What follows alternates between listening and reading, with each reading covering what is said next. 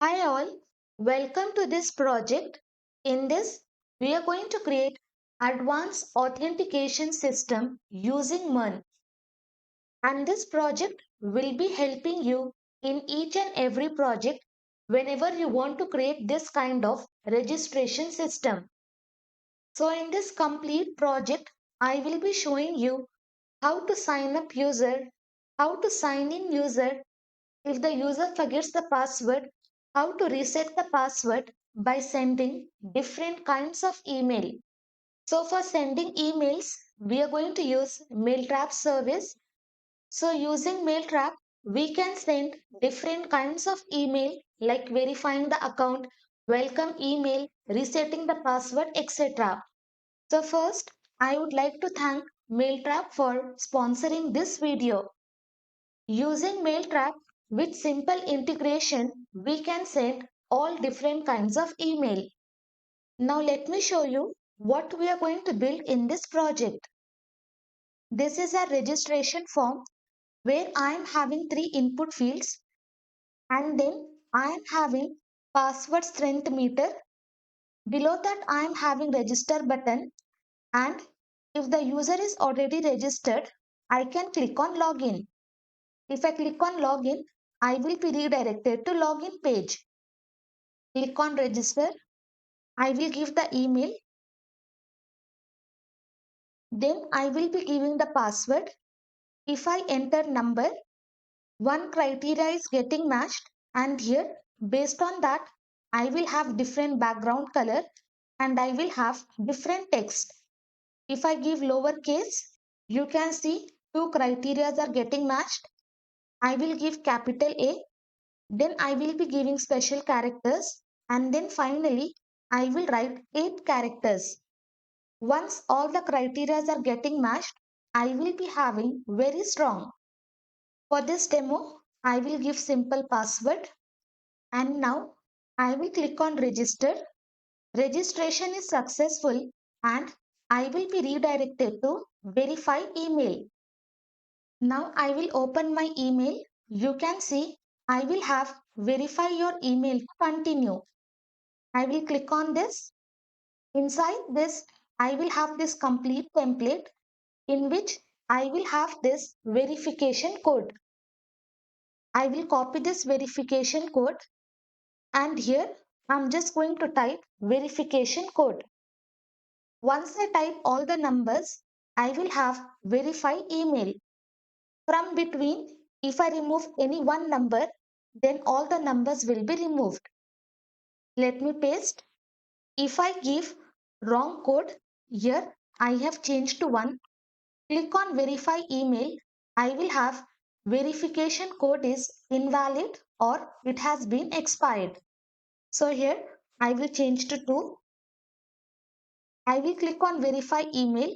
Your email is been verified successfully, and I will be redirected to home page where I will have this user profile in which whatever name user has given while registering, that name will be present, and inside this profile first character of the name will be present, email will be present, and last login date will be present.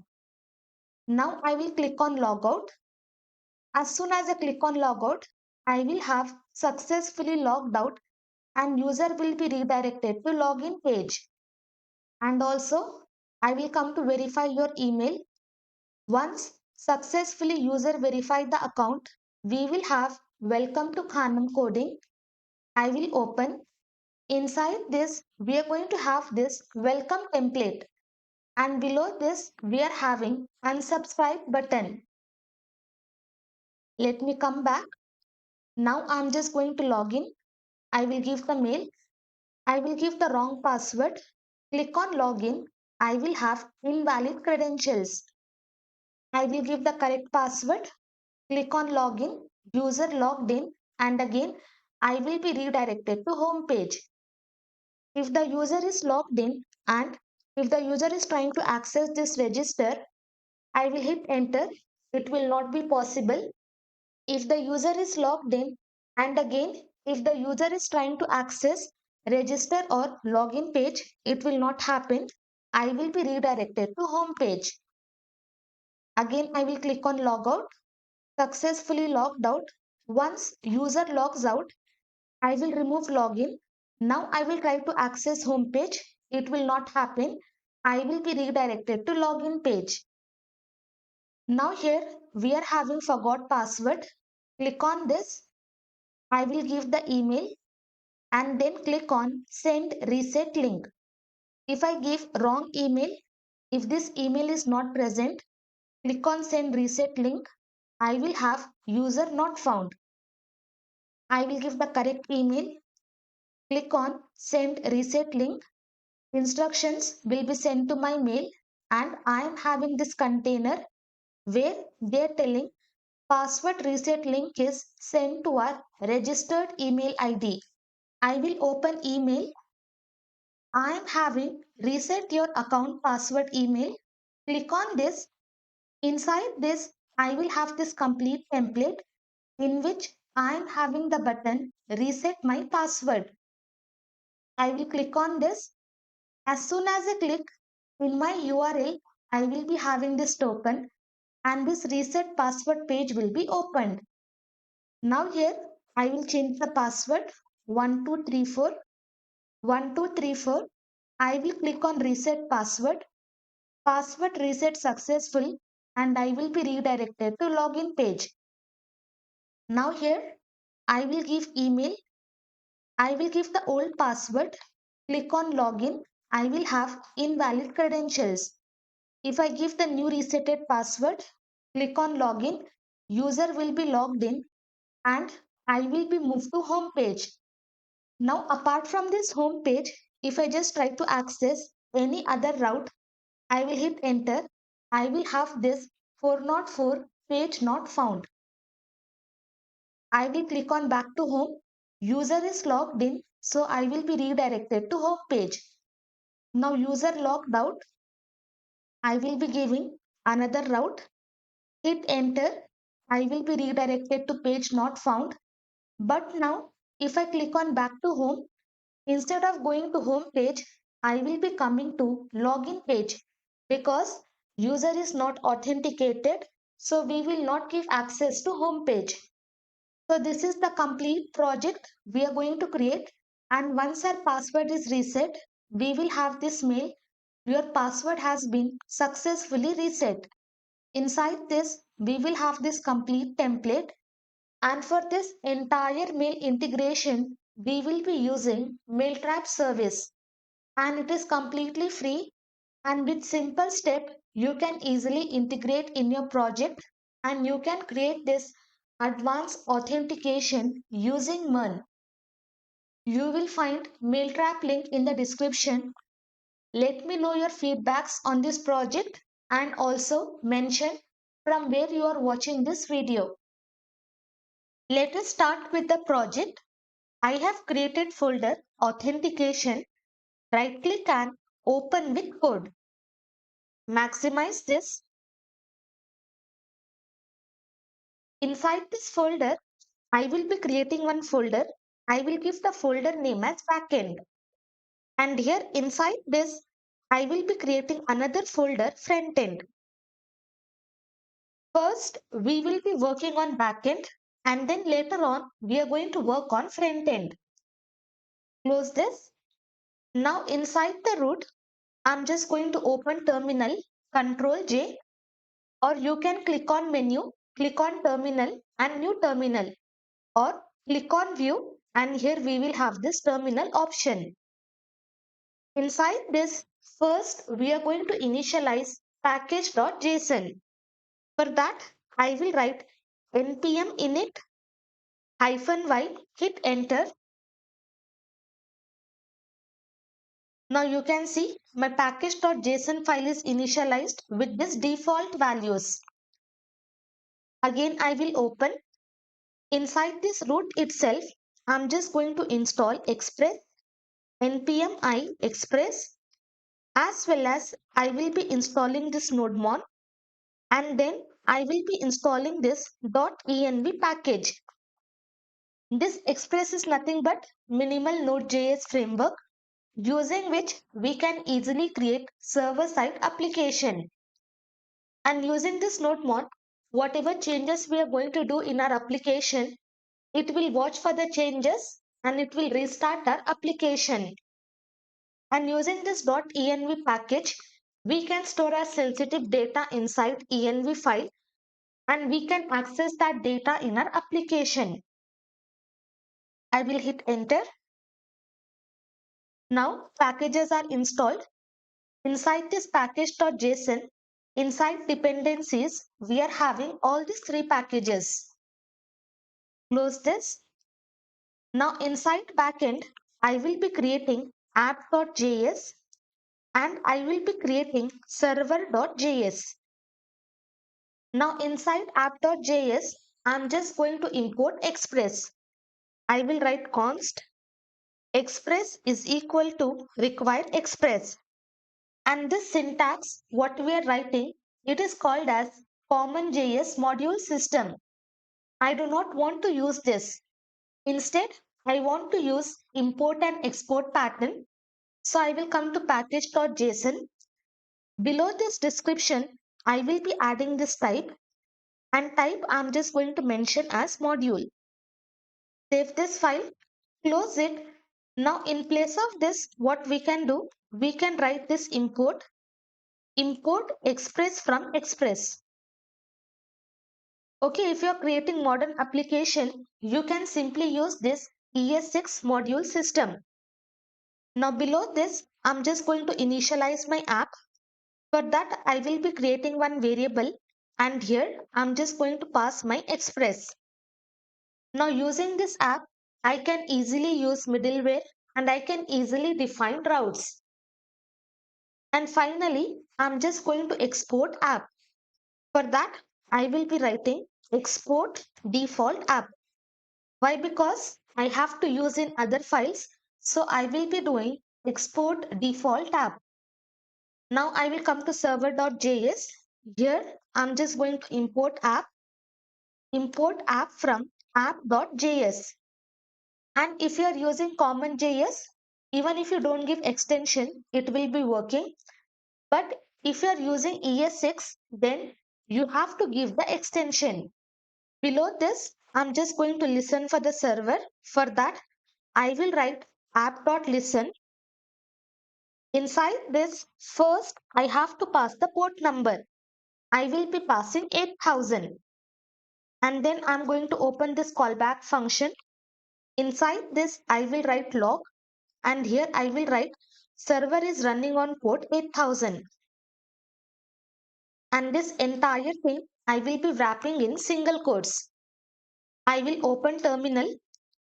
I will click on this plus icon and here I'm just going to give path of my server.js. For that I will be writing node.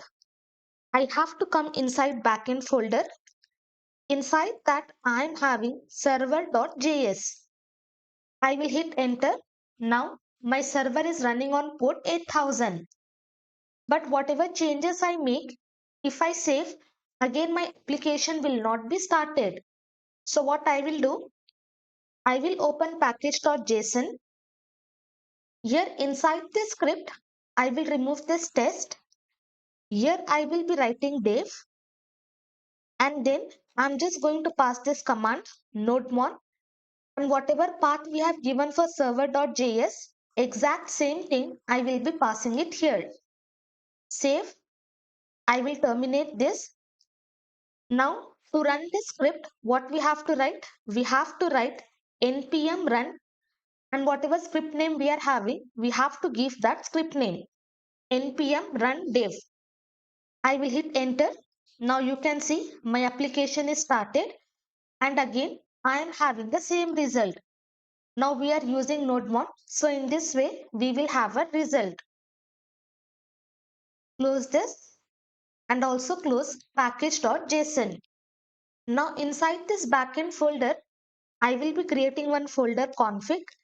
Inside this config, I will create config.env. Here, I will be creating one variable port and for this, I will assign the value 8000. Now in place of this static data, whatever variable value I am having, that I have to use inside this file. So to access this env variables, we will be using process.env, and then whatever variable name we are having, we are simply going to pass that. In this way, we will access the variable. Same thing I will copy. I will pass template strings, and inside this, I'm just going to pass this entire value. Now, as soon as I save, I will have my server is running on port. Okay, this is the static data. But for that variable, I am having the result as undefined. Let me remove 8000 from here. Again, if I save, you can see server is running on port undefined. I do not want this. Instead, whatever value I am having here, I just want to access that value. So here first, I'm just going to import the package, import .env from .env. Again, if I save, I am having the same result. Why? Because I am not telling where this variable is defined. Basically, I am not giving the path of the file. So for that, below this, I will write .env, .config.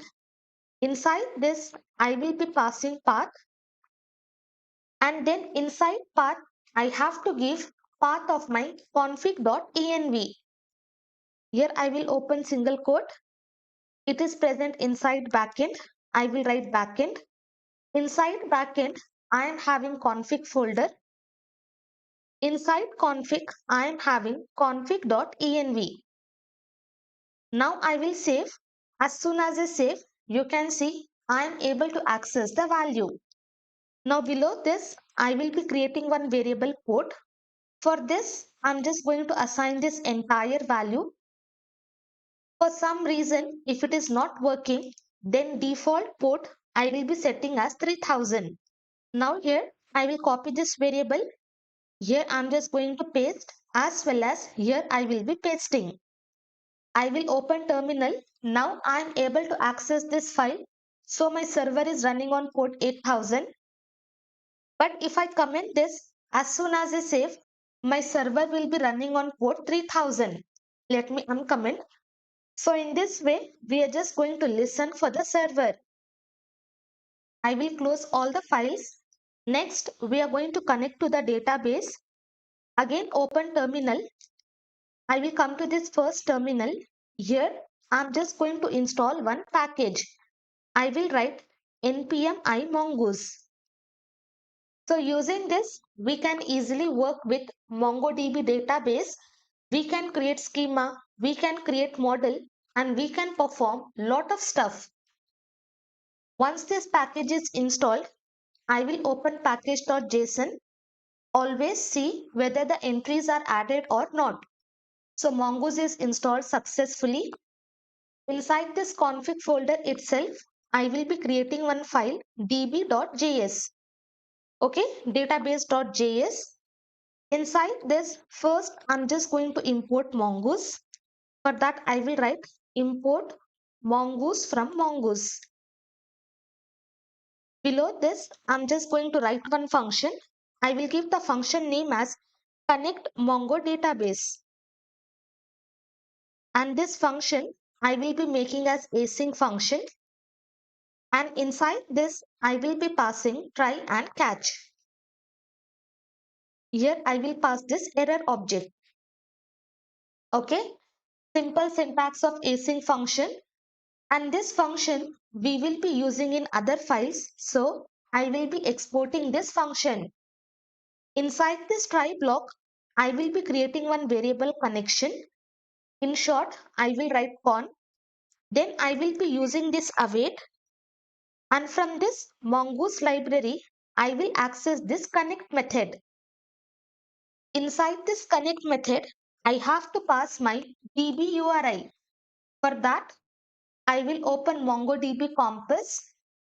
Here we are having add new connection. Click on this. Here we are having URI. I will copy this, and inside this I'm just going to paste. But what I will do, For this also, I will be creating another config variable. So inside config.env, here I will write dbURI is equal to entire value I'm just going to assign. I will just assign using double quotes. Now I will come again. I'm just going to access that, remove this entire thing. I will write process.env and then whatever variable we have given, okay, it's not URL. I will be writing dbURI. I will copy, come here, and then I'm just going to paste it here. So inside this mongoose.connect, we have to pass our connection string, or you can also call it as URI. Inside this, we will be passing. Below this, I will write log. Here I will write MongoDB connected with server. Here, from this connection variable, I'm just going to access this connection, and inside that we are having this host property. Now locally I am connecting to the database.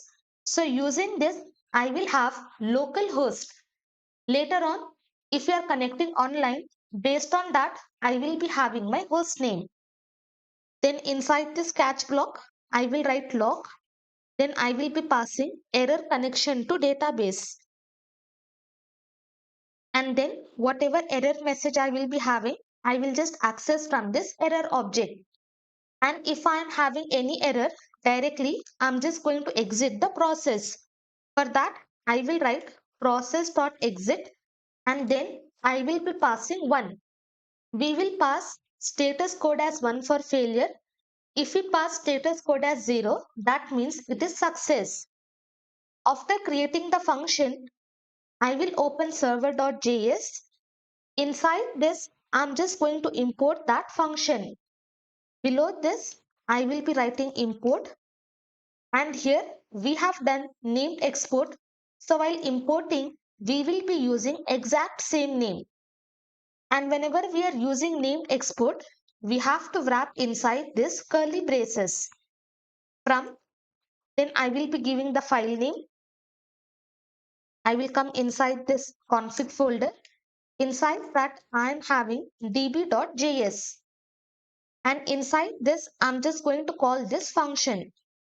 Now, as soon as I save, let me come to this terminal. You can see my server is running on port 8000 and MongoDB is connected with server localhost.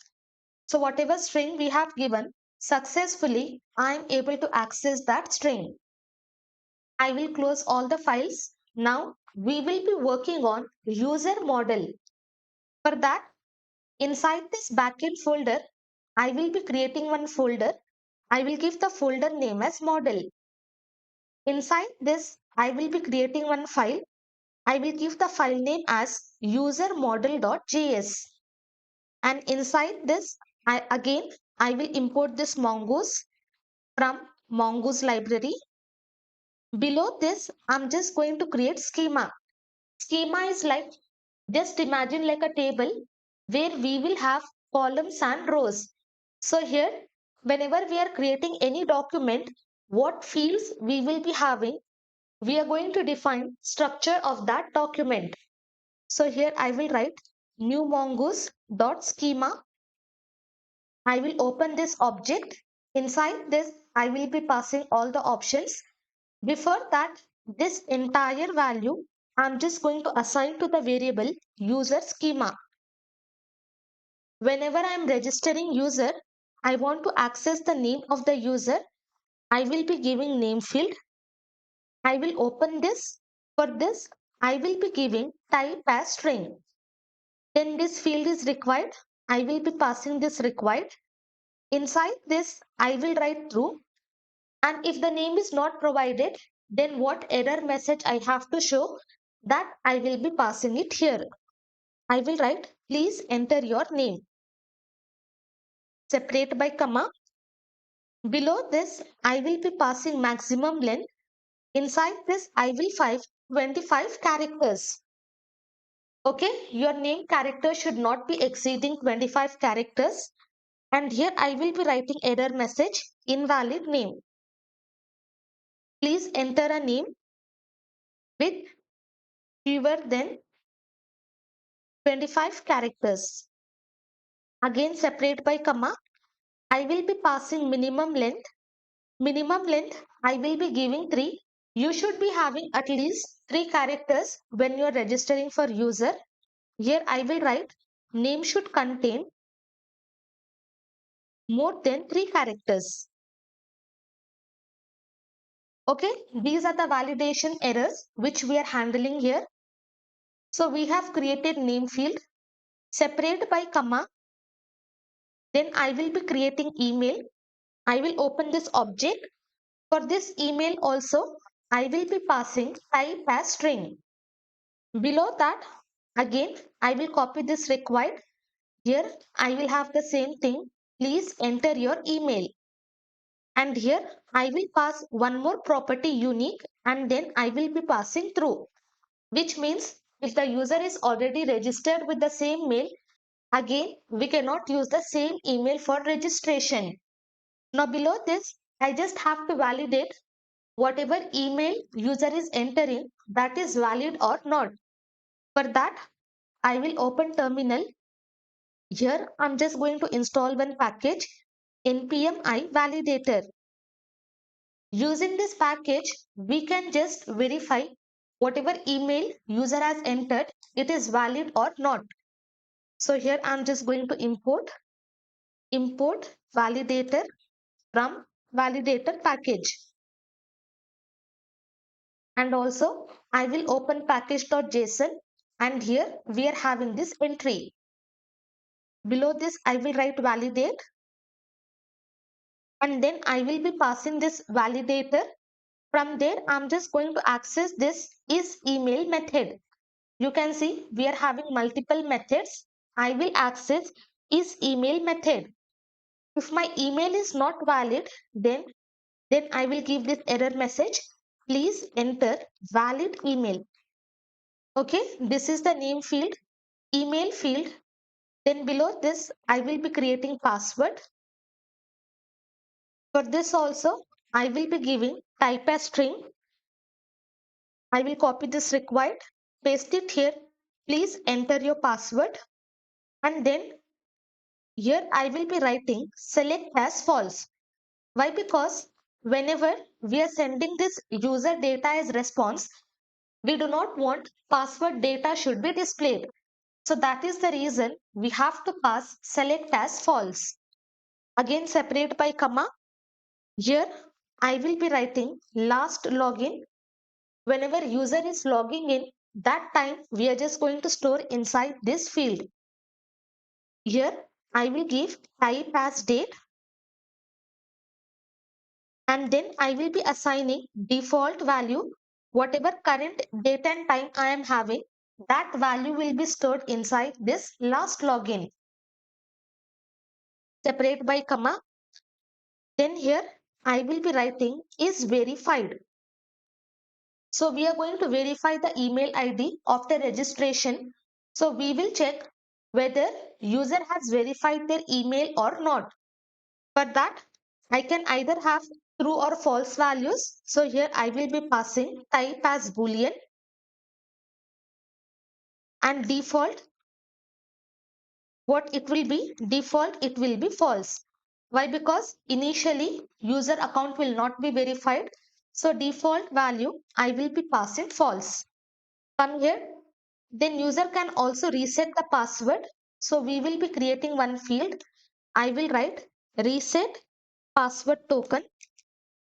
For this, I will assign string. Okay. In this way also, you can assign the properties. And also, I will be creating another property when this token has to be expired.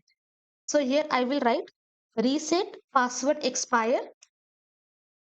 And for this, what data type we have to give? We have to give date. Then next, I will be writing verification token. Using this token, we are going to verify our mail. And for this, I will be giving string. And then finally, when this token has to be expired, so here I will write verification token expires at. For this also, I will be giving date. And then here I will separate by comma. Inside this, I will be giving curly braces. Here I will be passing the property timestamps, and for this I will be giving true. So whenever we are registering new user, we will have all these user fields. So using this, what happened, whenever we are registering user, we are going to have all the fields along with created at and updated at date and timings. What time user was created, that will be present inside created at, and later on at what time user is updating something, that date and time will be present in updated at properties. So in this way we are passing. If you want to create individual properties like how we have created this last login, accordingly you can create created at and updated at. Now once this schema is created, what we have to do, we have to export this. For that I will be writing export default, and here I will be passing mongoose dot model. Inside this I will pass the model name as user, and then second I will be passing this user schema. But now we have not passed any database name.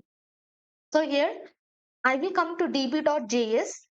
So using this we are only connecting to the database, but inside this config.env we are only passing this db URI.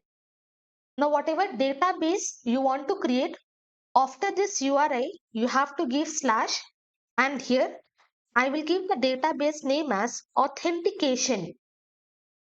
Now here I have created user model and my model name is user.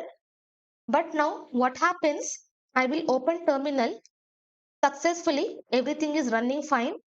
I will open MongoDB Compass, close this, click on this connect, click on these three dots, and here I will click on refresh database. And if you closely notice, I am not having that authentication database. And whatever model we have created, that will not be present inside this compass yet. Why? Because we have only created the model and we are only connecting to the database.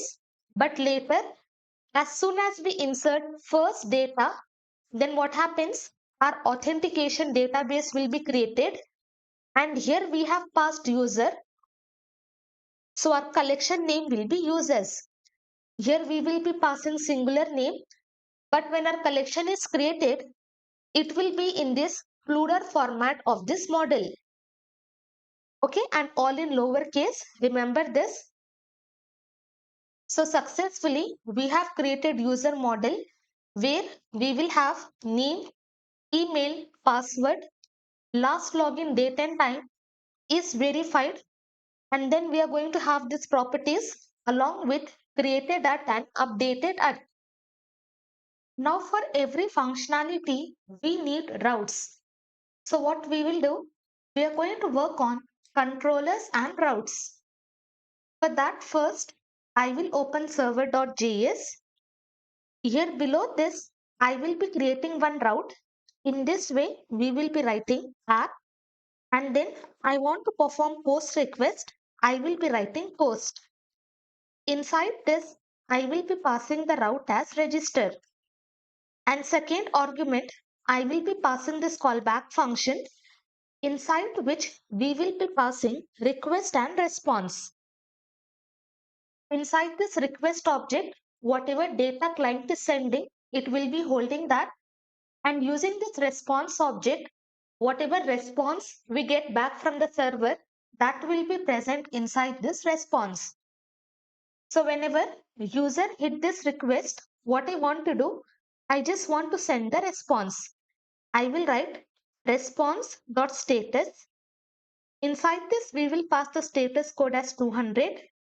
Then here, we are going to pass JSON method, inside which we will write the message registration.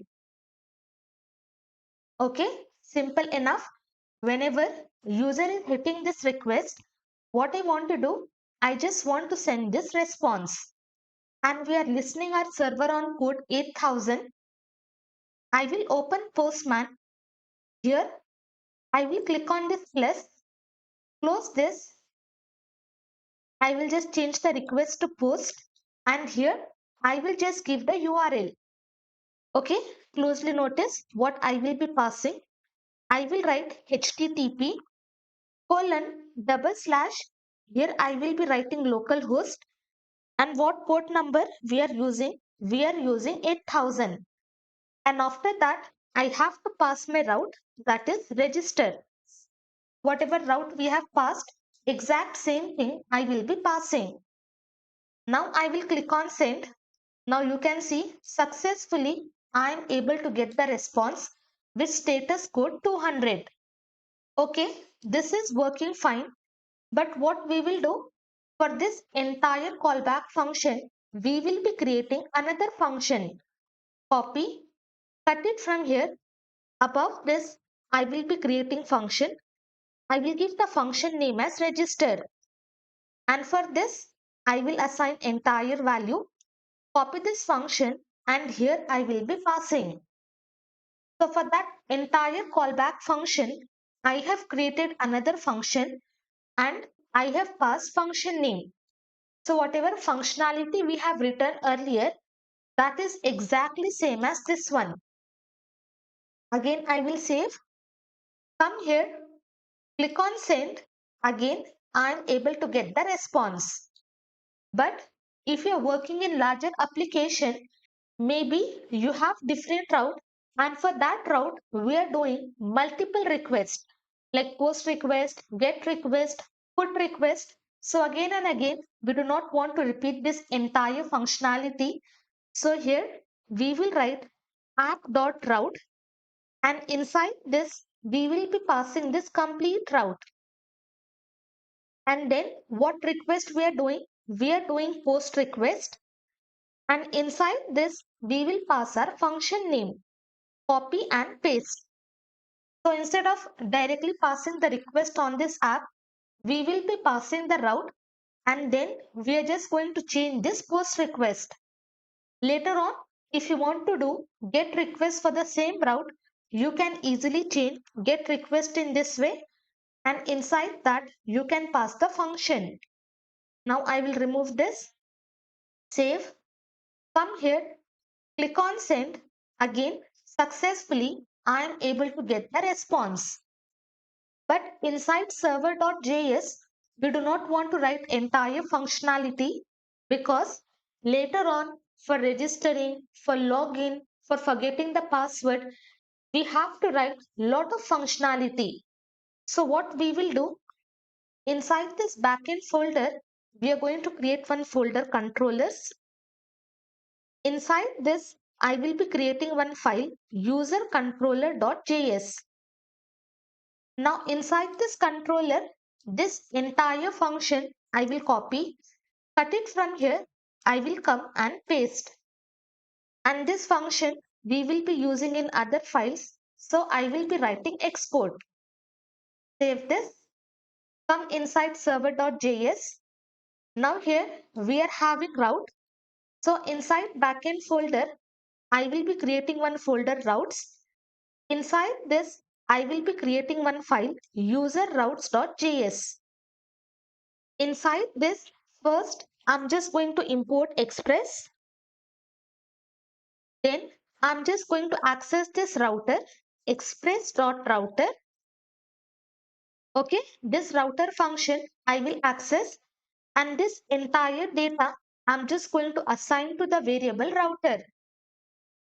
I will come to server.js. I will copy this complete route, cut it from here, save this file. Now whatever data we were having previously, that exact data is present in server.js. Close this, and below this I'm just going to paste. Now instead of app, I will be passing this router. So using this router, we can initialize different routes. Now we are using register function. Remove last letter, hit enter. This function will be imported, and at the end add this .js. And this router we will be using in other files. So I will write export default router. And whenever we are doing default export, while importing, we can give any name. Now you can see inside user controller, we have given the function, and inside the route, we are defining our routes. Now I will come here, but now as soon as I click on send, I will be having this error. Why? Because we have only created the file and added the code, but our application is not aware of these routes. So I will open app.js. Below this, I will be writing one comment. I will write routes. Then I will be using this app.use middleware, inside which first I have to pass the path. Here I will be passing API/v1. Okay. I'm simply telling whatever I am creating, this is my API version 1. Later on, if you want to change to 2, accordingly, you can change the version number. Then second, I have to pass my router. I will give the router name as user. Now I'm just going to import the router. I will write import user from, I will come inside this routes, and then I will select this user routes.js. Here I have exported router. While importing, I have given the name user. And then inside that middleware, I'm just passing this router. Now I will come. Okay. I'm only having this register. Again, I will click on send. I'm having the same error. Now what I have to do, inside middleware, we have passed slash API slash v1, and after that from router we are getting slash register. So this entire route we have to pass. Now I will click on send. Successfully I am able to get the response. So in this way we will be creating routes and controllers, and then using middleware we will be passing the router inside app.js. Now we will be working with our registration functionality. Okay, basically we are going to register user. Here inside user controller, I will write log. I will access this request. From request, I'm just going to access this body property. I will come. Now here inside this postman, here we are having body. Click on this. Let me decrease the size. Then you have to select raw, and from this drop down, JSON will be selected. If it is not selected, click on JSON. Here inside this, I will be writing JSON data. I will write name. Name, I'm just going to give Khanam. Okay. Now inside body, I have passed this data, and using request object, I'm just trying to access this data. Now what happens? Let me show you. I will click on send. My request is being sent. I will open terminal. Here I am having undefined. So whatever value I am trying to access, I am not able to get that value. To access that body data inside app.js, we have to pass one middleware. Here I will write app.use. Inside this, I will be passing express.json. So this is a static built-in middleware. Using this, whatever data we are having inside the body, we can easily parse this data. Now I will save. Again, it has started. Come here, click on send. My request is being sent. Now whatever data I'm having in body, I'm able to access that data. Now while registering user, what data we need? We need name, we need email, and we need password. So here separate by comma. Here I will be writing email. Email I will be writing khanamteaching@gmail.com. Then I will be writing password. As of now, I will only write 1, 2, 3, 4. I will click on send, open terminal. I am having name, I am having email, and I am having password. And this entire data I am getting from this request.body. I will remove this entire thing. I will write request.body, and this entire thing is object. From object, I'm just going to destructure these values. I want to access name, I want to access email, and then I want to access password. So all these three data I want to access from request.body. Now close this, and this entire register function I will be making as async function so that I can use this try and catch block. And here I will be passing catch. Then inside this I will be passing error object. Now inside this try block I will check if any field is empty or not. If there is no name, or if there is no email, or if there is no password, then what I will do? I'm just going to throw the error. Here I will write throw new error. Inside this, here I will write all fields are required. And this error I'm just going to catch inside this catch block. For that, I will write response.status. And if I am having any error, status code I will be passing as 404. Or you can also pass it as 400. Then I will be writing this JSON method. Inside this, I will be creating one property success as false. And then inside this message, whatever error we have thrown, I'm just going to access that message from this error object. So here I will write error. From there, I'm just going to access this message. I will save this. Come here, I will remove the password. Now I will click on send. Okay, I got the error because after this email, we are not having any data. So we don't have to write comma. Again, I will click on send. You can see I am able to throw the error. Why? Because password is not present and I am having all fields are required. Again, I will do Control Z. I will just bring back my password. Now below this, I will be creating one variable. I will give the variable name as verification token. And whenever we are registering user, that time itself verification token will be created. Inside this, first let me write the logic, then I will explain you. I will write math.floor, then I will be passing this 1 lakh plus math.random. In this entire value, I will just multiply with this 9 lakh. And then whatever result I am having, that I'm just going to convert to string. Now let me explain you what happens. Using this math.random, we can generate random values between 0 and 1. 1 will not be included. Like we can generate 0 0.9, 0 0.8. Okay. In this way, we can generate random values. Now, for example, let us consider using this math.random, we got this value 0.54321.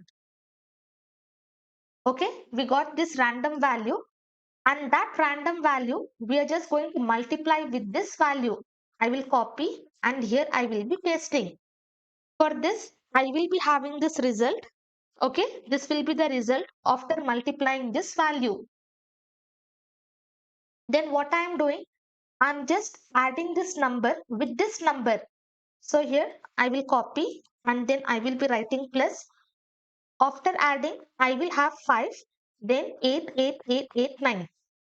And using this math.floor, if I am having any decimal number, it is going to round and it will be generating us integer number. But this is already integer number, so we will have this result. Then we are going to apply this toString method. So final result will be 588889. So using this entire logic, we are able to generate 6-digit verification code. I hope you understood why we are writing this logic. Using this, we have to generate 6-digit verification code. So that is the reason we are passing this logic. Once we created the verification code, we are going to create the new user. I will create the variable user, and inside this, I will be passing await. And from this user model, I'm just going to access this create method. Inside this, we have to pass object of option. Now we have to import this user. Above this, I will write import user from, we have created inside model. Inside model, we are having user model.js. Inside that, whatever fields are required inside a document, that entire structure is present. And using this model, we will have access to different kind of methods available in our MongoDB. Here, we will be passing property and key. First, let me open this user model. You can see inside that we have passed name, and that name we are accessing from body, and that we are assigning. But if keys and values are same, only once we can pass. Then what we have to pass? We have to pass email. Then we have to pass password. Okay, inside this name, email, password. For last login, we are giving default value, no need. Is verified, default value, no need to pass. Then this we will only generate when user is requesting for reset password. And now we have passed this verification token. I will copy, and here I will be pasting. For this verification token, we have created the exact same variable. So again, we don't have to write in this way. Directly, whatever token we are generating, that will be stored inside this verification token. Then next, we are having what time this verification token will be expired. For this, we have not created any variable. So here, I will be assigning the value. Here, I will be writing date.now, take current time, and then what you have to do, add 2 hours. For that, we will write 2. Okay, this is for 2 hours, 60 minutes, 60 seconds, and 1000 milliseconds. So using this, what I am doing, after 2 hours, I just want to expire this verification token. Within 2 hours, if the user is not verifying the email, this token will be expired. Now we have created the user. I will copy this entire response, cut it from here. Inside this try block, I will be pasting response.status message. I will be writing registration successful. And here above this, I will be writing success as through, as well as below this, whatever user data I am having, I am just going to display in response.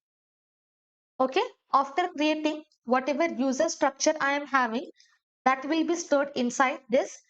And while sending the response, we are sending user data as well. I will come to Postman. Now inside this, we are passing name, we are passing email, and we are passing password. If any field is not present, we are simply throwing the error. But now we have passed all the 3 values. Now I will click on send. Just see what happens. Successfully, I am able to get the response. Success as through, message, registration successful, username, email, password is verified. Okay, by default it will be false. Verification token, I am able to get this 6-digit number. And when this verification token will be expired, that time and date will be present. And whenever our new document is added, for each and everything, we will have this unique ID. Then last login, current date will be shown, created at current date, updated at current date. Later on, if we are updating something, accordingly, date and time will be adjusted. Now successfully, we have registered one user. I will open MongoDB Compass. Now inside this local host, click on these three dots, refresh databases. Our authentication database is created. Now inside this users collection is created, and inside this users collection, I will have this complete detail of the user. Let me open Postman. Now I have registered using this email. I will remove this. I will be writing Khanam1. Password I will write 12345. Click on send. Now I am having this duplicate key error collection. Why? Because for email inside the model we have given unique as true. But we do not want to show this error message to user. Instead, we have to display proper error message. So I will come inside this user controller. Inside this registration function, I will check if the user email already exists. After checking this condition, I will be creating one variable const. Here I will write user exist is equal to await. I will write user and then I'm just going to write find one. Okay, these are the different methods which are available in MongoDB. And inside this, I will be passing my email field. So whatever email we are having inside the body, using that email, we are searching for the user in our document. If we found the email, that means email is already present. So here I will write if user exists, okay, which means if that email is already present in the database, then I will copy this. Here I will be pasting throw new error, remove this message. Here I will write user email already exists. Please log in to continue. Save. Come here. Now instead of showing this error, click on send. Now you can see whatever error we have thrown, successfully I am able to catch that error. But now the problem is whatever password user has given, exact same password is stored in text format. Definitely, we do not want to do this. So what we will do, we are just going to hash the password. I will close all the other files. Open terminal. Come here. I'm just going to install one package, npm i bcrypt.js. So using this package, we can easily hash the password, and that hashed password we can save inside the database. Close this. Below this verification token, I will be creating one variable. I will write hashed password, and here I will be using await. Then I will be using this bcrypt package. Before that, I have to import. Let me copy this variable. Come on top. Below this, I will write import bcrypt.js from bcrypt.js. And from this package, I will access this hash method. Inside this, whatever password user has entered that we have already accessed from request body, I will copy this password, pass it here, and then I will pass it 10. Okay, this is salt round using which we are just defining complexity of a password. Now, directly in place of storing this password, I will copy this hashed password, and for this password, I'm just going to assign this hashed password. But now let me show you one more error. This email is already registered. So here I will write khanamteaching1@gmail.com. Now I will click on send. I will have illegal arguments number. Why? Because while giving, I am giving password as number, but inside this user model for password I have given data type as string. So here what I will do, before hashing the password, this entire password I'm just going to convert to string. So here I will write to string. Now I will click on send. Successfully, I am able to register with new user. But this time, if you see, the password is hashed and this is no longer text format. I will open database, refresh this. Here you can see second user is registered, Khanam1, Khanam teaching1 at gmail.com. Here inside database also password is hashed. Very important to hash the password because maybe in future if your database is being hacked, your password should not be visible to the hackers. But again, the problem is whenever we are sending the response, we do not want to send this password in a response. So what we can do, come here inside this response. Here I am having user. I will just give this object. I'm just going to spread entire user document. I will write user underscore doc. Using this, I will have complete user document. But from that document, password, I will set defined. If I set any property to undefined, that value or that property will not be sent in response. I will save. Come here. I will just change the data. I will write 2, Hanam teaching 2, then password, let it be 12345.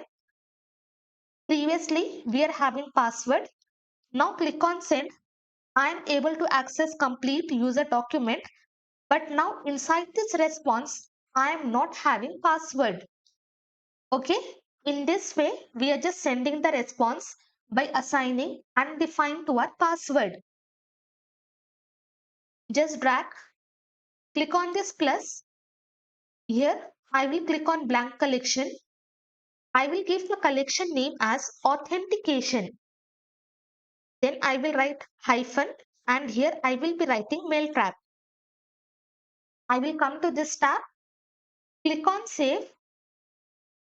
This request name I will be changing. I will write register user. Then I will be selecting this authentication Mailtrap and then click on save. So using this, I can easily structure my entire request. Close. Successfully, we are able to register user. Okay, now we are able to register user, but later on we have to check authentication of user, whether the user is logged in or not to access different pages.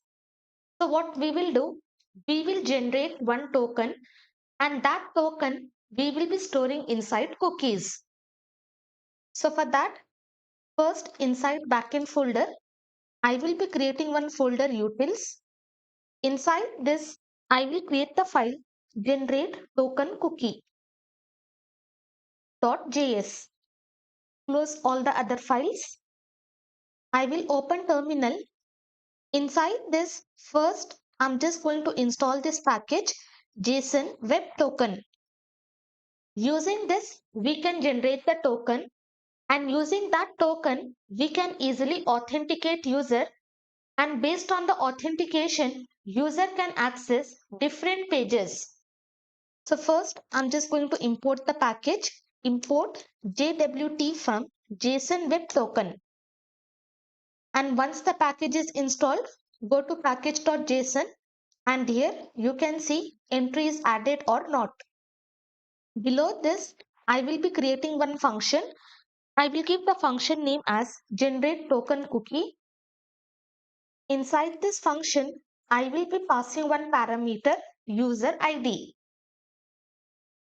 And this entire function I'm just going to export so that I can use in other files. Now I will open this user controller.js. So here we are creating the user. After that we are just going to generate the token. So below this I'm just going to call this function.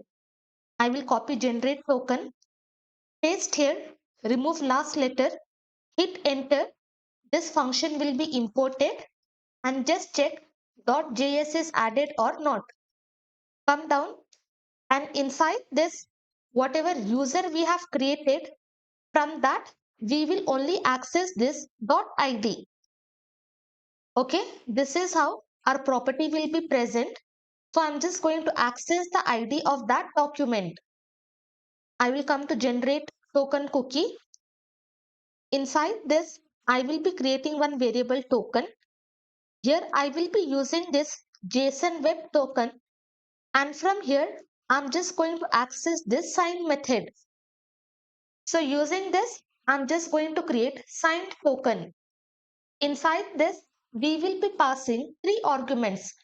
First is the payload, and our payload is nothing but user ID. So inside this object, we will be passing this payload. Second, we have to pass secret key. For that, I will open this config.env. Here I will be creating one variable jwt secret key. Here I will be assigning some value. I will write secret JSON key. You can give any value here, but using this secret key, later on we are just going to verify the token. You can give special characters and you can make this secret key very strong. Now second, we have to pass that secret key. Here I will write process.env. Then I will be passing that variable jwt secret underscore key. Then third, we have to pass option and we have to tell at what time or when this token will be expired. So here I will be writing expires, and simply I will be writing 7 days, or you can also write 3 days, 4 days based on your requirement. After how many days you want to expire the token in your application, you can pass that number of days. So using this, we are creating signed token. First, we will be passing the payload, that is user ID. Second, we will be passing secret key. Using this secret key, later on, we are going to verify this token. And then we will be passing options where we will tell after how many days this token will be expired. Below this, I'm just going to return token. I will come to user controller. This entire value, I'm just going to assign to one variable. And below this, I'm just going to log token. Now save, open Postman. Inside this body, I will be writing Khanam4. Here, Khanam teaching4@gmail.com. Password, let it be same. Click on send. My request is being sent and this user is created. Open editor, open terminal. Come here. Now you can see successfully I am able to generate this token. Using this JSON web token, we are able to generate this token. Now what I will do, this entire token I will be assigning inside cookies. I will close. I will come to user controller. Now I will be removing this variable I do not need. Successfully, we are able to generate the token. So I do not have to assign to any variable. I will come here.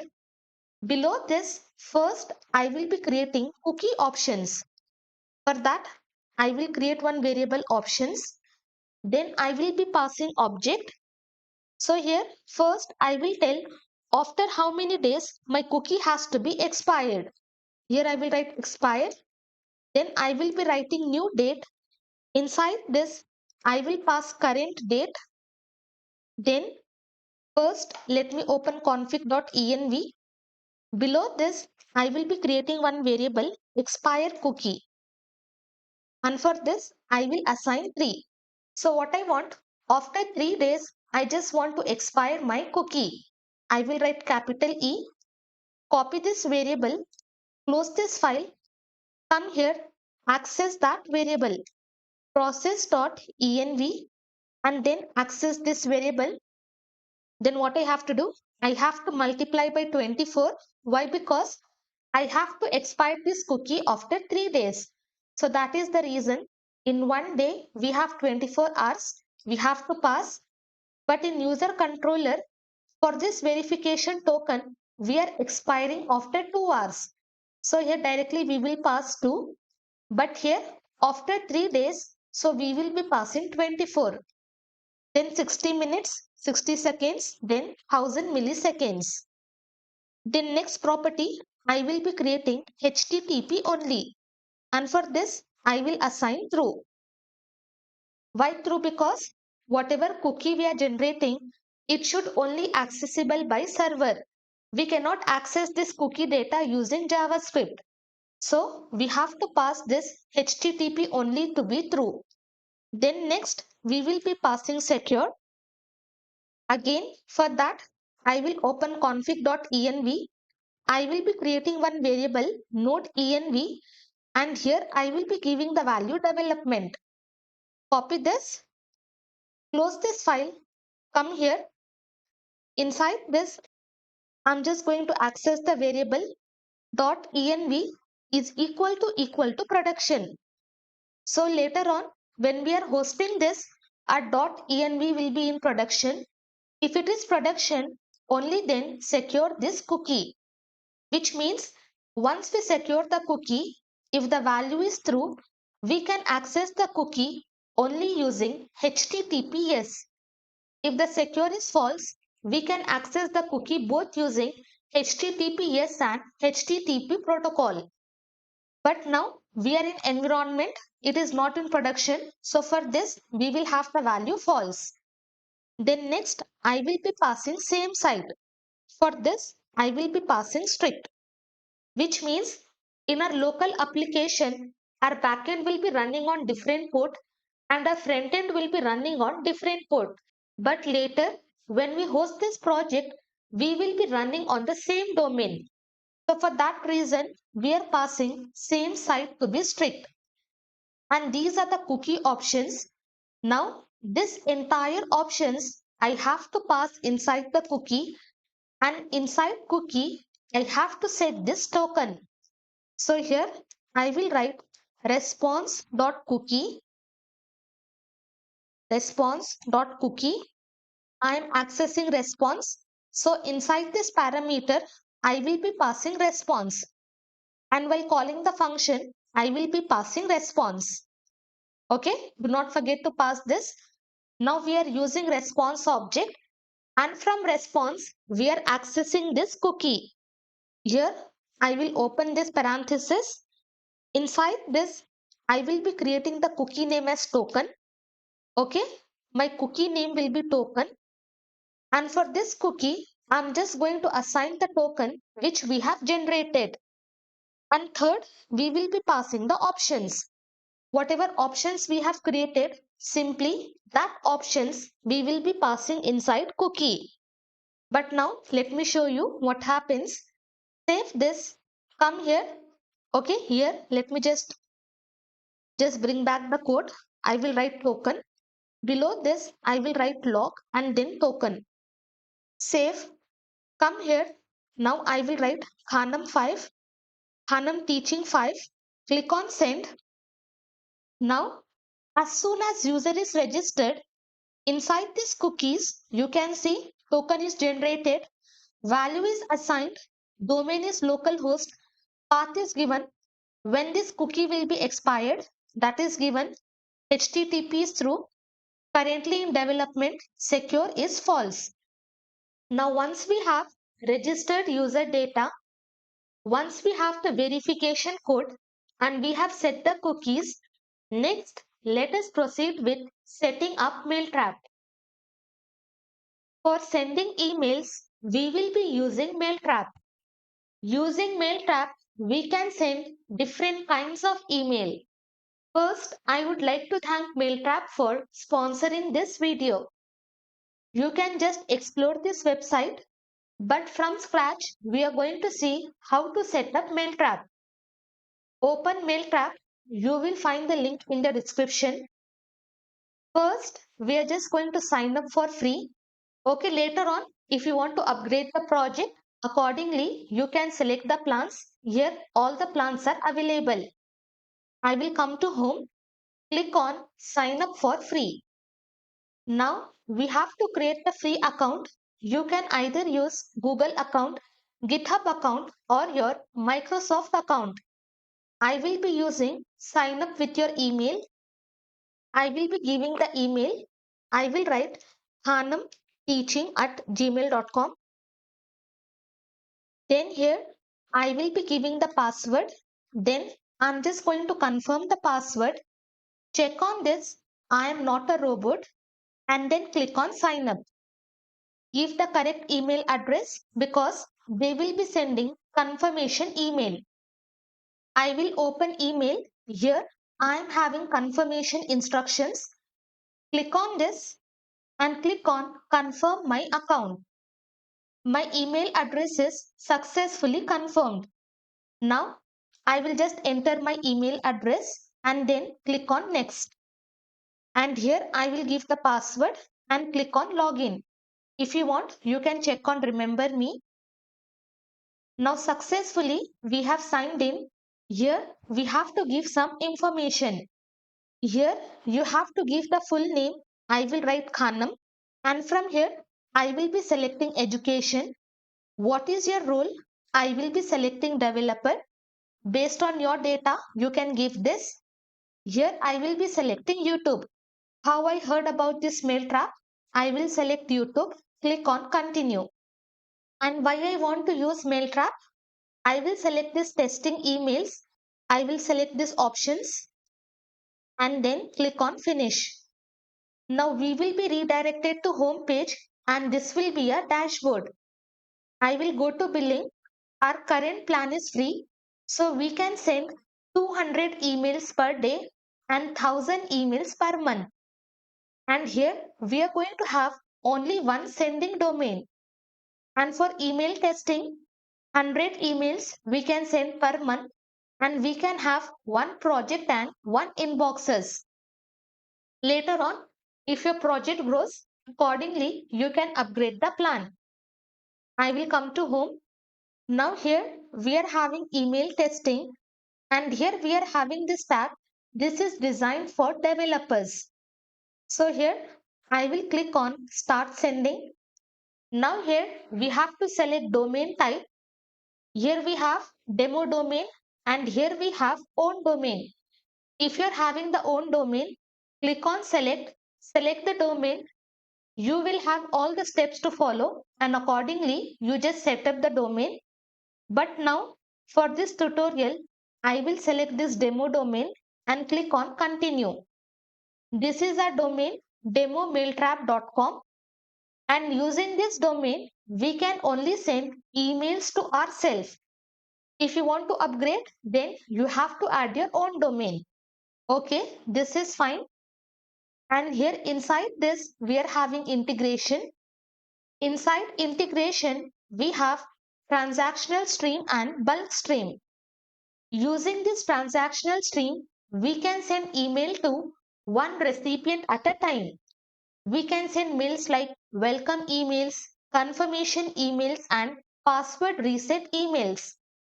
And using this bulk stream, we can send emails to multiple recipients at once. For example, if you want to send some newsletter or product announcement, or if you want to send some terms and conditions, for that you can select this bulk stream. But I will be selecting this transactional stream because we need all this kind of emails. I will click on integrate. Inside this, we have SMTP and API. I will click on API. Here we will have host and then we are having this API token important. And below this, we are having all these code samples. Let me close. Here we are working on Node.js. I will select Node.js.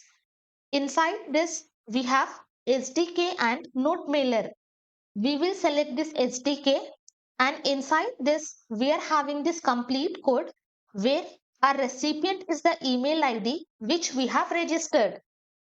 Now what I will do, I will just copy this complete code. I will open project. I have closed all the files. Inside backend, I will be creating one folder Mailtrap. Inside this, I will be creating one file mailtrapconfig.js. And inside this file, whatever code we have copied, I'm just going to paste the code. But now inside this, we have to do some changes and carefully you have to follow all the steps. I have hidden the token, but first let me copy the token. I have opened config.env. Below this, I'm just going to create one variable. I will write Mailtrap token. And inside this directly, I'm just going to assign the token without wrapping inside single quotes or double quotes. Okay, in this way, I'm just going to assign. So inside config.env, I have just pasted my token. Here, I'm just going to access that token. For that, I will write process.env.mailtrap token. Here inside this code, we have common JS module import and export. I do not want this. Instead, I will be using ES6 import and export pattern. Import Mailtrap from this Mailtrap. Now we are importing something from this package. So what we have to do? We have to install this package. I will open terminal, come here, then write npm install Mailtrap. Hit enter. Do not forget to install this package. If you do not install, you will not be able to import anything. Okay, first what we have done for this token, we have created the variable and we have used ESM pattern and then we have installed Mailtrap. I will open package.json. Now inside this, we are having this entry. Close it. Now here below this, I'm just going to import this .env package .env from .env. And after that, we have to define the path of our config file .env .config. Inside this, I will be giving path. My path, I will come inside backend folder. Inside that, I am having config. Inside config, I am having config.env. So in this way, I will be passing my config path so that I can access my token. Okay, yes, we have passed in app.js, but inside this Mailtrap also, we are just including this config file. Once entire changes are done, let us see what we have in this code. Here, they are creating new instance of Mailtrap client where they are passing our token. Then we are having the sender. From this email only, we will be receiving all the mails. Name is Mailtrap test. Recipient, which email we have registered, that email will be present. And using this client, they are accessing the send method. They are giving from sender which they have assigned here.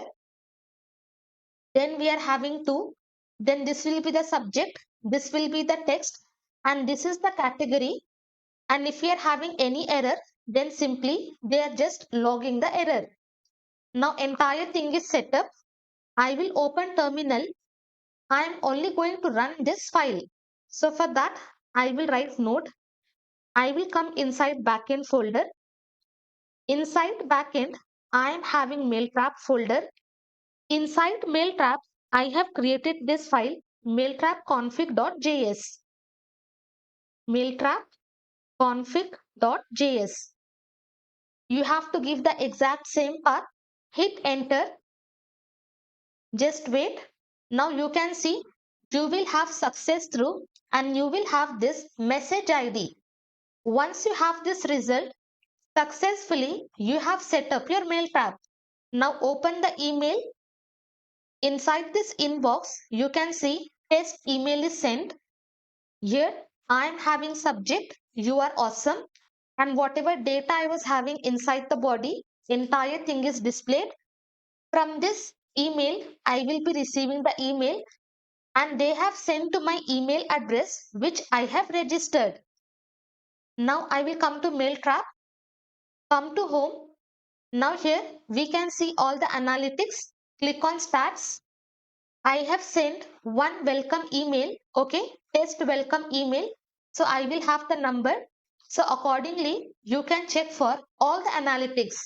Later on, we will come back to this analytics. Close this. So whatever data we are having, you can see subject is this. and category integration test. Based on these categories, we can search for mails in Mailtrap. But we do not want this one. Instead, what we want, as soon as user register, we have to send the email to user along with verification code. So from this file, we will be removing lot of code. First, I will scroll down. Email will be same and name I will be writing Hanam coding. Scroll down. Recipient I will be removing. Later on, while registering what email we are using, that email we will access in recipient.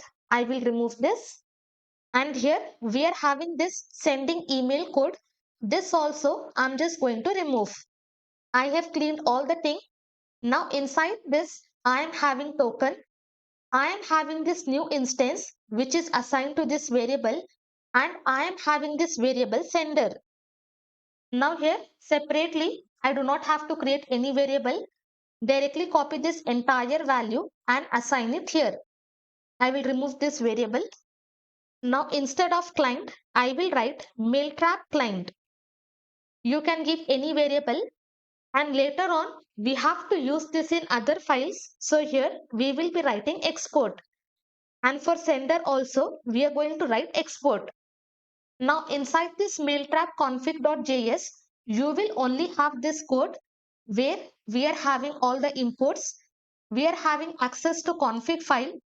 We are having the instance of this Mailtrap client, and then we are having this sender information. Save this file, and I'm just going to close this file. From controller, open user controllers.js. First, I'm just going to remove this log, as well as I will be removing this variable. Below this generating token, here I will write one comment, email verification function. I will open this Mailtrap folder. Inside this, I will be creating one file, email template.js. In this way, we have to send the email where our subject will be verify your email to continue. Then inside this body, we are going to have this complete structure. So this entire structure is built using normal HTML and CSS. Inside this email template.js, I'm just going to paste this entire code. Okay, let me tell you. Here I have created one variable, email confirmation template, and I have just exported this variable. And for this variable, I have assigned this complete HTML and CSS code. And here I am using inline styling. If you want, you can create internal styling. Inside this, you can see inside curly braces, we are passing verification code. Later on, this verification code, we are just going to replace with the code which we are getting while registering. Okay, even if you forget this, let me remove this entire thing. This is normal HTML and CSS code.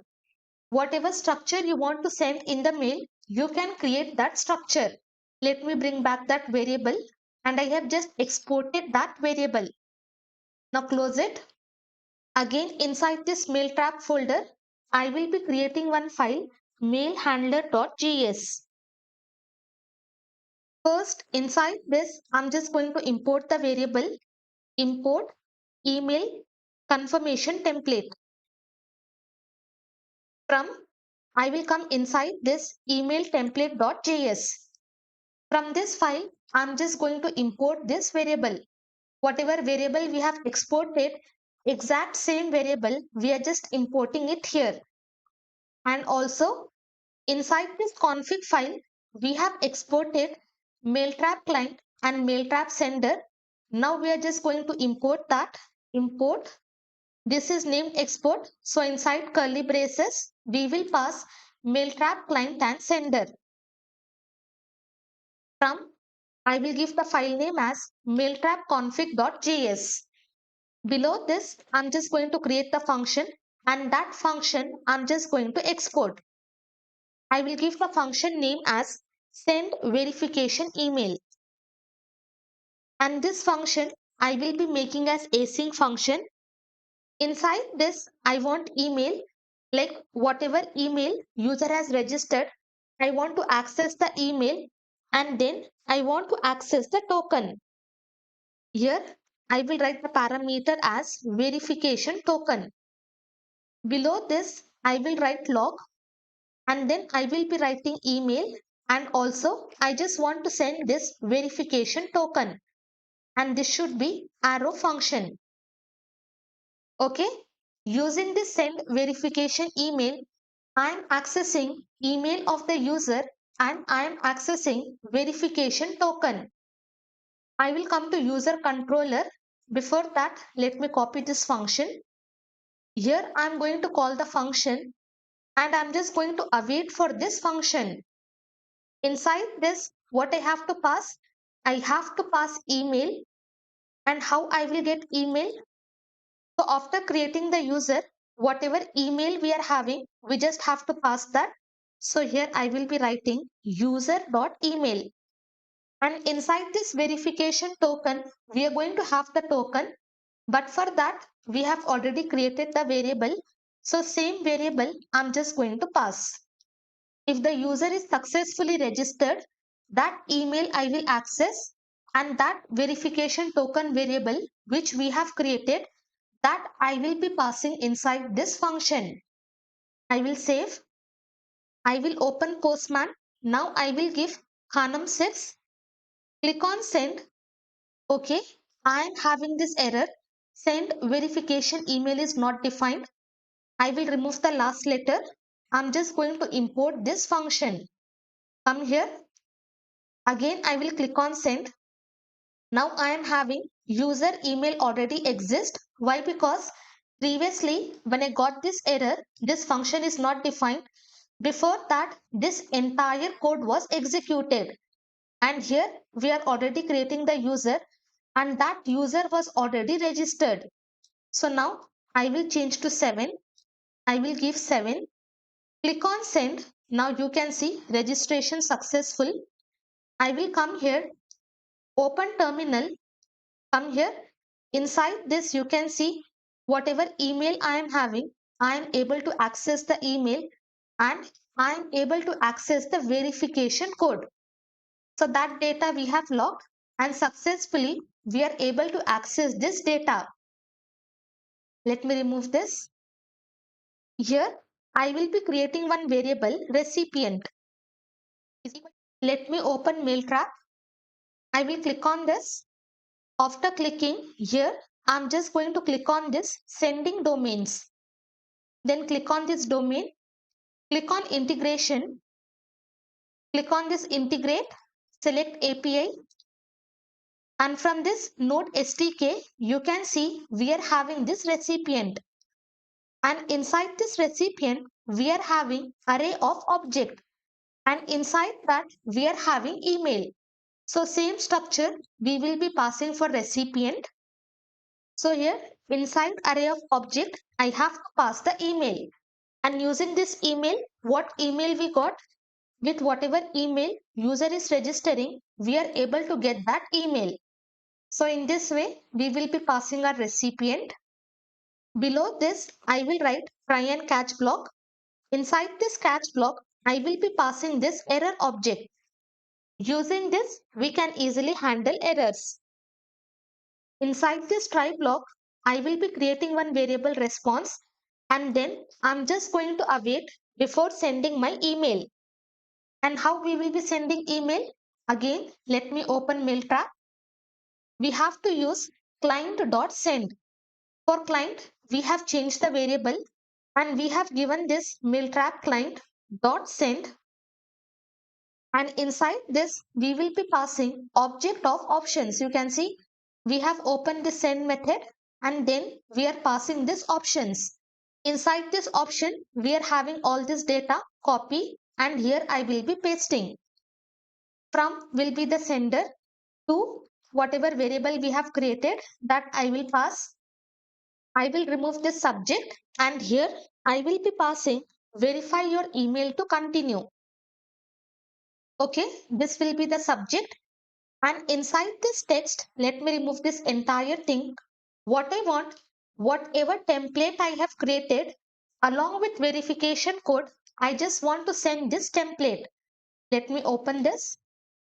And here first, I will be passing that email confirmation variable. And inside this template, I'm just going to replace this data. Replace, open this. Here we are having verification code. In place of this verification code, whatever code we are getting, with that code, we are just going to replace this template. Inside this, let me come here, copy this verification code. Inside this string, I will be passing this entire verification string. I just have to replace with my verification token. Okay, simple enough. And this will be the body of email. And inside this category, I will write email address verification. And here I will write log email sent successfully. Only for debugging purpose, I will write email sent successfully. And then I'm just going to access this response. And inside this catch block, I will write log error while sending the email. And then whatever error I am having, I just want to show that message. And also, I'm just going to throw this error. Inside this, I will be passing this complete string, copy and paste.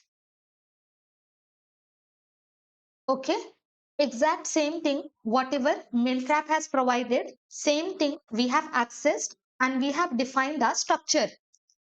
Now, once entire thing is done, from this database, first I'm just going to delete this first data where I'm using this email. Delete and click on delete.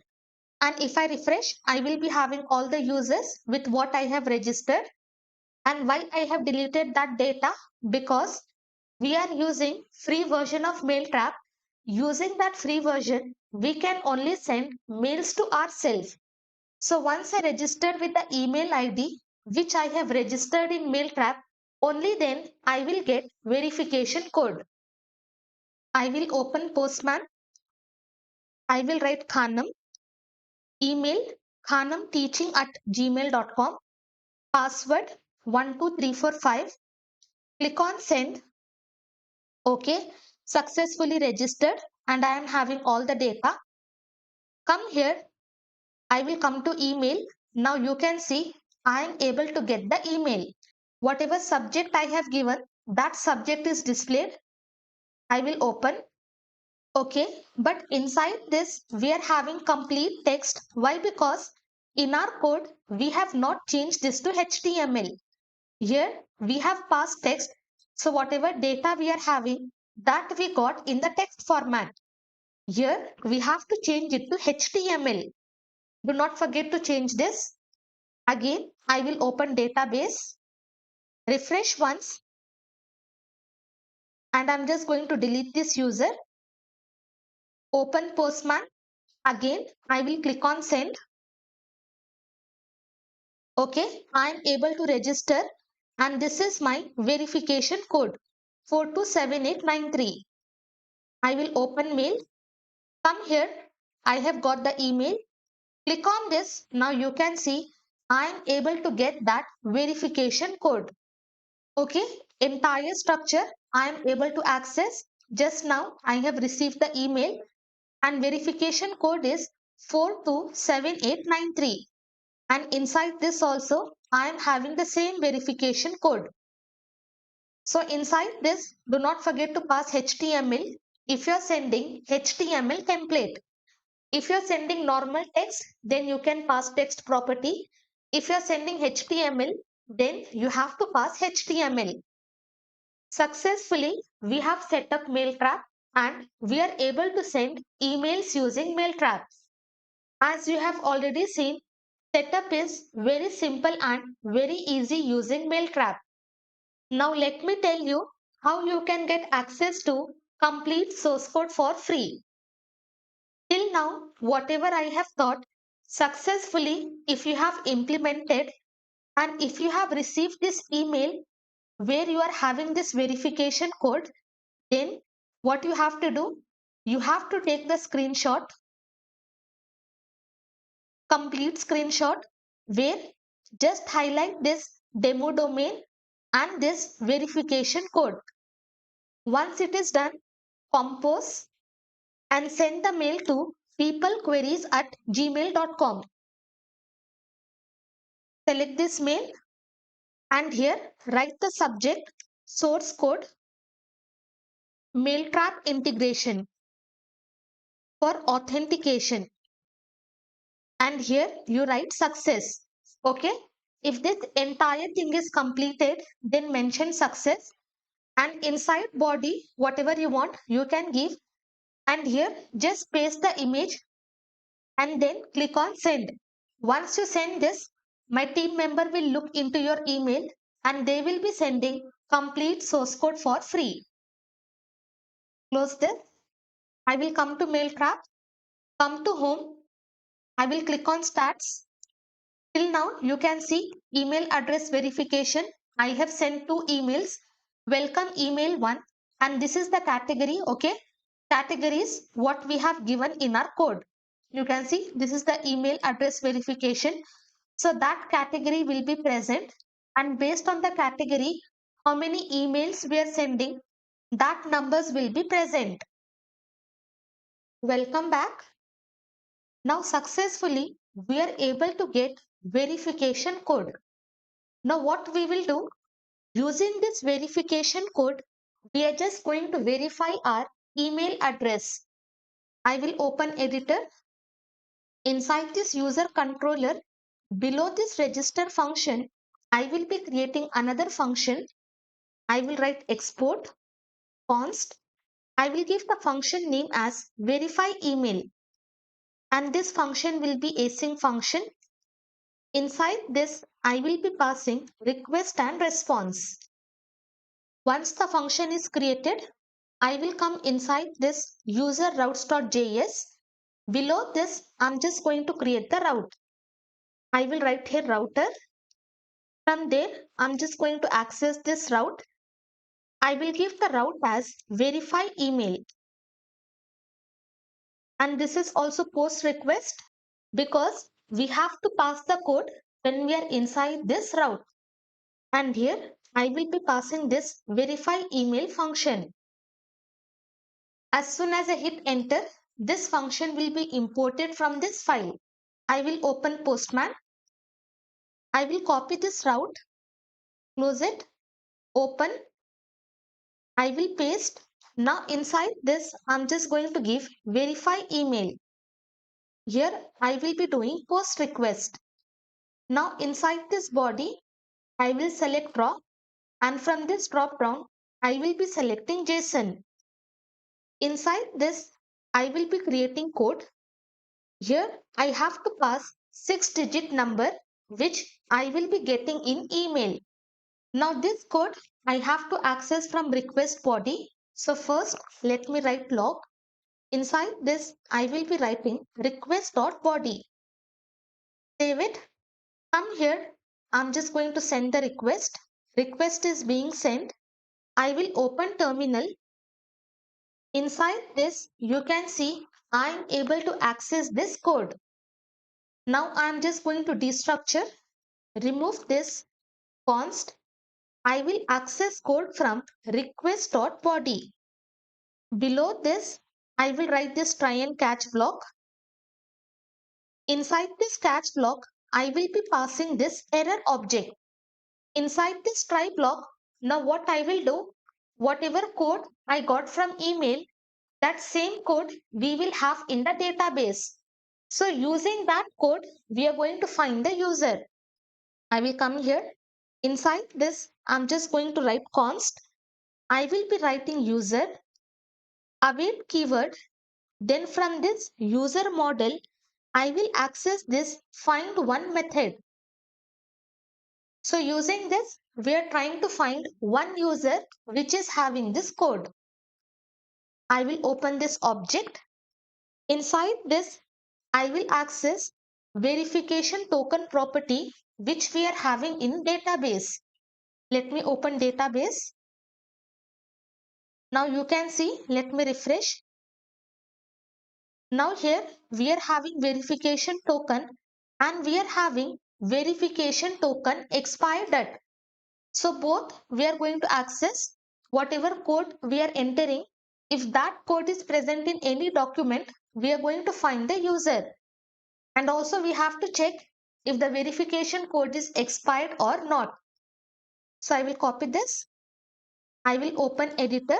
For this, I'm just going to assign the code. Okay, whatever code user is entering, if that code is present inside the verification token, I will access the user. But I have to check if the code is expired or not. If the code is not expired, only then I have to find the user. If the code is expired, then simply I have to tell verification code is expired or something. Here, inside this object, what we can do, we can write this operator greater than, and here I will be writing date.now.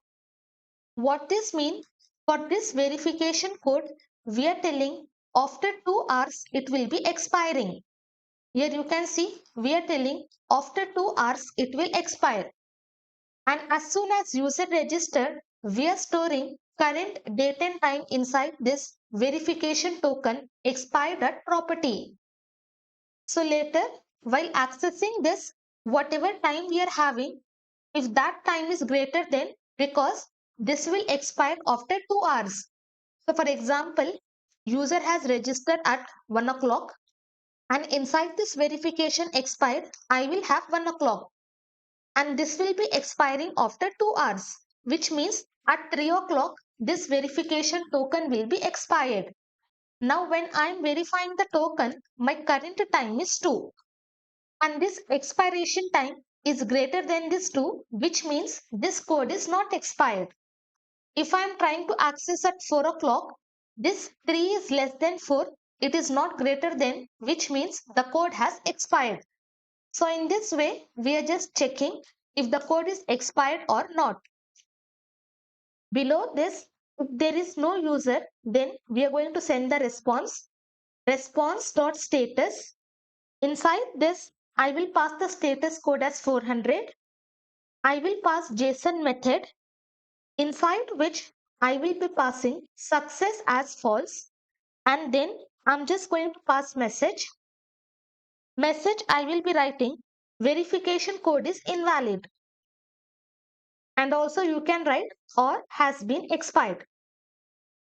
Okay, whatever code we have entered, either that is invalid or the verification code might be expired. So this error message we will be sending to user. But if we are able to find the user, then what we will do, inside this database, we are having this is verified property. Currently it is false. Once we set this to true, from database, we will remove both these properties.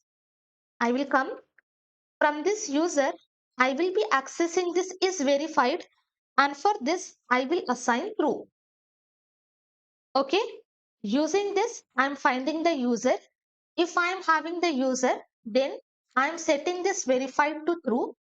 Come down, then user dot this verification token, what we are having, for that I'm just going to set it to undefined. Then again, I will copy this expired at user dot verification token expired at is equal to undefined. Okay, once we have set this new data, then this entire data has to be saved in the database. For that, we will be writing await. This user data, we are just going to save inside the database. So here we are going to write user.save method. Once this is fine, from this register, I will copy this success response. Come here and below this, I'm just going to paste. Success will be true. Here, in place of this registration successful, I will be passing your email has been successfully verified. And then I will be sending complete user detail with password setting to undefined. Then inside the catch block, I will copy the same code, copy this entire response. Come here and inside this catch block, I'm going to paste. Later on, we will see how to refactor our code. But as of now, I will send this response. Status code, I will be passing 500 and message whatever error I am having, that error I am going to throw. Now save this. We have passed the route. Come here. Before that, from database, I will delete the user.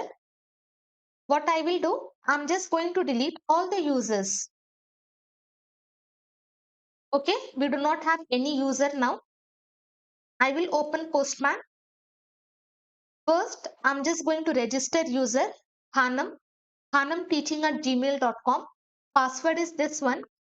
Click on send. Registration is successful. Open database. Refresh here. You can see is verified is false. I am having verification token and I am having this verification token expired timing. I will open mail. I have received the email and inside this I am having this code which is exactly same as the code present inside our database. Now what I will do from here, I will copy the code. I will open Postman. I will come to this route. Inside this, I'm just going to paste the code which I got from email. Now I will click on send. Now you can see success is through. Your message has been successfully verified and I am able to access complete user detail.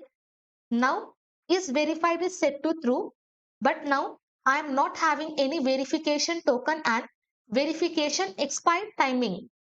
But while registering, we are having these two fields. But after verifying this, you can see that two fields are removed. I will come to database. Here also, if I refresh, you can see is verified is true and both that code and expired timings are removed. Once the account is verified, again, we do not have to verify the account. Now we are not having verification. Again, if the user is trying to verify the code, now let's see what happens. I will click on send. I will have verification code is invalid or it has been expired.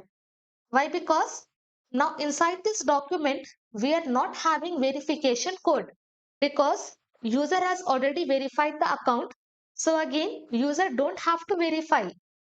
Again, if I refresh, I will be having the same data. Now here, I will click on save. Inside this authentication mail trap, I will change. I will give verify email. Click on save. Now what we want to do, once our email is verified, we have to send welcome email to user. For that, we are going to use Mailtrap for creating our welcome template. You can see this kind of welcome template I want to create where I will be having banner image, company name and whatever name user has registered, that name and the simple text along with some other links, and below that I will have unsubscribe button. Once I click on this unsubscribe, I can unsubscribe from the domain from where I am receiving the emails. I do not want to do this. Now in this way, let us see how to create template using Mailtrap. I will come to Mailtrap. First, let me come to home. Inside this, you can see we are having templates. I will click on templates. Here, you will find create new template. I will click on this. Inside this template detail, first you have to select the domain. If you have added your own domain, then you have to select your domain. Here, I will be giving template name. I will write welcome email. Inside this, I will be passing this subject, welcome to Khanam coding, and category, I'm just going to write onboarding. Once all the details are filled, click on continue. Now inside this, we are having template design option. We can either use drag and drop editor where we simply have to drag and drop all the things, or we can use this HTML editor where we have to write the code. Let me come here, drag and drop. From here, if you want, you can start from scratch, or you can select this welcome email template, or you can select this promo email template. We want welcome email, so I will click on this apply template. Okay, I have selected drag and drop. Now it will load. You can see this is the interface where we can easily drag and drop the things. First, inside this template, I am having the banner, and below that I am having company name. So what I can do, I can simply drag and drop this one.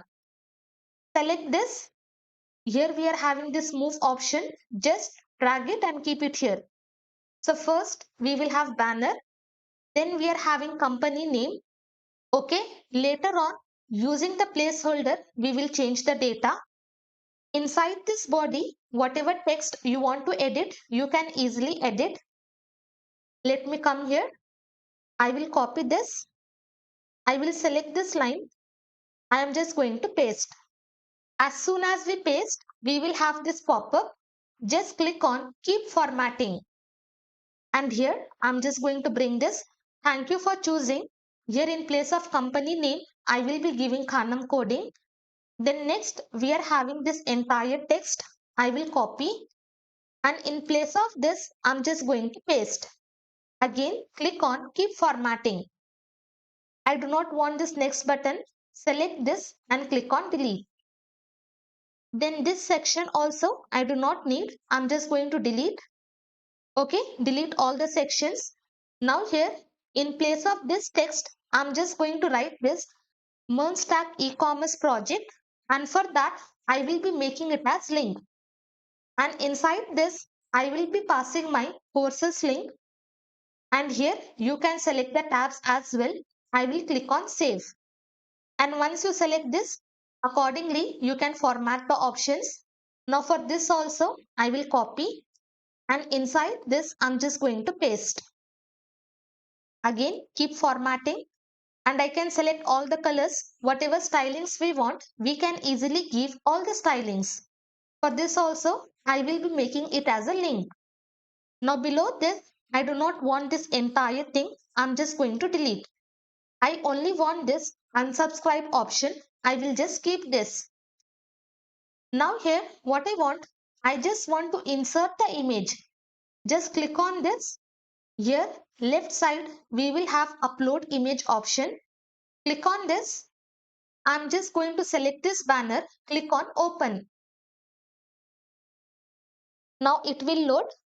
Once it is loaded, my image banner will be present. You can see banner is present. I will scroll down. Here, I will click on this. Click on upload image. I will select this image, open. Again, it will load. I will come here. Click on upload image. I will be selecting this and open. Now you can see all the images are present, and this is our template. If you want to give any stylings, accordingly, you can select. You can select the font family, font weight. You can give different colors. You can do lot of stuff. Whatever stylings you want to give using CSS, same thing using this simple UI, you can create the styling. Close this. Okay, once all the changes are done, click on this save button. Okay, it is loaded. Template design is saved. Now we are having send test. Inside this, I will be passing my email which I have registered, and click on send email. So whatever template I am having, with that template, it is going to send the email. I will open email. Come to inbox. You can see welcome to Khanam coding. Whatever subject I have given, that is present, and this complete template is present. Later on, we are just going to change this dummy data, and we will be giving the data what we want to display. But successfully, we are able to get this template. And if you click on this unsubscribe, we will be redirected to this page where they are telling just unsubscribe from all the communication sent from this domain. Now I will not be doing this. I'm just going to close. Now once a template is created using Mailtrap, what we will do, we will write the function in our code so that as soon as user verify the account, they will receive that welcome email. I will close this. Inside this Mailtrap folder, I'm just going to open this mailhandler.js. Below this, I'm just going to create one function. I will give the function name as send welcome email. Again, this will be async function.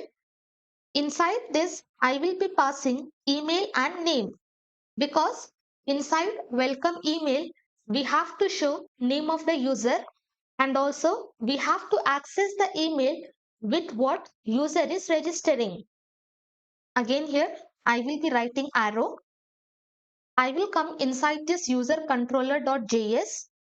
Here inside this verify email, as soon as we save the data, what I just want to call this function. Below this, I will be writing await. Call this function. Inside this, I have to pass user email and name. User dot email and then user dot name.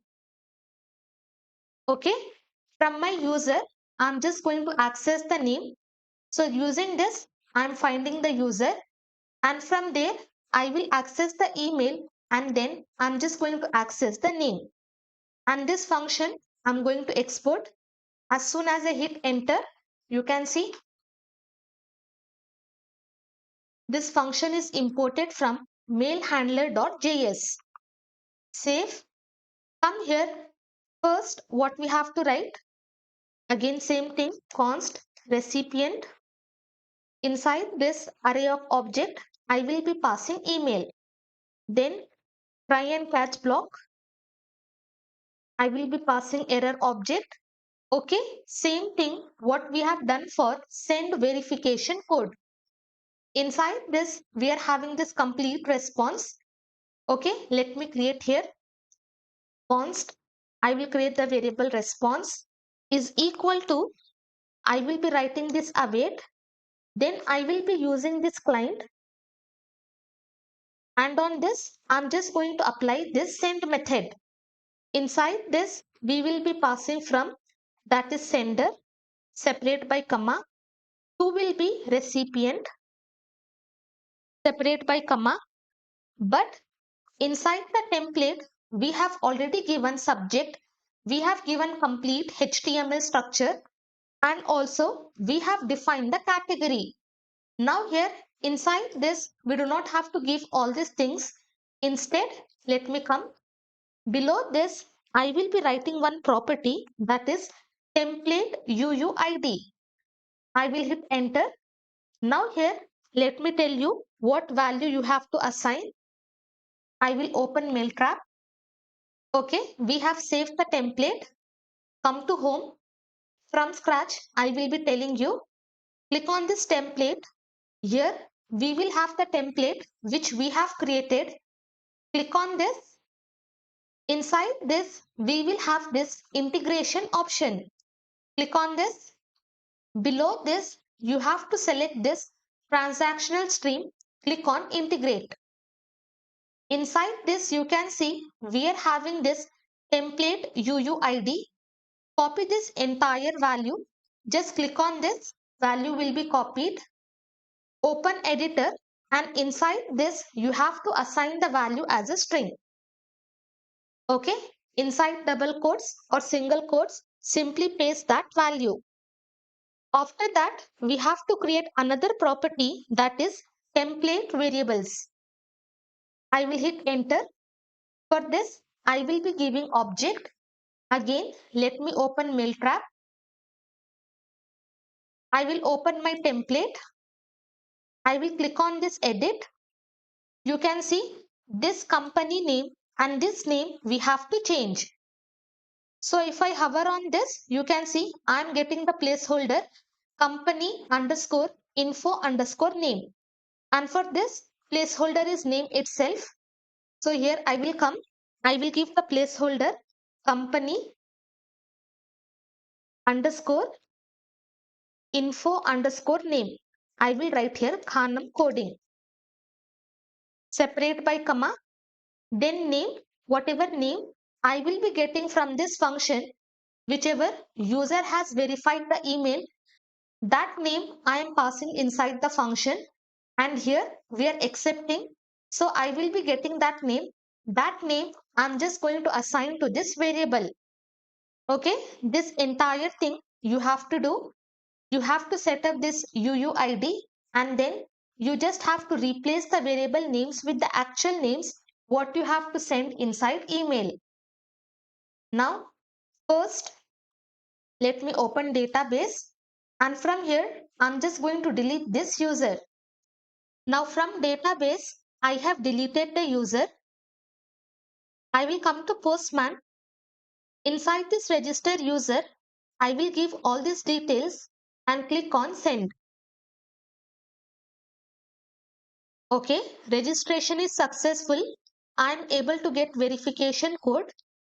Inside the database also, I am having this complete detail. I will open email. Now here I am having verify your email. Inside this, I am having the same verification code. I will copy this code. I will come to Postman. Inside this verify email, here inside the code, I'm just going to paste that code. I will click on send. Your email has been verified successfully. Again, I will open email. Now you can see I am having welcome to Khanam coding. I will click on this.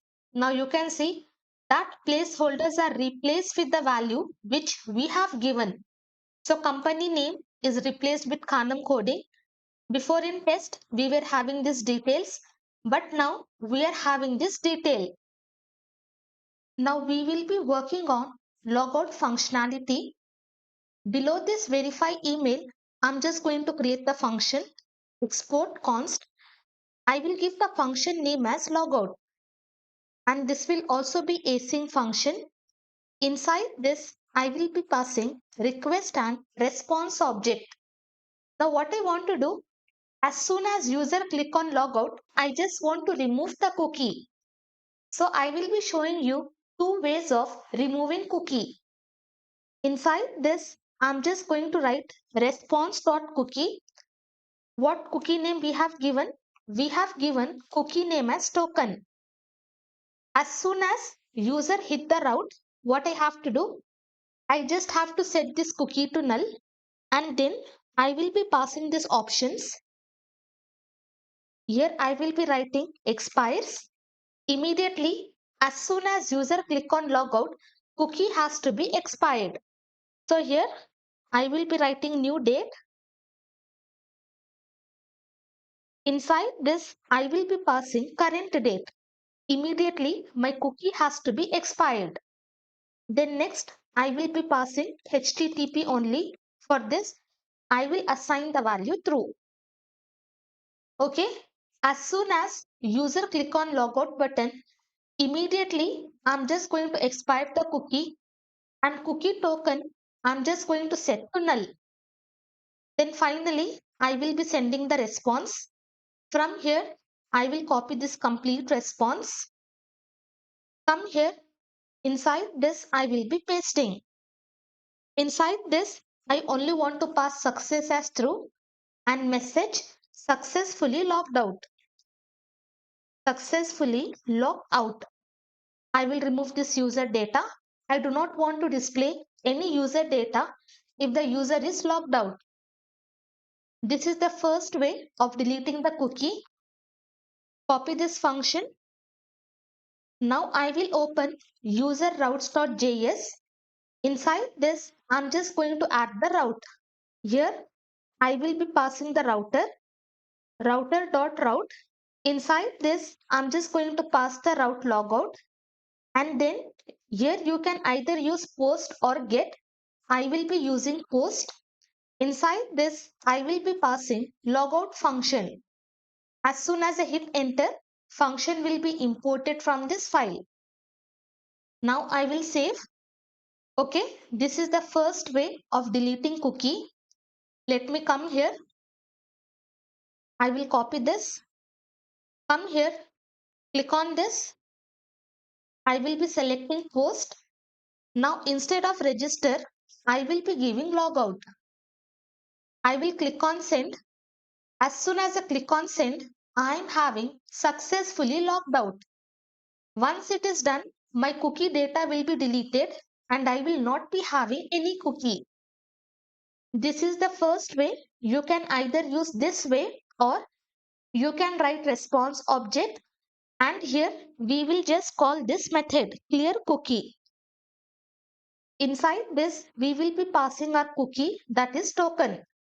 Whatever variable we have given for our cookie, that exact variable we will be passing.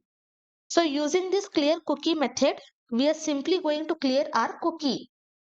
Now I will come here. Successfully, we have logged out. Again, if I click on send, I will have the same result. Okay, so you can use either this way or in this way, you can clear the cookies. Next, we will be working on login functionality and then we will see if this is working or not. I will come down. Below this, I will be creating function. I will give the function name as login, and this will also be async function. Inside that, I have passed request and response object. Now inside this user routes, below this, I'm just going to define the route.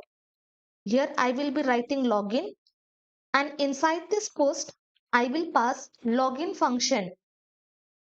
As soon as I hit enter, function will be imported. Come here. Now whenever user is logged in, from body, what data we have to access?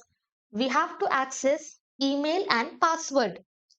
So directly, I'm just going to destructure email and password from request.body. And I have already shown you how we will get access to this data. Below this, I will be writing try and catch block. I will be passing error object, and inside this catch block, this entire response I will copy, and inside this I'm going to paste. Inside this try block, what I will do, I'm just going to find the user with this email, as well as I'm just going to select the password field. So here I will write const user is equal to await. I will be passing this user model dot. I will just write this method find one. Inside this, I will be passing email. So using this syntax, I can find the user with the email which is present in the document. But by logging in, I also need the password. Inside this model, what we are telling for password, we are telling select as false, which means when we are performing this kind of query, password will not be selected. So here to select the password, we will write dot. We will be using this select method, and inside this we will pass string, and then we will write plus password, which means inside this query we are just going to select the password as well. But if you're just executing this query, we can find all the user, but password field will not be selected. But inside the response, when we are sending, we will have the password field, but inside the query, password will not be selected. So to select the password, we have to write select. Inside that string, then we have to give plus password. If you have not given select as false inside model, then you don't have to give this syntax. Below this, I will write if there is no user found with the email which we have given, then here I will write response.status. Inside this, I will be passing 400. JSON method, I will write here success to be false. Then message, I will be writing invalid credentials. Save this. Come to Postman. Before that, let me save this logout request. Here, I will be giving logout. I will copy this. Inside this new tab, I will be pasting. Inside this body, I will select raw. I will change the path to login. Here, I will be giving email. Email is nothing but khanamteaching@gmail.com. Separate by comma. I will be writing password. Password was 12345. Now I will give wrong email ID. Click on send. You can see I am having invalid credentials. But now the problem is I will give the correct email ID. But if I give the wrong password, I will click on send. Successfully, what happens? My request is being sent, which means successfully I am able to log in. For better understanding, let me show you what happens. Come here. If we are able to find the user, below this, I will be sending this response.status. If everything is fine, I will be passing 200. Inside this, I will write success as through and then message I will be passing user logged in. Okay, now let me come. Now inside this, what I have done, I have given correct email ID, but my password is wrong. If I click on send, successfully what I am having, message user logged in. Even if my password is wrong, I am having this message. Why? Because inside the query, we are just finding the user with the email. If the email is found, we will have this response and we will have this result. But now what I want, I just have to compare password as well. Whatever password user has given here, that password I have to compare with the hashed password which is present in the database.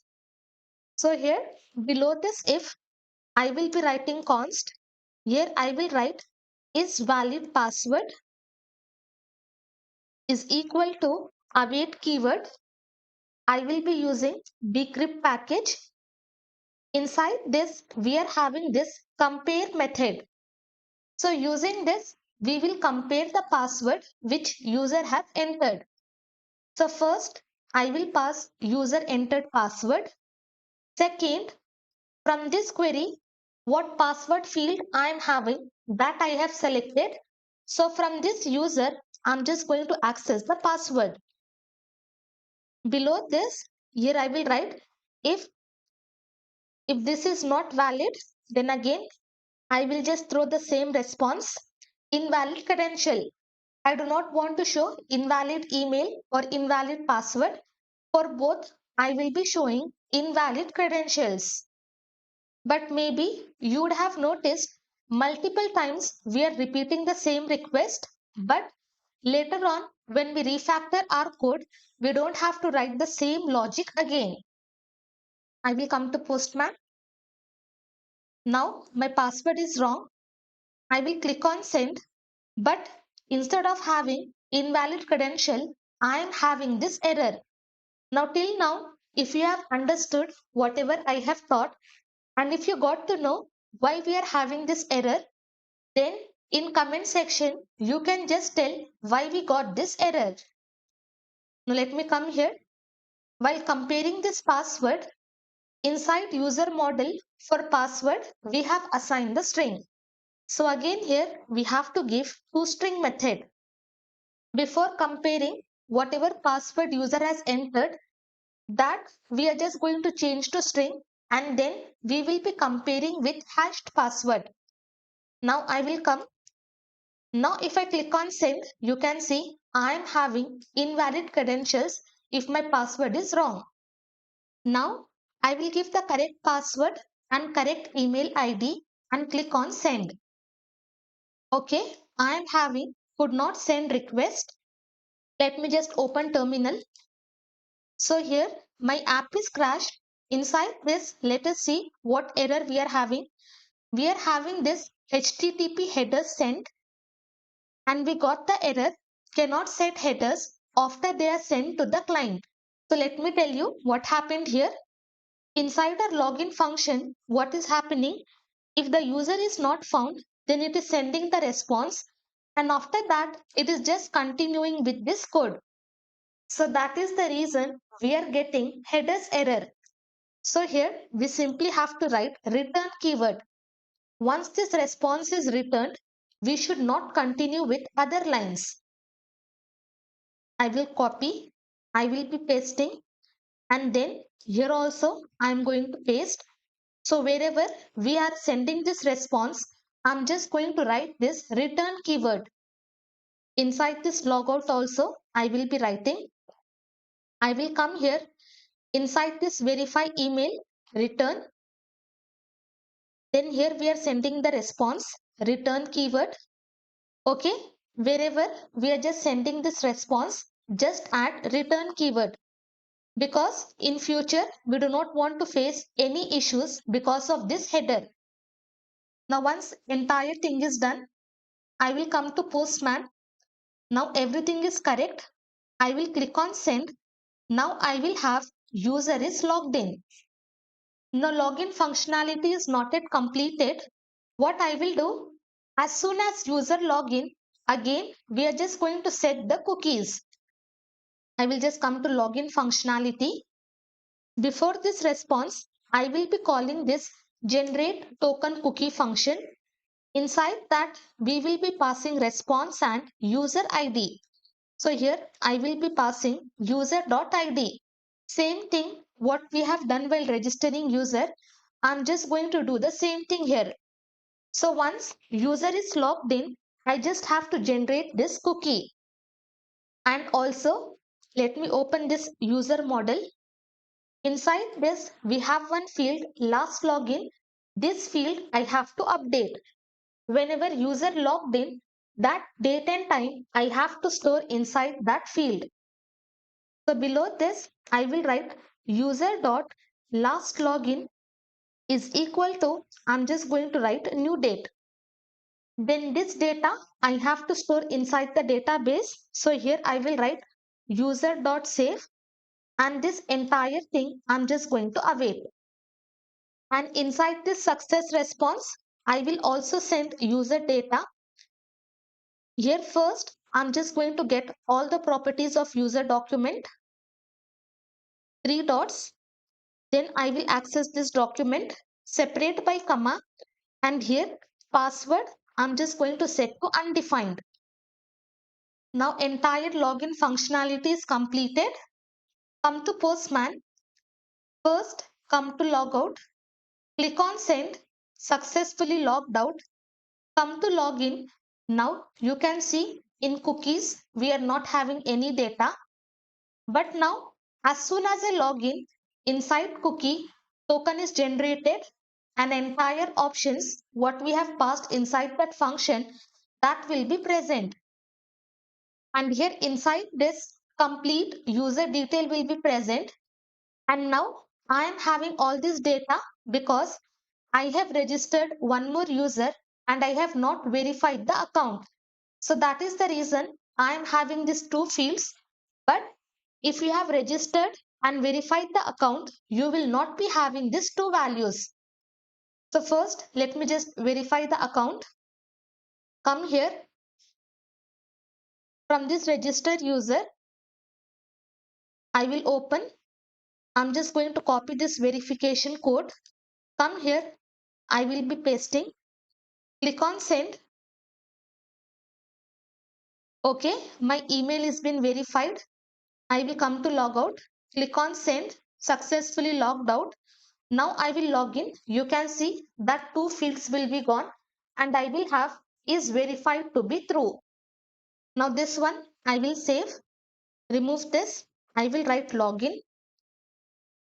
Click on save. Now we will work on forgot password functionality. Below this login function, I will be writing export const. I will give the function name as forgot password, and this will also be async function. Inside this, I will be passing request and response object.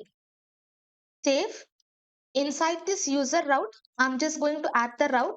Here, I will write forgot password, and inside this, I will be passing that function name. As soon as I hit enter, function is imported from this file. Close this.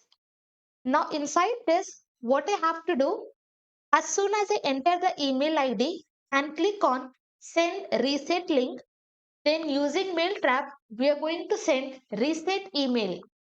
So inside this, I'm just going to access email from request body. If the user is registered, only then we will access that email. Once user give the email, only then we will get reset password link in our registered mail ID. Below this, same thing, I'm just going to repeat try and catch block. I will be writing error. Inside this catch block, I will be passing this response. Copy, and here I will be pasting. Now inside this try block, I'm just going to find the user with this email. Here I will write user. I'm just going to write await user dot find one. Inside this, I will be passing email. So whatever email user has entered, using that email, we are going to find the user.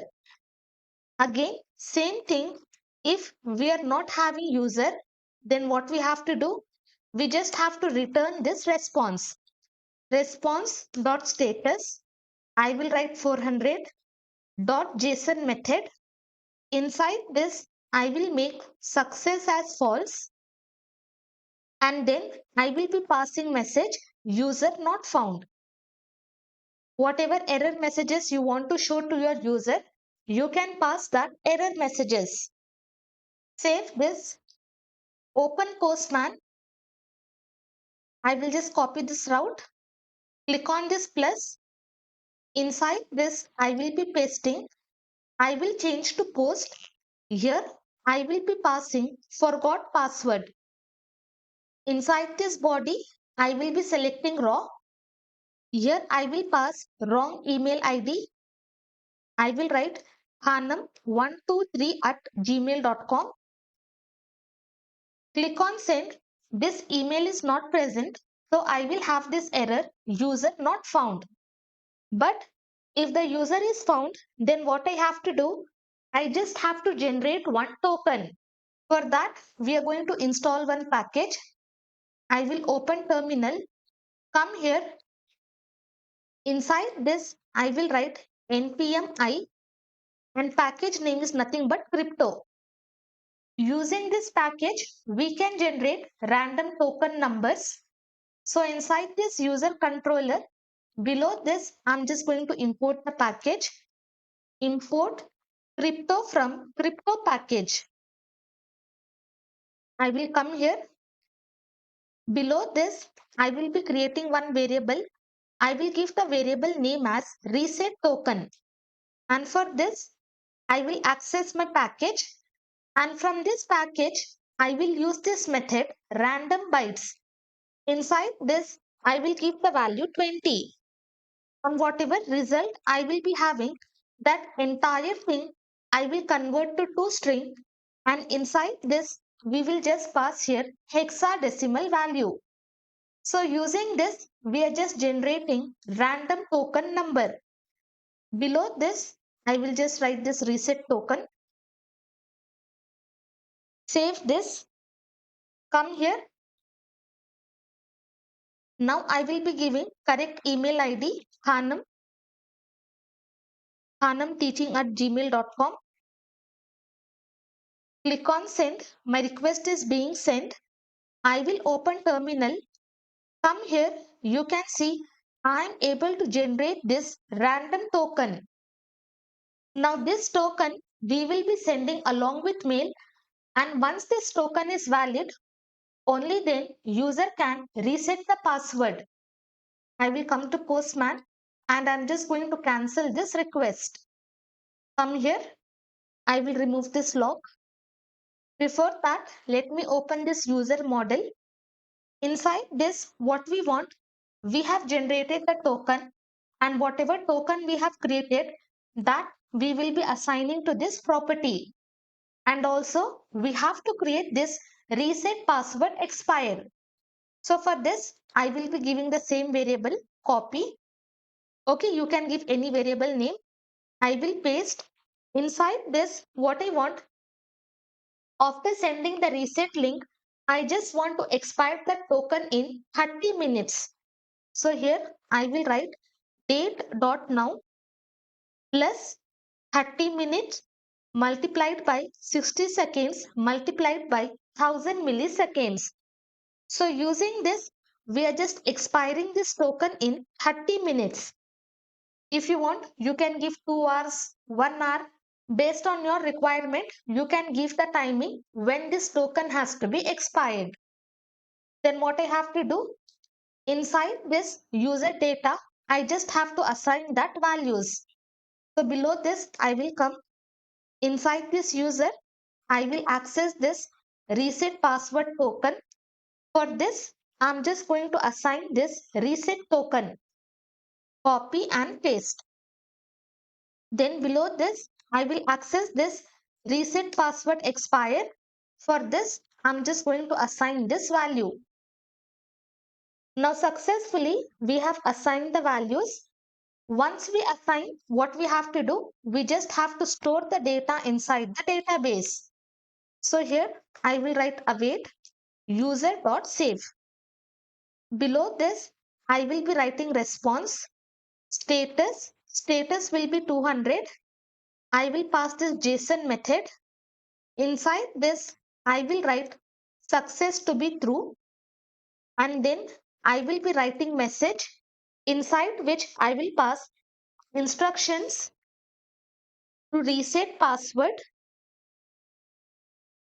Here I have passed the message instructions to reset your password has been sent to your email. But as of now, we will not be receiving any email. Later on, we are going to create the function for that. But using this forgot password, what we are doing, we are just generating reset token and we are assigning the expire time, and that values we are storing inside the database. Now I will come here. Now everything is correct. khanamteaching@gmail.com. Click on send. Instruction to reset your password has been sent to your email. I will come to database. Now I'm just going to refresh. You can see reset password expire, date and time is present, and reset password token. And within 30 minutes, if I do not reset the password, this token will be expired. Now using Mailtrap, we are going to send the reset mail, inside which we will have this heading, we will have this entire body, inside which we will have this reset my password button. If I click on this, you can see what happens. In my URL, I will be having this. Then I will have reset password. Then whatever token I am having, that token will be present inside this URL. So we will be creating this kind of template. Okay, this is the dummy template. I'm just going to close. I will come to user controller. Here, after saving this data, I just want to create the function. Here I will be writing await. I will give the function name as send password reset email. Inside this function, first I will be passing user email. Whatever email we got from this, that we are just going to access, and then I have to pass that complete URL. So inside the URL, first we will have this front-end URL path. I will copy, come to my editor, I will give template string, and then I will be pasting this path http://localhost. Later on, we will be using Vite. So our Vite application will be running on 5173. So here I have passed 5173. And after that, I am having this reset password route. And after that, I am having my reset token. So here, after this, I will be passing reset password. And then inside this, I will pass this reset token.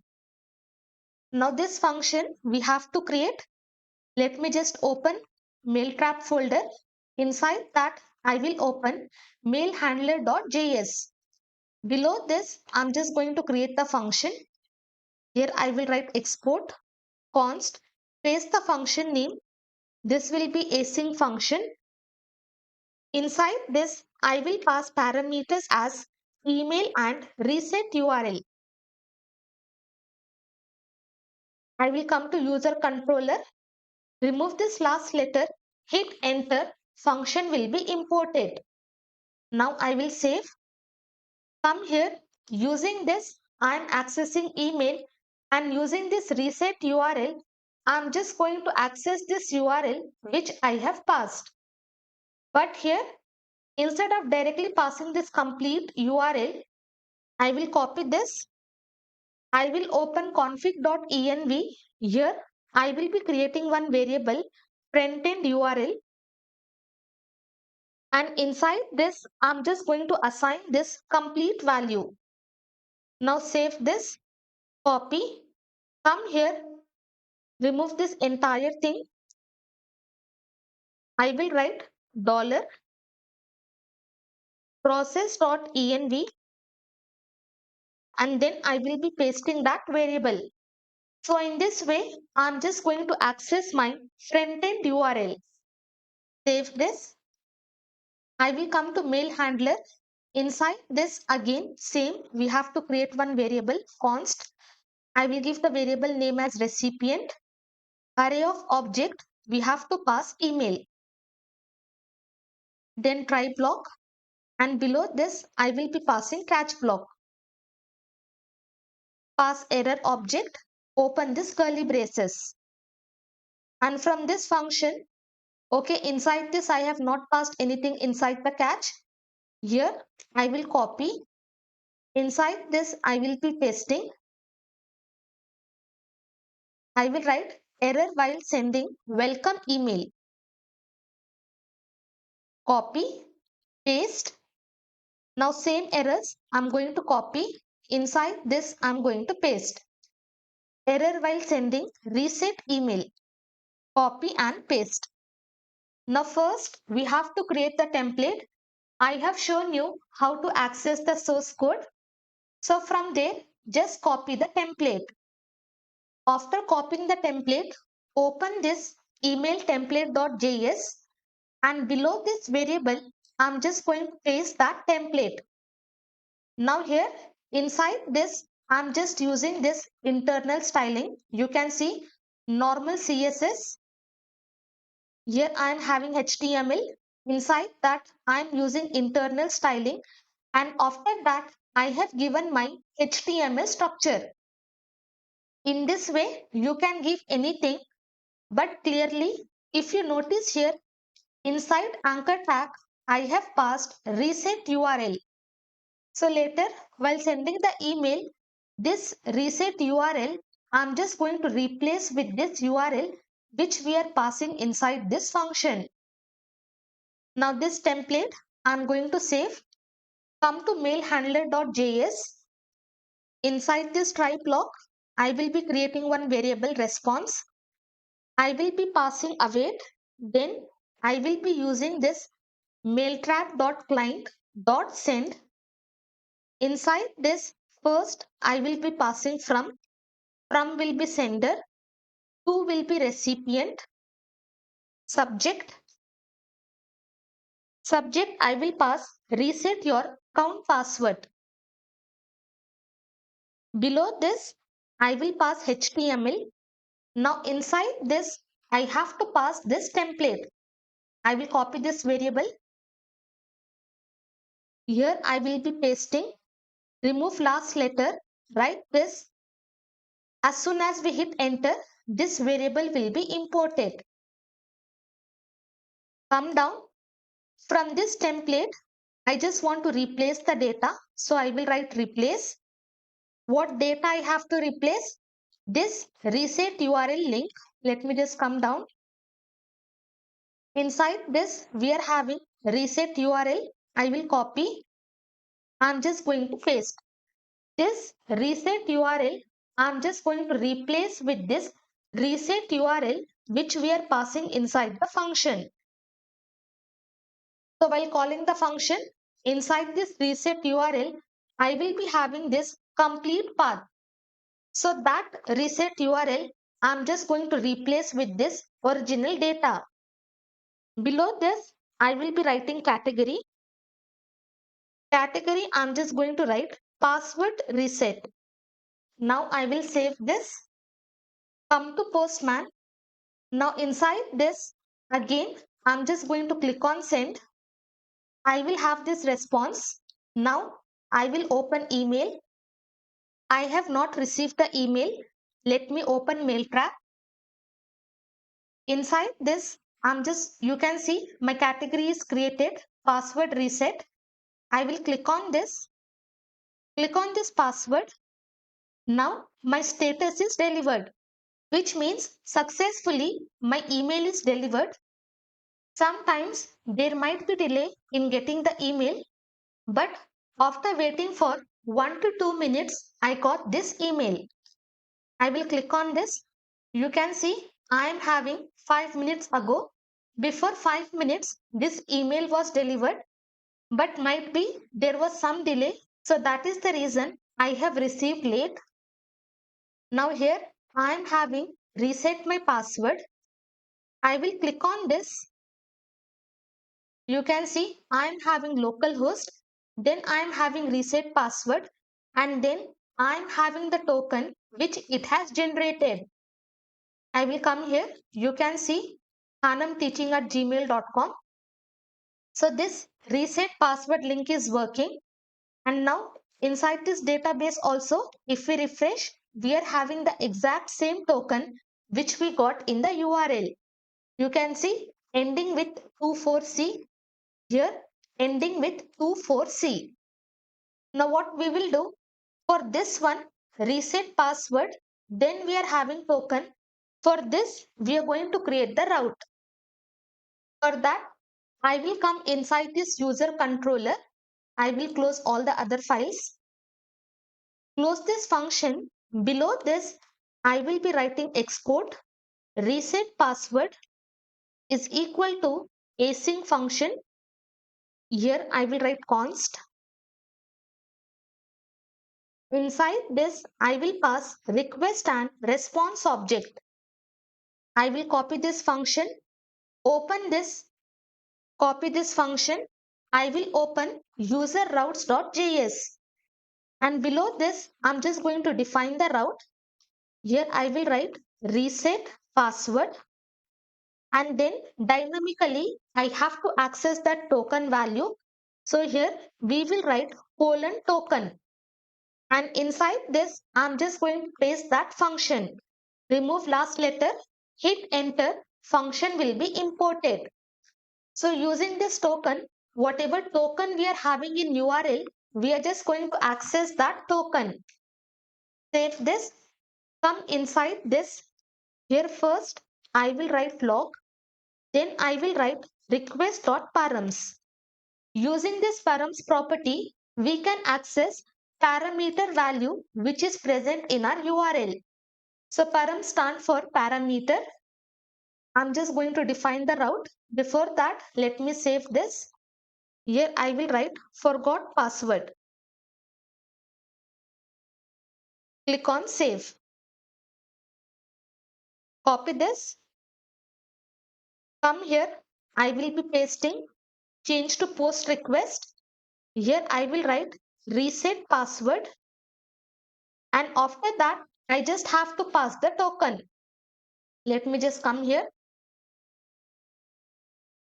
This is the token. I will copy.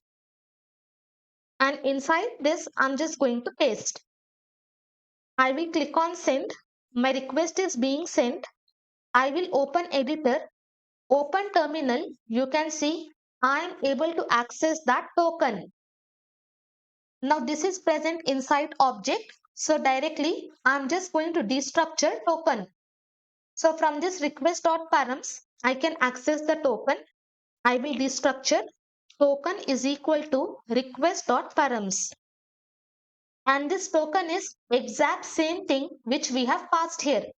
If you have passed X, then accordingly you have to pass X. But for readability, let me write token. Now, whenever we are resetting password from body, what data we have to access? We have to access password. So here, this password, I'm just going to access from request.body. Then I will just find the user with this token number. I will create one variable const user await. I will be passing user dot find one. Okay, same thing what we have done for the verification code. Inside this, I will write reset password token if it is equal to this token, and if the token has not expired, reset password expire. Okay, if it is greater than current time, which means this token is not expired. If this is not expired, only then we have to access that user. Okay, exact same logic which we have written in our verify email function. You can see verification token, verification expired at if that timing is greater than this one, which means code is not expired. Similarly, if the time is greater than the current time, that means my token is not expired. Below this, same thing, if user is not found, come here, I will send the response.status 400.json. Inside this, I will be passing success as false, and then I will write message user not found. I will write invalid or expired reset token. Save this. Come to Postman. I will just change this C to D. Click on send. You can see I am having invalid or expired reset token. I will just give C here. Come here. Now what I want, whatever new password I am entering, that password also I have to hash. Okay, I just forgot to wrap inside try and catch block. Here I will write try. Below this, I'm just going to close try block. I will be writing catch error object, and inside this catch block, I'm just going to pass this response. Copy and paste. Whenever we are resetting the password, again inside the database, that resetted password has to be hashed. So here I will be creating one variable. I will give the variable name as hashed password. Again, I will be using this bcrypt.js package. Let me write bcrypt.js. From there, I'm just going to access this hash method. Then I will pass the password which user has entered, and this one I'm just going to convert to string. And salt round I will simply give 10, using which we are telling complexity of a password. Then from this user, okay, whatever user we have got using this data, from that user, I will access this password field, and for that password, I'm just going to assign this hashed password. After that, what we have to do, after resetting the password, both this field in the database, we have to set to undefined. So here I will write reset password token will be equal to undefined. Then user dot reset password expire will be equal to undefined. And whatever data I am having, that data I have to save inside the database. User dot save. Once this is done, I will be sending the response. Copy, paste. Here I will write 200. Success will be through. Message. Remove this.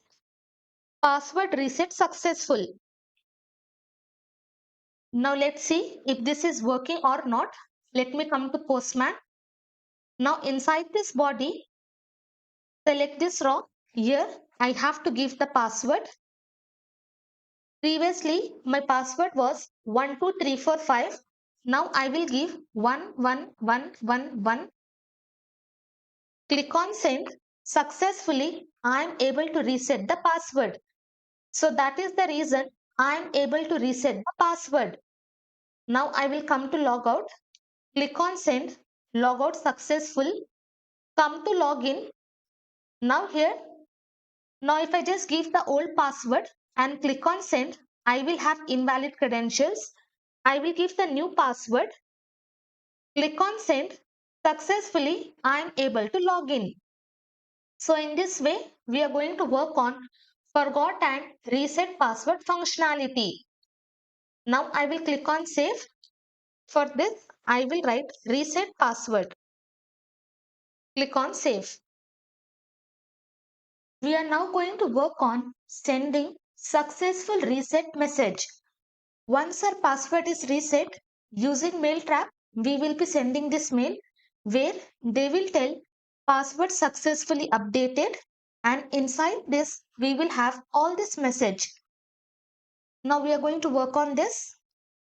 Inside user controller, inside this reset password function, below this I'm just going to write comment. I will write sending email. First, I will create the function. Inside this Mailtrap folder, I will open this mailhandler.js. Below this, I will be creating one function. I will give the function name as send reset success mail. And this will be async function. Inside this, we will only accept user email. Again, inside this, I will be creating one variable recipient. Array of object, I will be passing email. Then I will open this try and catch block. Inside this catch block, I will be passing error object. And inside this try block, now multiple times we have written this. So from here, I will copy response from inside from we will pass sender. Who will be recipient subject. I will change this. Here I will write your password has been successfully reset. Then here for this we have to create one HTML template. I will open email template.js, and below this I'm just going to paste this template. Okay, whatever structure I have shown you inside the mail, in that way you can simply create normal HTML and CSS template. Based on your requirement, you can give all the styling, but if you want same structure, then you can simply copy the code from source code. Now I will copy this variable. Let me open. I will copy this variable. Save this file. Come here, and inside this HTML, I will be passing this template. And now inside this template, we are only having static data. I do not have to replace any variables. So here directly I will be passing template. I will remove last letter. I will hit enter. This variable will be imported from email template.js. Then next we have to pass category. Let it be password reset. And inside this catch block, I will copy this entire thing. And here I will be pasting error while sending reset confirm email. I will copy this and here I will be pasting. Now I will come to user controller.js. Below this, I'm just going to call that function, and my function name is send reset success mail. Copy, paste, remove last letter, hit enter. Function will be imported, and inside this we have to pass user email. So user we are accessing, and from this user we will only access email. So here I will write user.email. So using this function, we are sending the mail, and successfully, if the user has reset the password, we will be having this complete email with this template. Now I will open Postman, and here we are having forgot password route, and inside this body I have passed the email with what I have registered. I will click on send. Now you can see success is through. Instruction to reset password has been sent to our email. I will open database, refresh this. Now you can see I am having reset password expire, and I am having this reset password token. I will open email. I have got the email, and now I will click on this reset my password button. From here, I will copy this token, come to Postman. I will come to this route, reset password. Inside this, I will be pasting this token. Then I will come to body. I'm just going to change the password. I will give 22222. I will click on send. Now through message password reset successful. Again, I will open email. Come here, come to inbox. Now you can see successfully after resetting the password, I have received the email. I will open. Now you can see complete structure is present, and just now we have received this email. Inside this we have password successfully updated, and using normal HTML and CSS I have created this simple template. Using Mailtrap we have sent 4 different kinds of email. First, for verifying the account using verification code. Second, welcome email for the user. Third, for resetting the password. And fourth, confirmation of resetting the password. Now, next we are going to work on verifying user authentication. I will close these files. I will come inside this user routes.js. Inside this, now what I want to do, if the user has logout and if the user is trying to access dashboard, we should not allow user to access the dashboard. Once the user logs in, only then they should access the dashboard. So for that, we are going to verify authentication of user. So inside this user routes.js, I'm just going to create one route. I will write here router dot route. Inside this, I will be passing the route as verify auth. Okay. In short, I am telling auth. You can also call it as authentication. Next, I will be passing the request. I will be writing get. I will not be sending any data. So simply, I will be passing get. Inside this, I will pass this function verify token. Okay. As soon as user logs in, we will have the token generated. So using this function, we are going to verify the token. And next what we will do, we are going to verify user auth. So here I will write verify auth. This function we will be creating in user controller, and for this function we will create separate file. Now first let us work on this verifying token. Copy this. Inside this backend, I will be creating one folder. I will give the folder name as middleware. Inside this, I will create the file verifytoken.js. First, inside this, I'm just going to import this JWT from JSON Web Token. Below this, I'm just going to create the function. My function name is verify token, and this will be async function. Inside this, I will be passing request. I will be passing response, and then now just carefully notice I'm going to pass third parameter, that is next. I will tell you what this next is. Once we verify the token, we are going to call this next function. Once this next function is called, here inside this get request, we have passed two function. So once our next function is called inside this, our next function will be executed. So this is how we will be passing these 3 parameters in our middleware. Before that, let me just open this function, generate token. Inside this, what we have done, using this response.cookie, we are just setting the token. Now what we have to do, using request object, we have to access that cookie. So to access and parse that cookie, we will be installing one package. I will open terminal. Here I'm just going to install this package, npm I cookie parser. Using this, we can easily pass the cookie and get access to cookie using request object. Now let me show you. If I do not pass that middleware, what happens? Below this, I will write log.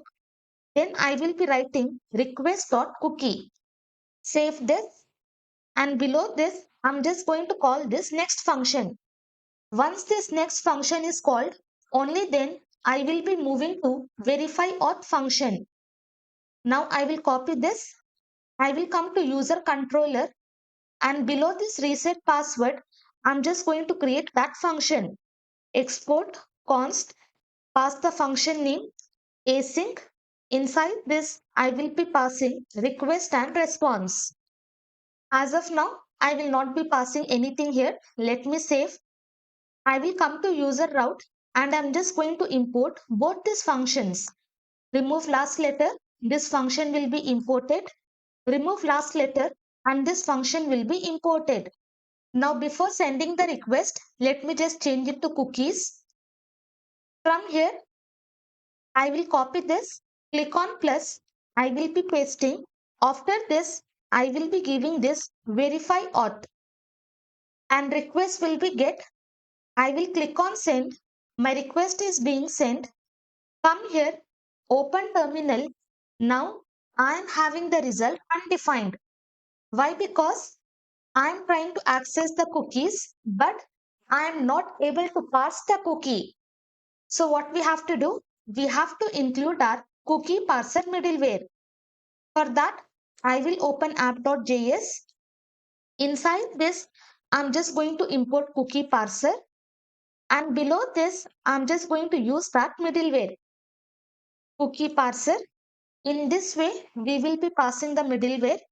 Using this cookie parser, we can easily pass the cookies, and we can access the cookies using request.cookies.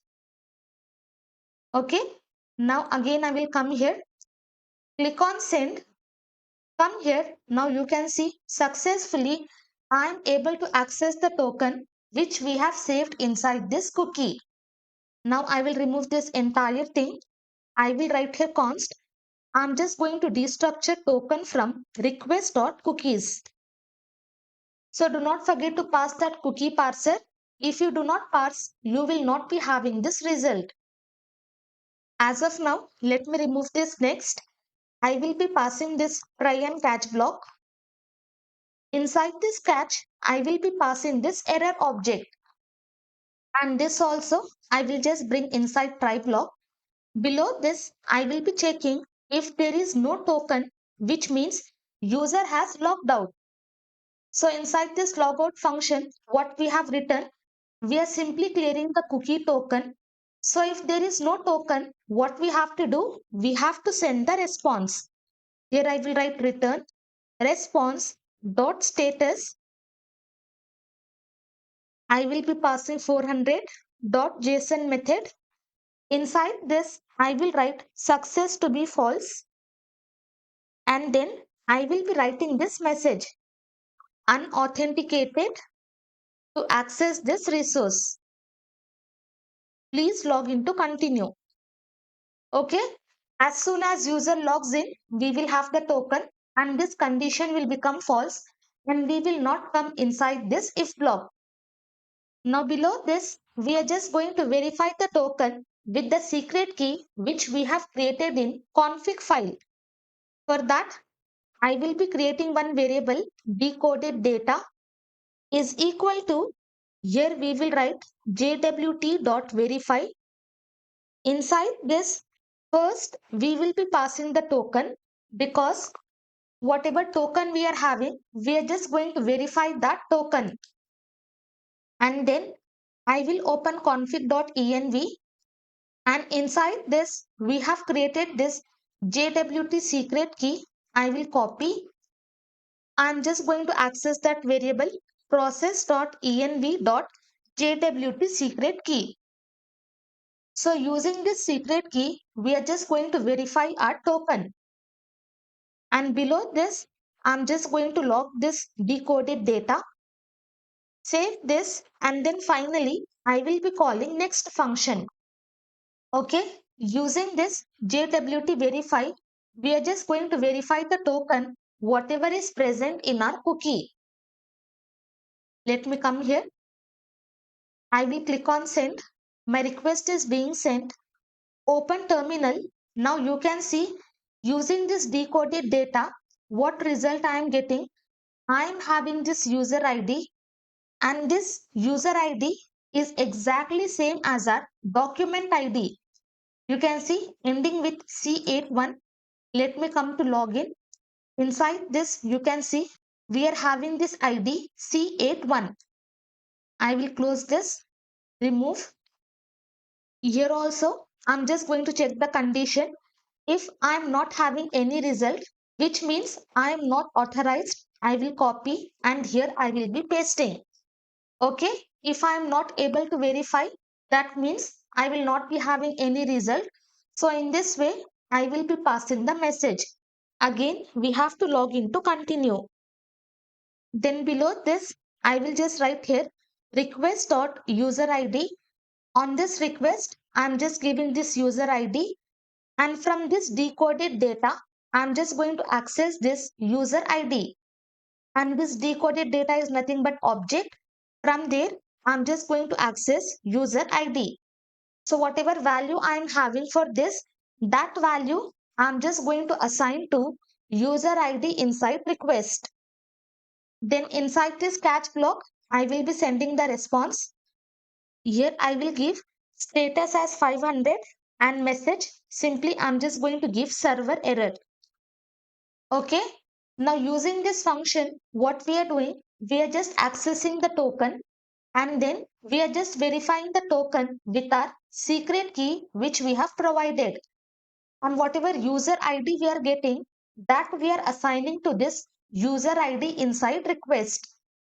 Now I will come to user controller, and inside this function, let me just log this request.user ID.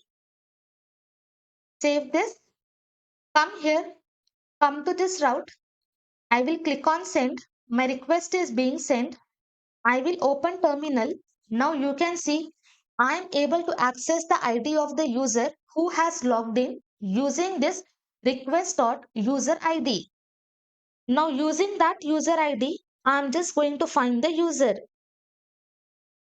I will be passing try and catch block, error object. From here, I will open this catch block.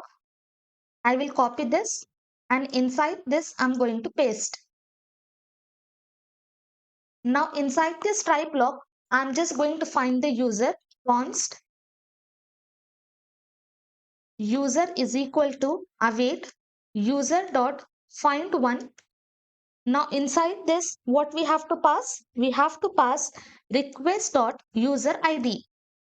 Using this, we are getting access to the ID.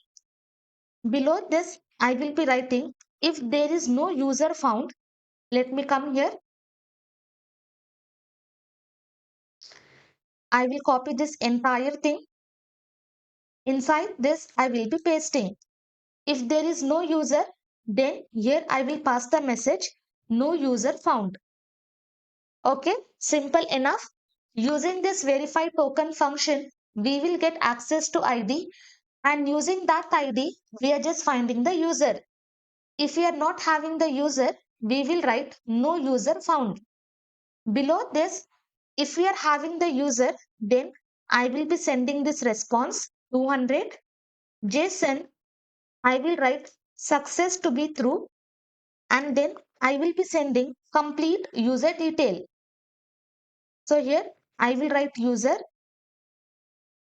I am just going to spread all the fields from user. I do not want to show password. So for password, I will be giving undefined. Now save this. Come here, click on send. Okay, we got the error. Message parameter find one must be an object. Here we have passed find one and then we have passed the ID. Instead of this, we should be using another method find by ID because using ID we are finding the user. But here we have passed find one because inside this we are passing the fields which we are having inside the document. But here using ID we are finding the user. So instead of find one we should be using find by ID. I will come here. Now I will click on send. Successfully I am authenticated and I am able to access complete user detail. Now I will come to logout. I will just click on send. Successfully logged out. Now once I log out, my token will be cleared. Now I will come. Now using verify token, I am not having token. Now as soon as I click on send, you can see I will have unauthenticated to access this resource. Please log in to continue. Why I got that error? Because now I am not having any token. So that is the reason I am having this error. Again, I will come to login. I have given all this data. Click on send. Again, I will come here. Click on send. Now again, I am able to access the result. If the user has logged out and if the user is trying to visit different pages, then we should not give access to user unless and until user logs in. Now I will save this. I will select this authentication, Mailtrap, and inside this I will be passing verify auth. Click on save. Let me close all the files. But now inside this user controller, if you closely notice, multiple times we have repeated all these errors. We are throwing the error and if no user is found, multiple times we are sending this response. I do not want this. Okay. Using this repeatedly, we are just checking for the same logic and again we are writing the same code. So what we will do now, we are going to refactor our code as well as in this part, I will be giving you one challenge which you have to complete and paste the solution in comment section. So what I will do first, inside this utils folder, I will be creating one file handleerror.js and inside this, I'm just going to create one custom class. I will write class. I will give the class name as handleerror. And this class is going to extend from JavaScript error class. Inside user controller, each and every time when we are throwing the error, we are using this JavaScript error class. Let me show you. You can see we are using JavaScript error class. Now we are just extending this class and we are creating our custom class. Inside this, I will be passing constructor method in which I'm going to pass message and status code. And this constructor is special method and this will be called as soon as new instance of this class will be created. Inside this, I will be calling super method. And whenever we are throwing error using this error class, we are passing message. So this message is already available inside this error. So I'm just going to access message from parent class. Then I'm just going to assign the status code because whenever new instance is created, inside that we will have both message and status code property. Now from parent error class, I'm just going to access this capture stack trace method using which we can capture stack trace of an error. Inside this, we will be passing two arguments. First will be this. As soon as we create the instance, this keyword will be referring to that instance. Second, we will be passing constructor method. So here, this dot constructor, let me copy and here I will be pasting. So in this way, we are just going to access this method inside which we will be passing two arguments, this and constructor. Now this handle error we have to use in other files. So here I will write export default handle error.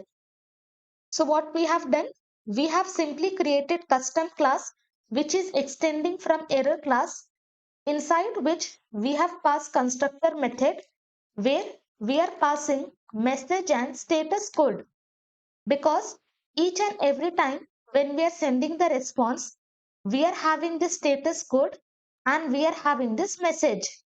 So that is the reason we are passing this message and status code. Now we will be creating our custom middleware. Inside middleware folder, I will be creating one file error.js. And here I will be creating anonymous function, and directly I'm just going to do export default. Now inside this I will be passing error, I will be passing request, response and next. I'm just going to pass all these parameters. I will open arrow function. Inside this I'm just going to access status code. This will be equal to error.status code. If we have not given any status code, then by default, it will be taking status code as 500. Then I will just assign message is equal to error.message. If we are not giving any message, then we simply have to throw this message, internal server error. So here we have created our custom middleware. Let me come to user controller. Now inside middleware, we just have to return this complete response. So here below this, I will be writing response.status, inside which we will be passing the status code. Then we are having JSON method, inside which we will pass success as false, and then we will be passing message. And for message, we are going to pass error.message. Whatever message we are going to throw, that message we will access, and then we are going to assign that message to this message property. So till now we have created custom class, we have created our middleware. Now I will save this, open app.js. Now inside app.js we have to import our middleware. I will be writing import. I will give the middleware name as error handle middleware. From I will come inside middleware folder. Inside that we are having error.js. Now below this route, I'm just going to include that middleware app.use. Then I will be passing error handle middleware. Now once I created, I will come to user controller.js. Inside this user controller, I'm just going to import this class. Below this, I will write import handle error from utils handle error.js. Now I will come, in place of throwing this new error, I will create the instance new handle error. Inside this, what we have to pass? We have to pass message. All fields are required. And then we have to pass status code. Let me just come out here. I will pass the status code as 400. But this is middleware and this will only be called when we call next function. So this entire thing we will be wrapping inside next function. And then here we are just going to return this. After this, we do not want to execute any code. So here we are just going to return and we will be calling this next function. So while registering, as soon as this next function is called, our new instance will be created. We will come here and using middleware, what we are doing, we are just sending the response. We are setting success to false and also we are accessing the message which we are passing. I will open Postman. I will come to register user. Inside this, I will write Khanam1. I will remove this email field and here I will give 1, 2, 3, 4, 5, 6. Click on send. Now I am having next is not defined. Why? Because here we are using next. So inside this function, we have to pass this next parameter. Only then we will be able to call this next function. So inside each and every middleware, we will have request object, response object, and this next argument. Now let me come here. I have removed the email. Now as soon as I click on send, again status code is not defined inside error.js. Inside errors.js, okay, here we have to pass error.status code. Now finally, let me check whether it is working or not. I will click on send. Now it is working, and using our custom middleware, I am able to access this error message. So what we have done, first we have created our custom class inside which we have passed message and status code. And this message we are accessing from parent class, and inside this child class we are just passing status code. And from parent class, we are just accessing this capture stack trace in which we will pass this and constructor method. And finally, we have exported our class. Inside this error.js, we are just creating this middleware. Inside that, we are sending this response. We are accessing the status code, which we will be getting from here. And then we are going to access the message, which we will be getting from our class. And inside app.js, I'm just including my middleware.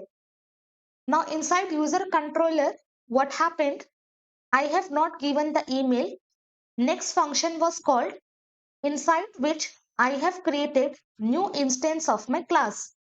So I will be coming here. Inside this, I am having message and I am having status code. So that will be passed to middleware, and accordingly, I will be having the response with success as false and message whatever I have given that will be displayed. I hope you understood.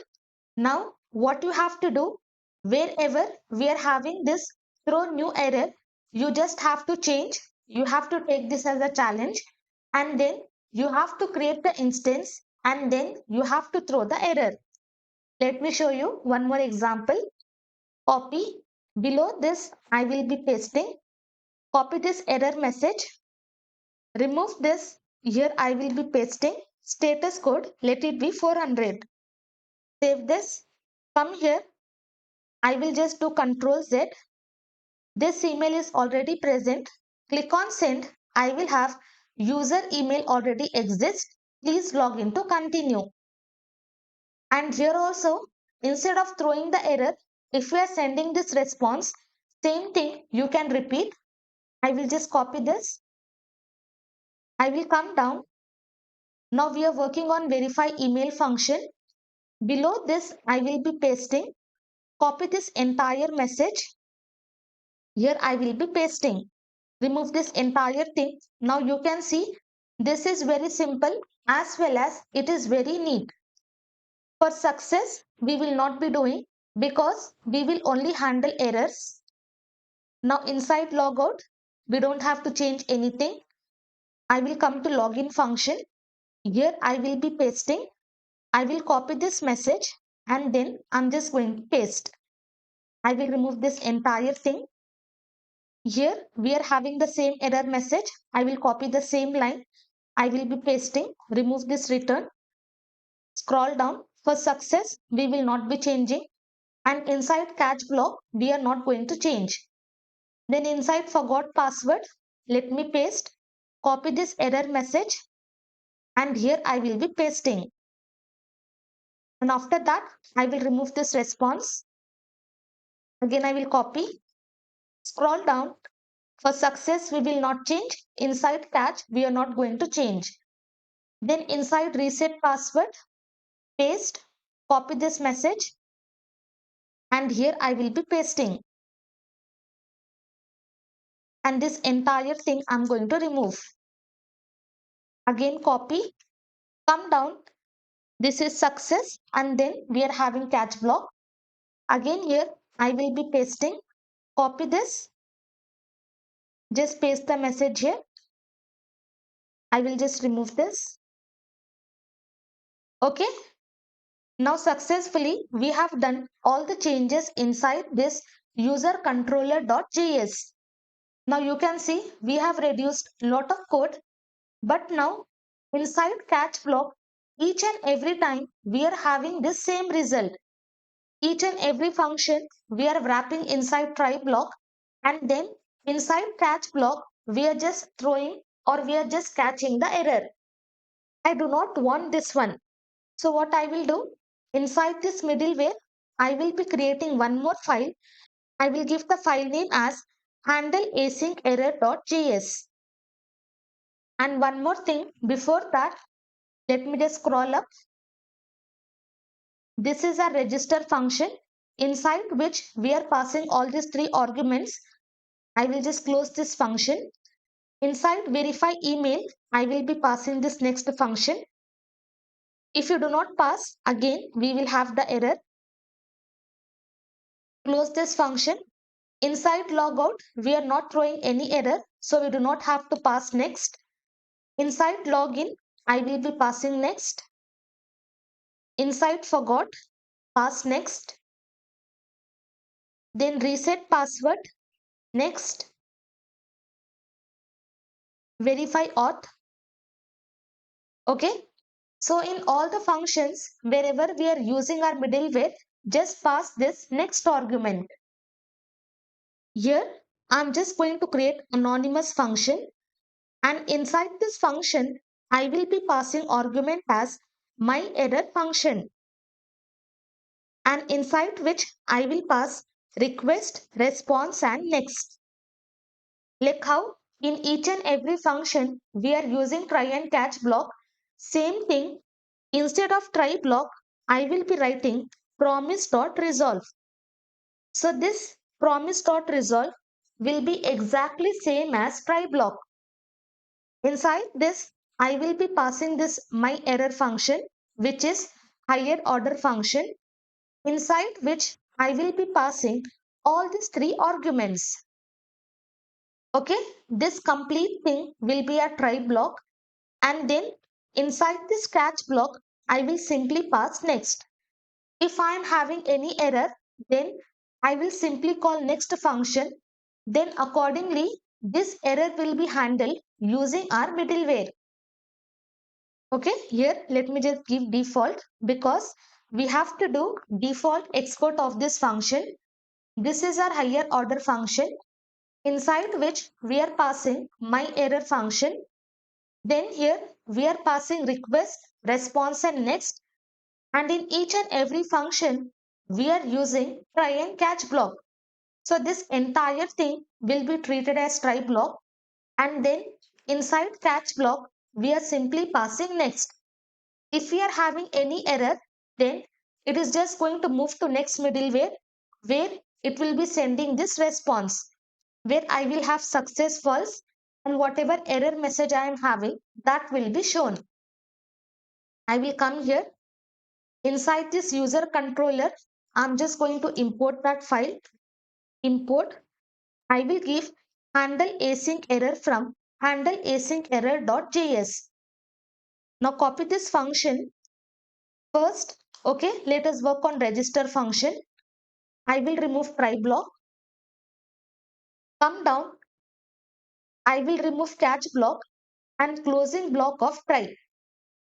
Save this.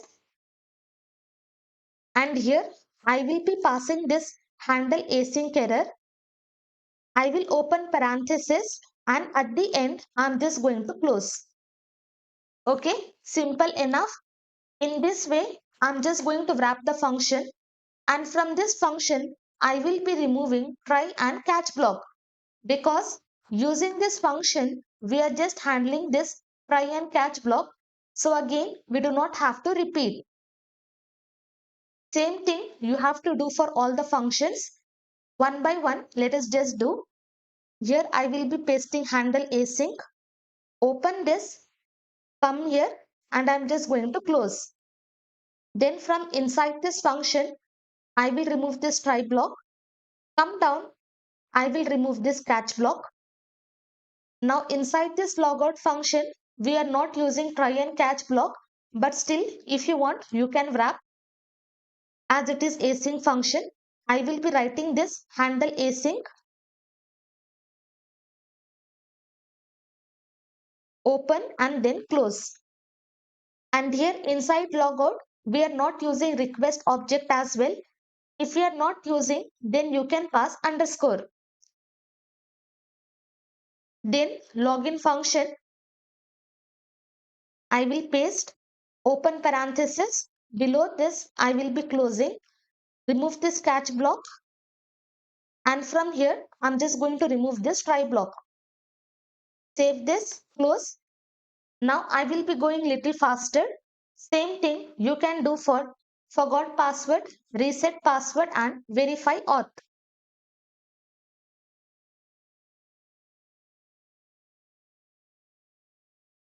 Once entire thing is done inside user controller, I will close all the files. From Mailtrap folder, I will open mailhandler.js. Inside this also, we are using try and catch block. I do not need this one. Again, what I will do, let me come to first function. First, I will be importing handle async error from. I will come inside middleware folder. From there, I will access this file. Copy this function. Here I will be pasting open parenthesis. I will be closing. Remove this catch block. And also, I'm just going to remove this try block. You can see we have reduced lot of code and each and every time we do not have to send that catch block. And also I will be removing the logs.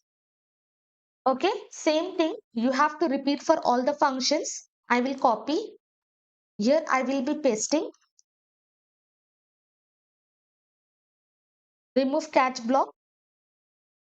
And then I will be removing try. Save. Here I will be pasting. Close. Remove catch. Now successfully we have refactored our code. Now I will close the file. I will open verify token.js. Inside this also we are using this try and catch block. So again, first I'm just going to import handle async error from. I will come inside this middleware folder. From there I will access this file. Copy this function. I will be writing open and then I will be closing. Remove this. Come here. I will remove this catch block. Okay, wherever we are using try and catch block, accordingly, just wrap the entire function using handle async and remove try and catch block. Now inside this function, we are also having this failure response. So what I will do below this, let me just open user controller. I will copy this import and here I will be pasting. I will write return next new handle error. Inside this, I will pass this complete message, copy. Here I will be pasting, then status code is 400. And I'm just going to remove this return. Same thing I will do here. I will just copy this entire thing and in place of this return, I'm just going to paste this return. You can see instead of writing response and sending status code and each and every time sending the message, this is very clean and this is very simple. So successfully we have refactored our code. Now let us see if everything is working fine. If we are having any error, let's fix the errors and then move on to front end part. First, I will come to database and I will be deleting this user. Click on next. Before that, inside this verify token here, okay, we have passed next. I will open Postman. I will write Khanam teaching at gmail.com. Password is this one. Let me remove all the letters and give only one letter for name. Click on send. I am able to access this. You can see using catch block, I am able to handle this validation error. Name should contain more than 3 characters. Okay, which means our catch block is working fine and our custom middleware is working fine. Now I will give all the details. Click on send. Registration is successful. I will open database, refresh this. My user is present. Now inside this, I am having verification token and I will open my email. Open this. Here I am having verification code. I will copy. I will open Postman. Come here.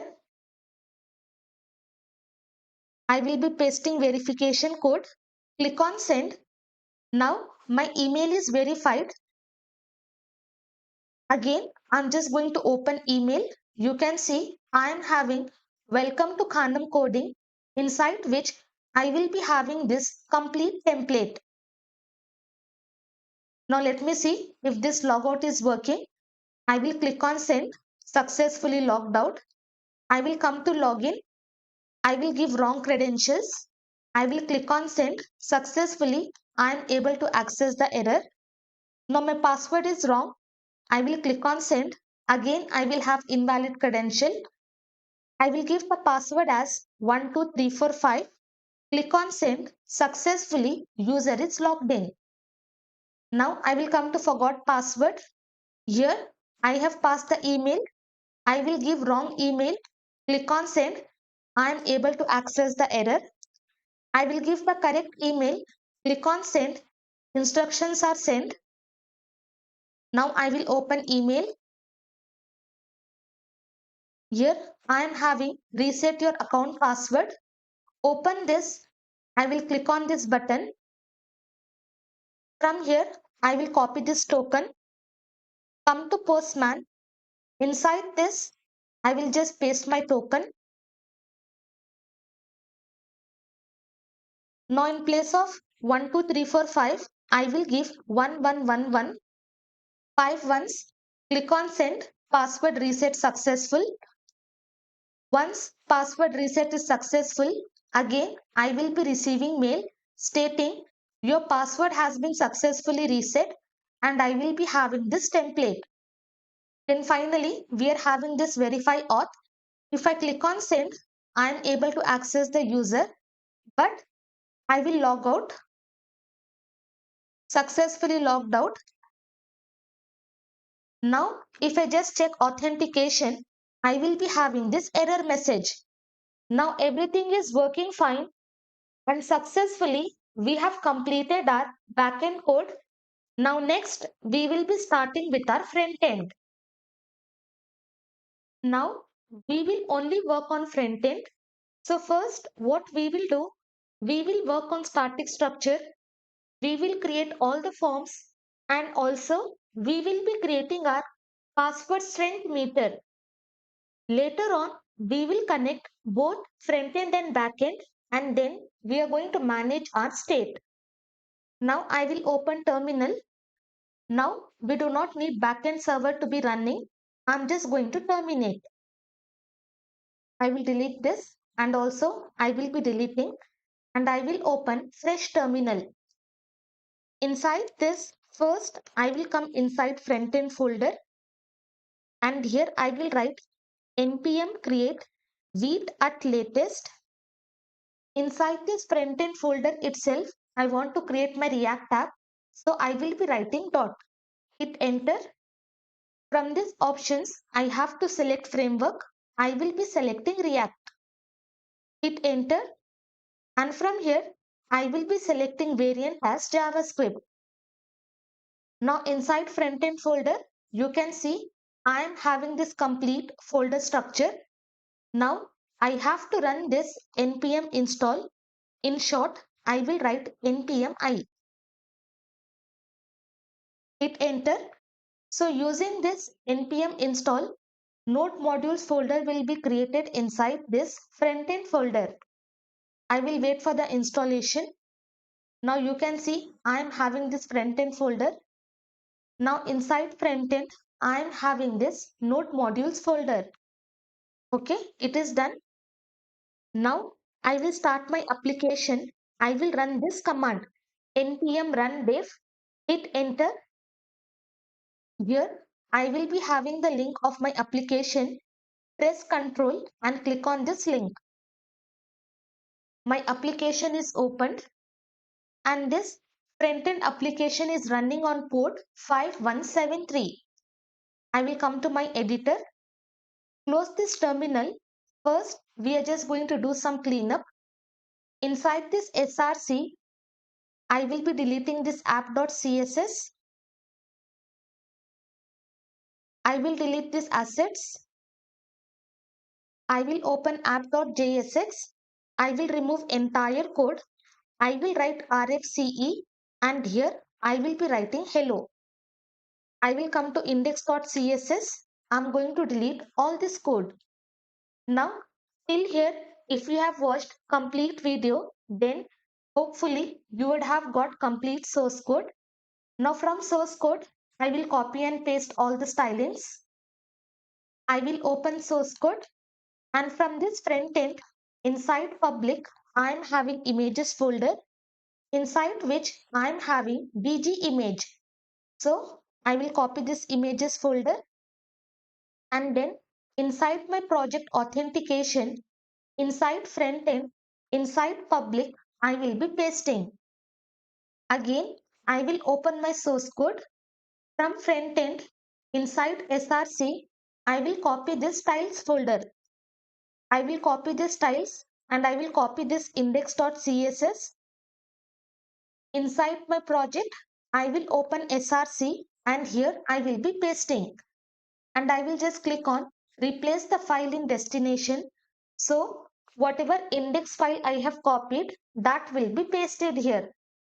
Now I will open the code. Inside index.css, I am having this basic styling. Close it. Inside the styles, I am having all the style sheets.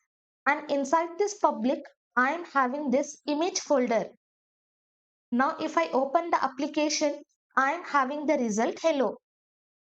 Successfully, I have done basic setup and now we are going to work on creating our registration UI. Here inside the root, I will open terminal, click on this plus and here I will be installing. First, let me come inside frontend. I will install this React Router DOM. Hit enter. I will come to app.js. Remove this entire thing and here I will be using browser router. I will close this. Inside this, I'm going to pass routes. And then I will be passing route. I will give the path. Here, I will be writing register. And then I will be giving element. Before that, let me import all these three things. Import browser router, routes, and route from React Router DOM. So here I have to pass the element inside src. I will be creating one folder pages. Inside this, I will create registration form.jsx. And here, whenever we are creating any file using it, we have to give the extension .jsx. Here I will write RFCE. As of now, let me just write here registration. Come to app.jsx and inside element, pass this registration form. As soon as I hit enter, this component will be imported.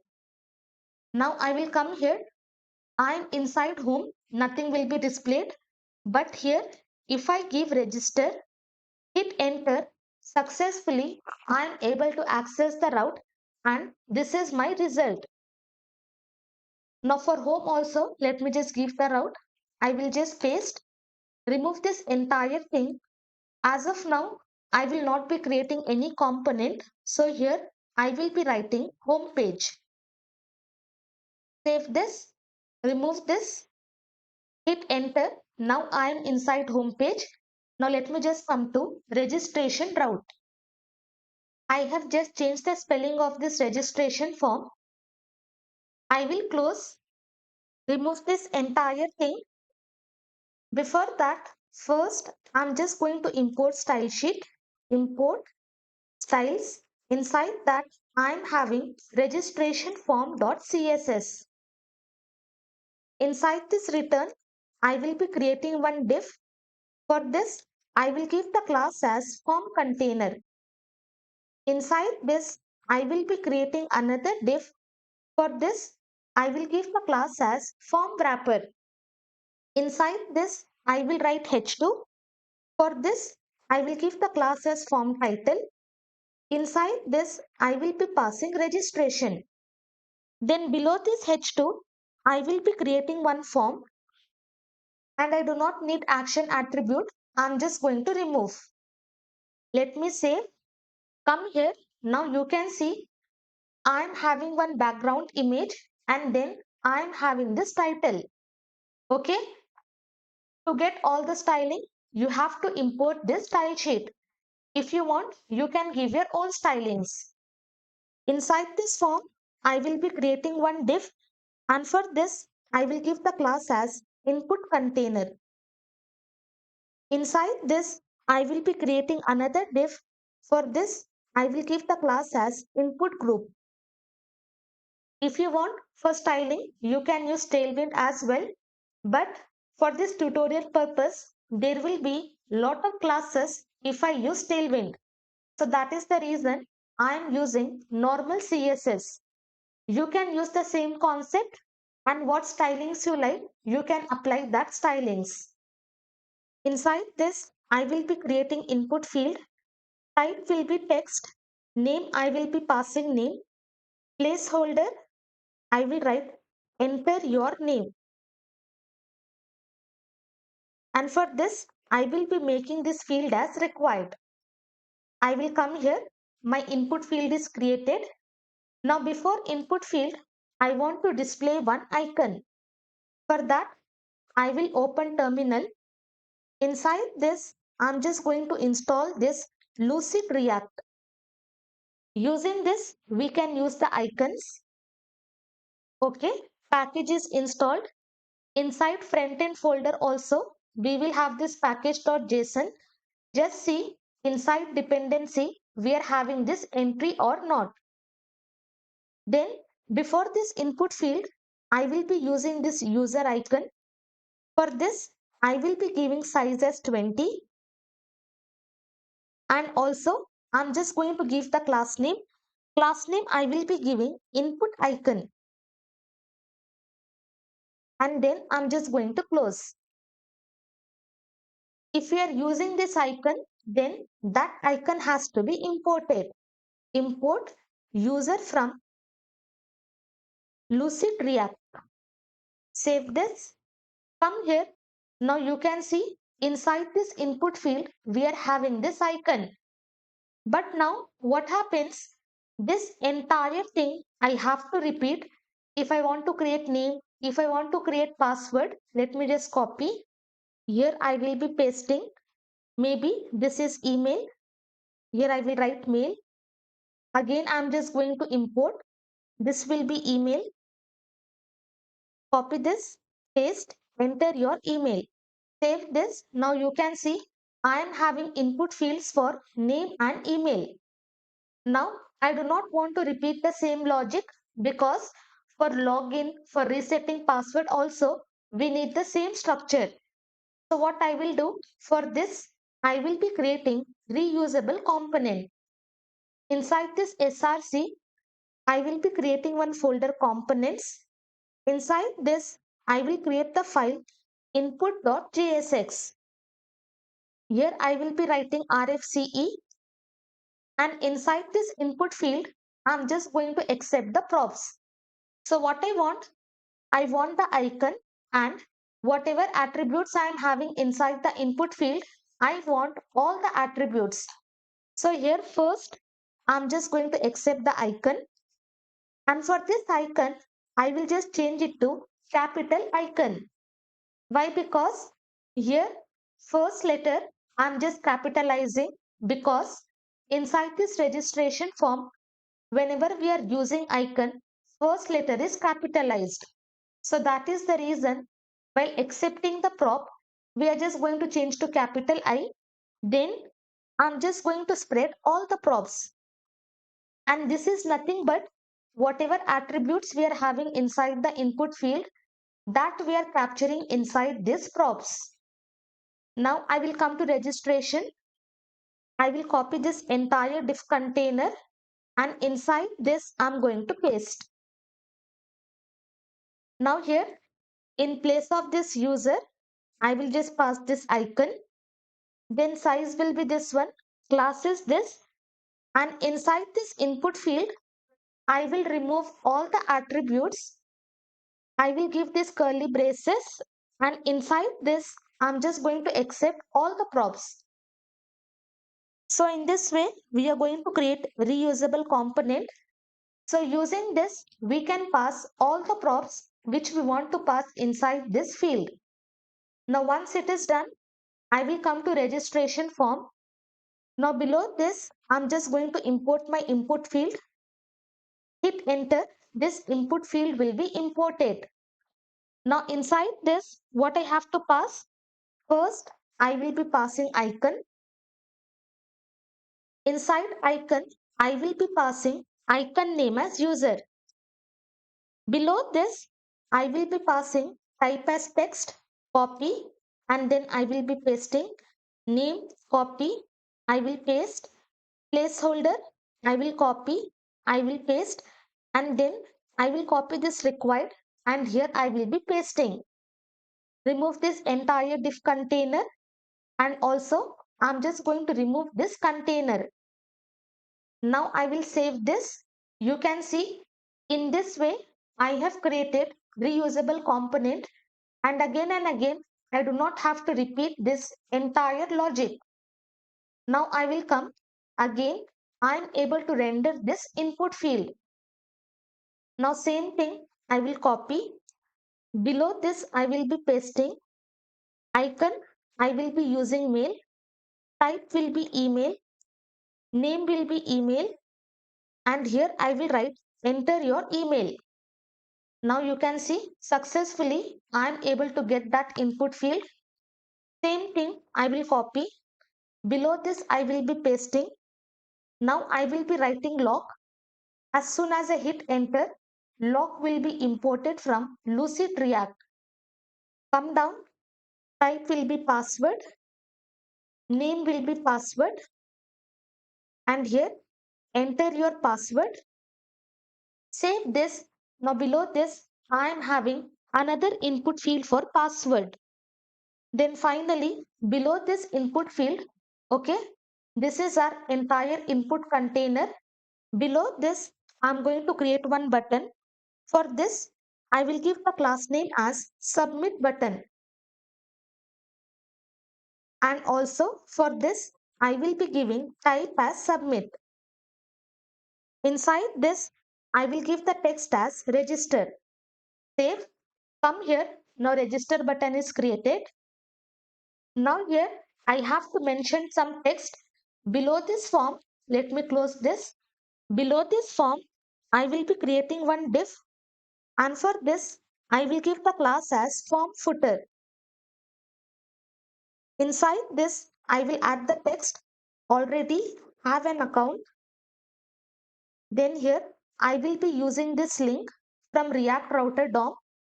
Close this. Inside this link I will be passing to, and then I will give the route as login. If I have already registered, directly I can click on login. Let me just close in this way. Inside this, I will add the text login. Now this link I have to import from React Router DOM. Below this, I will be writing import link from React Router DOM. Save this. Come here. Now you can see already have an account. Then click on login. If I click on this, I will be redirected to this route where my login form will be displayed. Now what I will do, for all this input field, I will be creating the state. Below this, I will write const.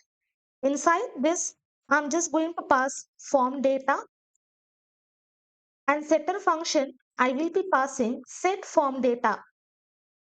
Individually, I do not want to create. So in this way, I will be creating the state for input field. Hit enter. Inside this, I will be passing object. First, name, it will be empty field. Then email, it will be empty field. Then we are having password. Initially, it will be empty field. So in this way, we are going to create the state. Now inside each and input field, we have to pass the value and we have to make the input field as controlled element. So now you can see how easy it is to pass the prop. Here, from this form data, I will access name. Okay, this form data is nothing but object. Inside that, I am having all these three properties. So from this form data, I will access name. Same thing, I will copy. Inside this, I will be pasting. Here I will write form data.email. Then for password, I will be writing form data.password. I will come here. Now inside this input field, I will not be able to type. Why? Because if we are making control element, whenever we are typing something, we have to fire this on change event handler. Here I will write on change event handler. Inside this, I will be passing this function handle change. Same thing, I will copy. Inside this, I will be pasting, and inside this input field, I will be pasting. I will copy this function, and below this, I'm just going to create that function. So what I have to do, using this setter function, I just have to change the values. And inside this, I will be passing event object. I will write here const. Then I'm just going to access this name and value from this e.target is equal to e.target. You can just log this e.target and you can see what values you will be getting. From there, I'm just destructuring name and value. Inside this name, whatever value we have given for the name attribute, that will be stored. And whatever value we are having, that will be present inside this value. Below this, I will be writing this set form data. Inside this, I will pass this complete object, and previously, whatever data I am having, I'm just going to destructure that data. And currently, whatever name field I am changing, only that value I'm just going to assign. In this way, we are just making our input field as controlled element. Okay, this is exactly same as individually writing e.target.value. Instead of writing that, we have created one function, and same function we are passing in all the input fields. Now I will come here. Now if I type successfully, I will be able to type the values. Now inside this form, I will be passing this on submit event handler. Inside this, I will pass the function as handle submit. I will copy this function. Below this, I'm just going to create this function const function name. I will be passing event object. First, I'm just going to do prevent default so that as soon as I click on submit, I do not want my form to be submitted. So here I will be doing e.prevent default. I will log form submitted, and then I just want to show this form data. Save this. Come here. I will inspect. I will give the name Khanam. I will give email ID as khanam@gmail.com. Password 111. Click on register. Successfully, I am able to fire on submit event handler and I am able to access complete form data in which I am having name, email and password. Why I am able to access this complete form data? Because it is nothing but an object, and in this way we are just changing our form data. If I just do not pass this, let's see what happened. Save. I will come here. I will give the name, email. I will be giving the password. I will inspect. Now you can see already I am having warning. As soon as I click on register, I will only have password because password is the last field. Both the fields will not be updated and I will only have password. So that is the reason whatever values we are having inside the form, first we have to spread out and then I have to display all the updated value. So that is the reason we are spreading this form data and we are making these input fields as controlled element. Now we are going to build password strength meter. Okay, this is the demo app I have opened. In this way, we are going to create. For that, inside this components folder, I will be creating one file, passwordstrength.jsx. Okay, later on, this component I'm going to include inside this file because I do not want to write entire logic inside this file. So I will be creating separate component. I will be writing RFCE. Remove this div container. Before that, I'm just going to import stylings. Import. From this style sheet, I'm just going to import this passwordstrength.css. And here, I will be creating one div. For this, I will give the class name as strength container. Below this, I will be creating another div. For this, I will give the class as strength header. Inside this, I will be creating span. For this, I will give the class as strength label. I will pass the text as password strength. Below this, I will be creating another span. For this, I will give the class as strength text. Inside this, I will be giving very weak. Now I will come to registration form.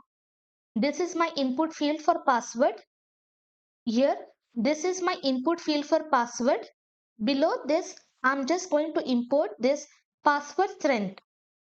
I will close this. Let me just come here. You can see this component is imported. Now I will come here. Come to my project. You can see I am having password strength and this text is displayed. Let me decrease the size. Then after that, we need this progress bar. I will come here, password strength. Below this, I will be creating one div.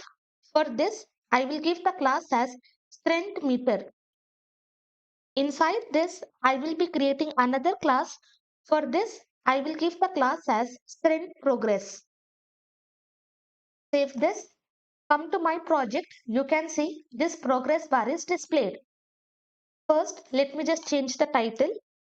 Inside this frontend folder, we will have index.html. Here, I will be writing advanced authentication.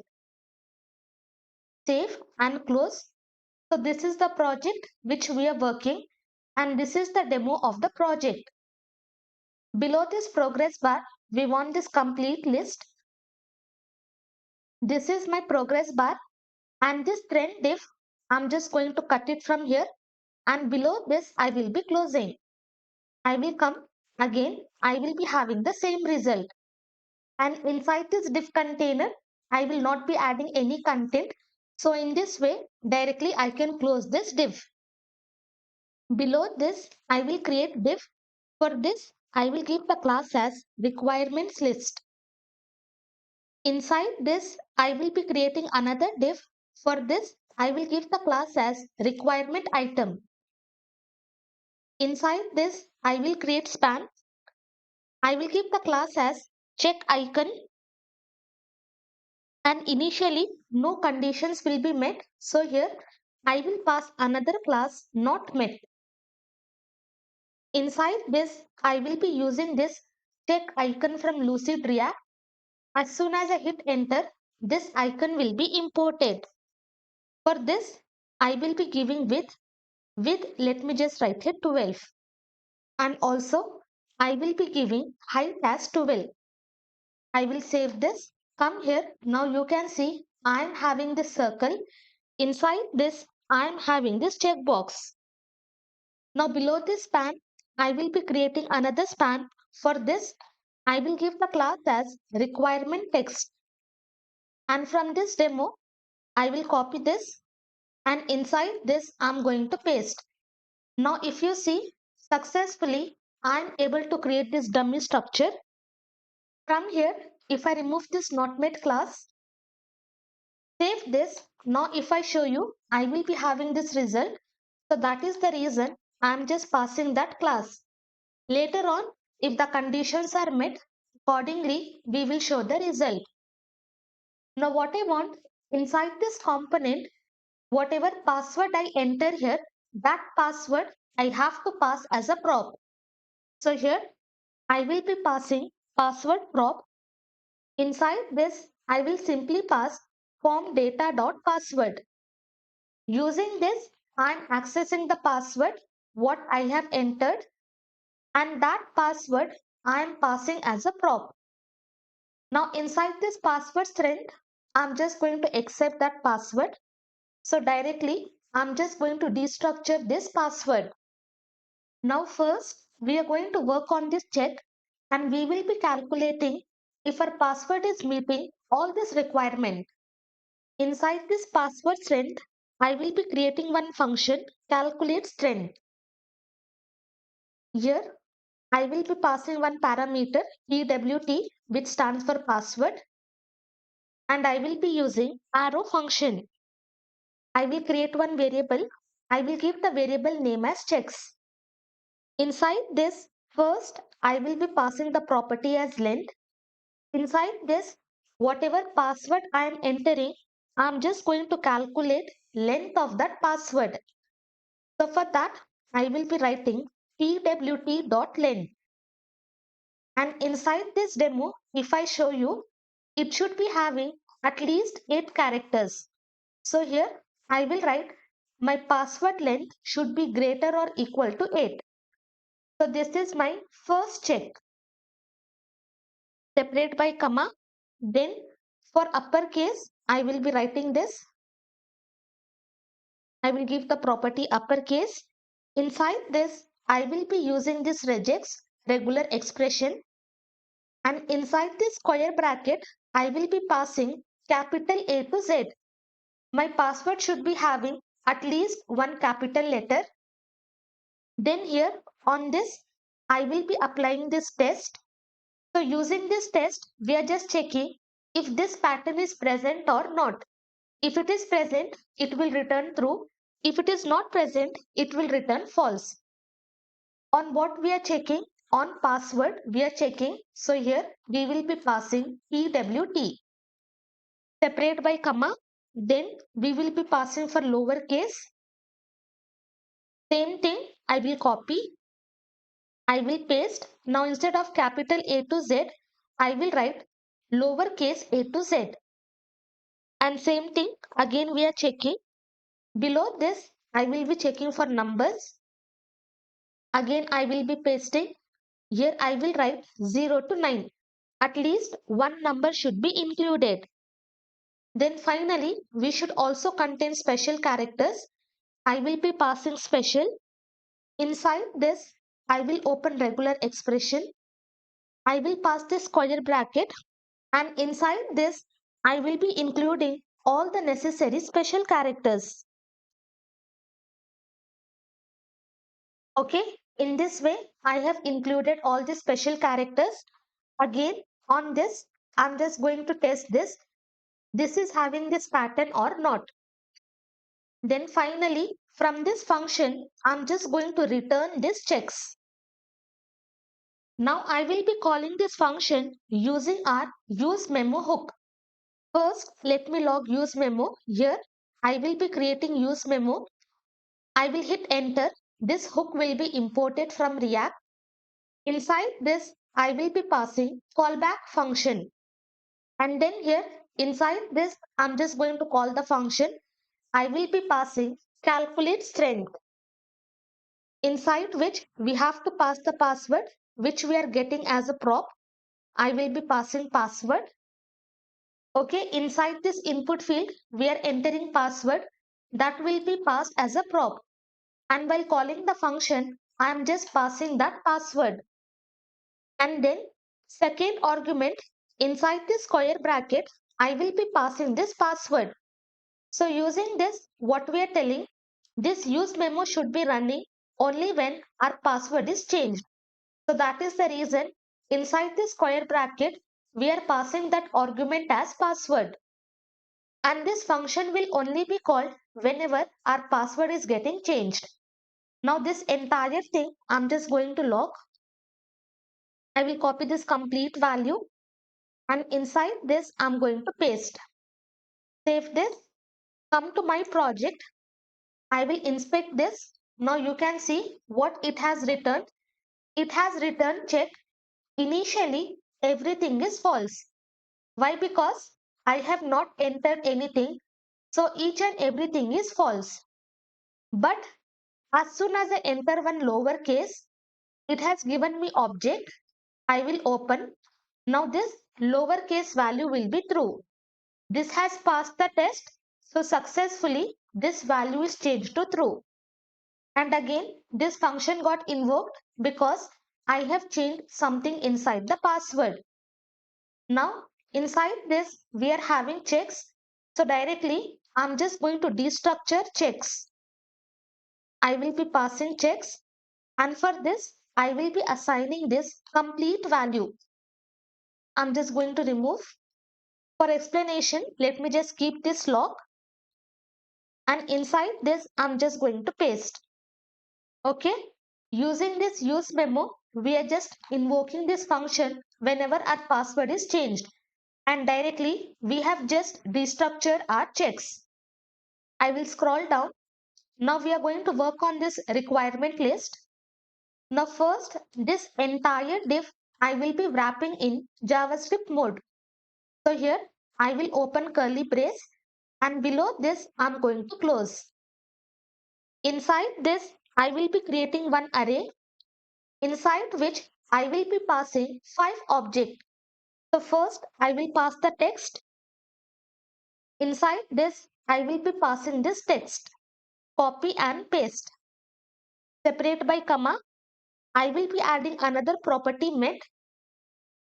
From this checks, whatever we have destructured, from there I'm going to access uppercase.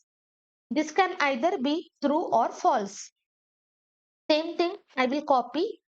Then I will be accessing lowercase. Separate by comma. I will be pasting. Then I'm going to access numbers.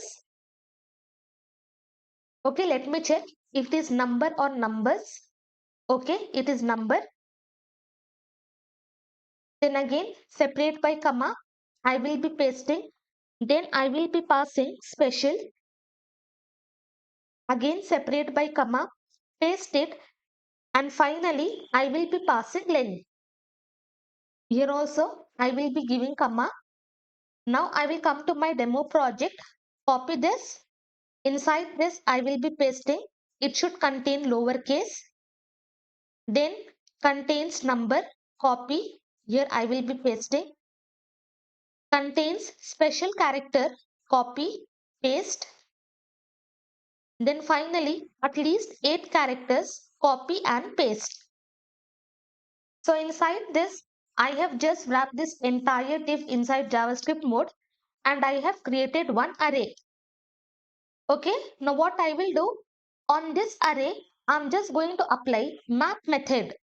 So here I will be writing map. Inside this, I will be passing callback function. Inside this callback function, I will be passing the argument as requirement, as well as I want index for key. So that is the reason I am accessing index. Now this entire div I will copy, cut it from here, and inside this I'm just going to paste. Now I will save this. Come to my project. You can see 1, 2, 3, 4, 5. 5 times my array is looped, and in this way I am having the result because I have displayed static data. Now I will remove. In place of this, I will be passing this requirement.text. I'm just going to access text from this array, and I'm just going to render that text. Now I will save. You can see I am having all the data which I am having inside this array. And for this, I will be passing key, and directly key I will be passing as index. If you do not pass, then we will be having some warning in our console.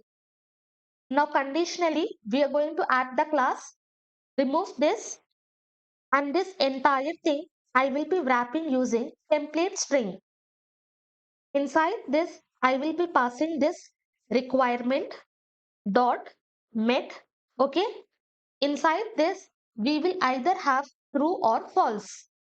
And if we are using any variables, then again, this entire thing we will be wrapping in JavaScript mode. If it is true, okay. If the condition is met, then give the class as met or give the class as not met. Save this. Come here. I have only added one lowercase. So that is the reason met class is applied and I am having this green color. If I write one capital letter, this condition is met. It has become true. So met class is applied. If I give one special character, you can see accordingly all the classes will be applied. And I hope you have already imported this style sheet from source code. But now you can see even if the condition is not met, I am having this check without any background color. I do not want that. So what I will do, this check I will be wrapping in JavaScript mode, and here I will tell requirement.met. If it is true, only then display this check. Save this. Now I will come. You can see I am only having circles. So only this check icon, whatever class I have given, whatever stylings I have given for this, only that will be applied. Let me open. Now if I search, you can see whatever stylings I have given for this one, only that will be applied. If my requirement is met, then give the met class. If the requirement is not met, then simply give not met class. I will remove all the things. Now you can see successfully, instead of that check, I am having only circles. But here, all these requirements are light gray color. What I want, as soon as I meet one criteria, this color has to be changed. So for this span also, I will write here template string, and then this entire thing I will be wrapping in JavaScript mode. Inside this same thing I will be passing if requirement.met, then simply give this met class, or else simply do not give anything, only pass this requirement text. Now if you see this is darker, let me just increase the size. You can see the color is darker compared to other one. If I give here capital A, this color will be changed. So successfully we have applied all the classes and we have done this checking part. Now next what we have to do, we have to find strength of the password. So based on that strength, we will give different classes to our progress bar. As well as based on that strength, we are going to change this text. I will come on top.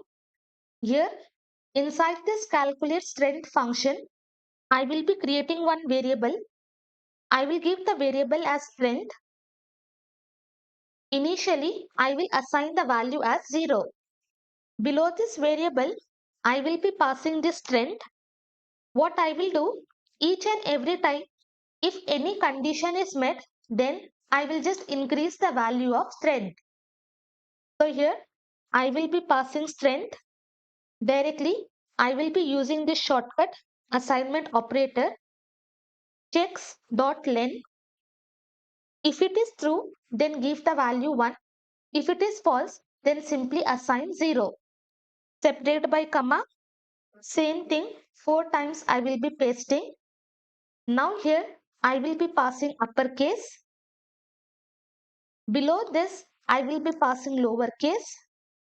Then here I will be passing number. And finally I will be passing special. From here I will just remove this minus.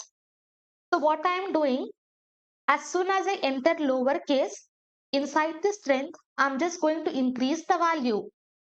So for this strength, it will become true. So this condition will be true. So 1 will be assigned to the strength. Next, I have entered number and current value of strength is 1. So this condition will be 2. So current value of strength will be 2. Only if the condition is met, we will increase the value of strength. If the condition is not met, we will be passing 0. Inside return, I will be creating one property score. For this, I will be assigning this strength. Now let me show you what this use memo is returning. Inside this, you can see currently 2 conditions are met. So my score value is 2. I will be writing one lowercase. Now inside this use memo, I am having score and I am having checks. So I will just destructure this score as well. So here I will be passing score. You can see based on the criteria, my score value will be increased. Initially, let me just hit enter. I will come down. Initially, my score is 0. I will give number, score is 1. I will give lowercase a, score is 2. Capital A, score is 3. I will be giving one special character, score is 5.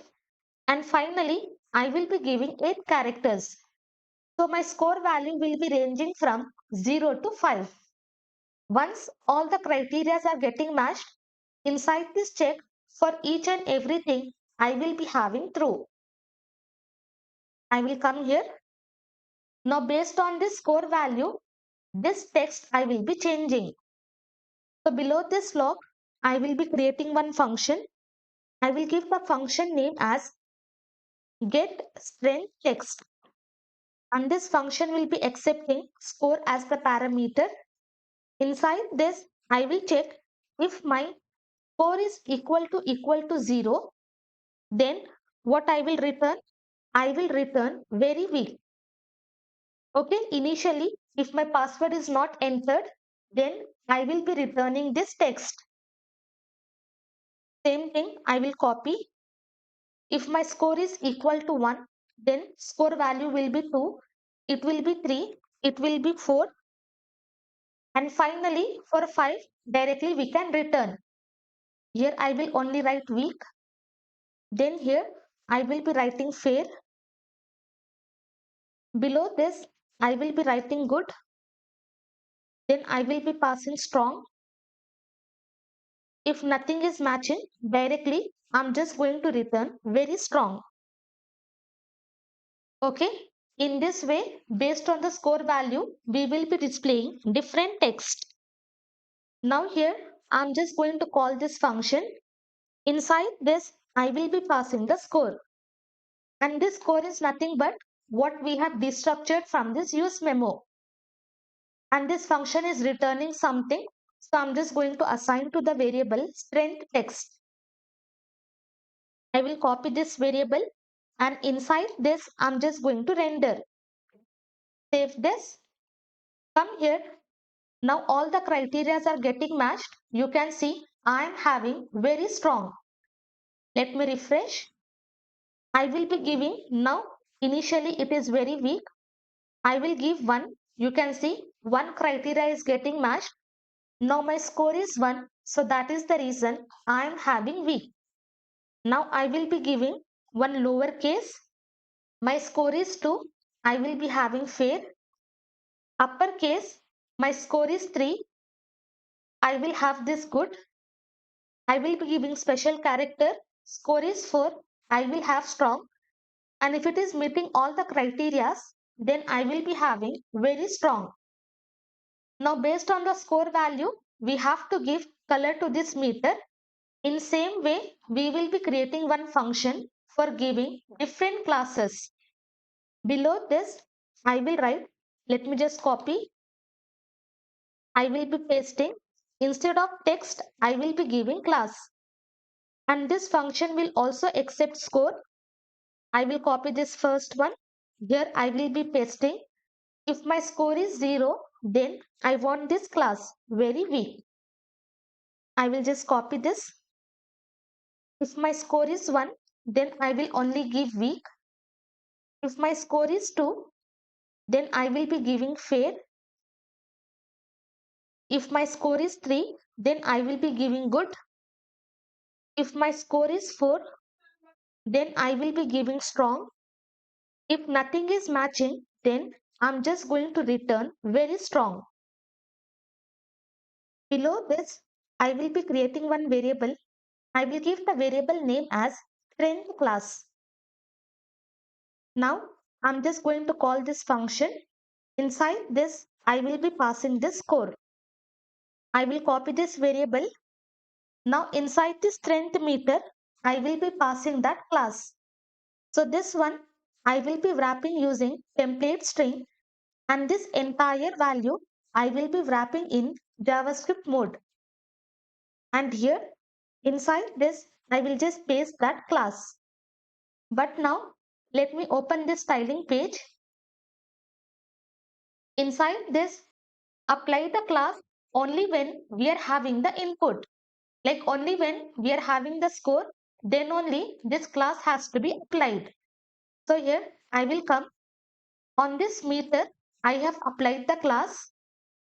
I will come to this trend container, remove this, pass this template string, and then wrap this entire thing in JavaScript mode. And here I will be checking for the condition. Whatever password I am getting from the input field, if that length, if it is greater than 0, that means I am having password.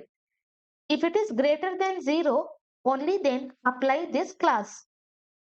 I will come to style sheet. I will copy this as input. If I am having this class, only then based on these classes, I will be giving different colors. Else, do not give anything. Now come here. In this way, you have to pass the class. Only if my password length is 0, only then I have to apply the classes. And here, what I have done, inside this is my progress bar. Here I have to pass the class, but I have passed here. Let me just remove, copy, remove this. Okay, now inside this, I will be pasting that class. I will come here. Now you can see only one criteria is getting matched. So it is weak, and based on that, class will be applied. If I do not give anything, it is very weak. I will give number. I will be giving uppercase.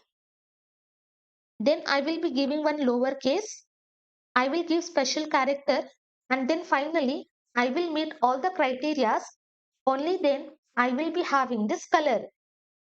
So using this logic, we are applying different classes to this progress bar. And how we are able to get different colors? Because for each and every criteria, we are giving different width and we are assigning different background color. Just take your time and build this password meter. At any point, if you're getting stuck, you can ask your doubts in comment section. I will close all the files. Next, we are going to work on login page. For that, inside pages, I will be creating one file, loginform.jsx. I will come inside app.jsx. Below this, I will be adding the route. Here, I will be passing login. I will write login form. I will copy this. Below this, I'm just going to import, paste here, and also I will be pasting it here. I will come to login form. Inside this, I will be writing login. Come here. I will click on this login button. I will be redirected to this route inside which I am having this text. Now let me come to demo. In this way, we will be creating our login form. Inside this, first, I'm just going to import style sheet.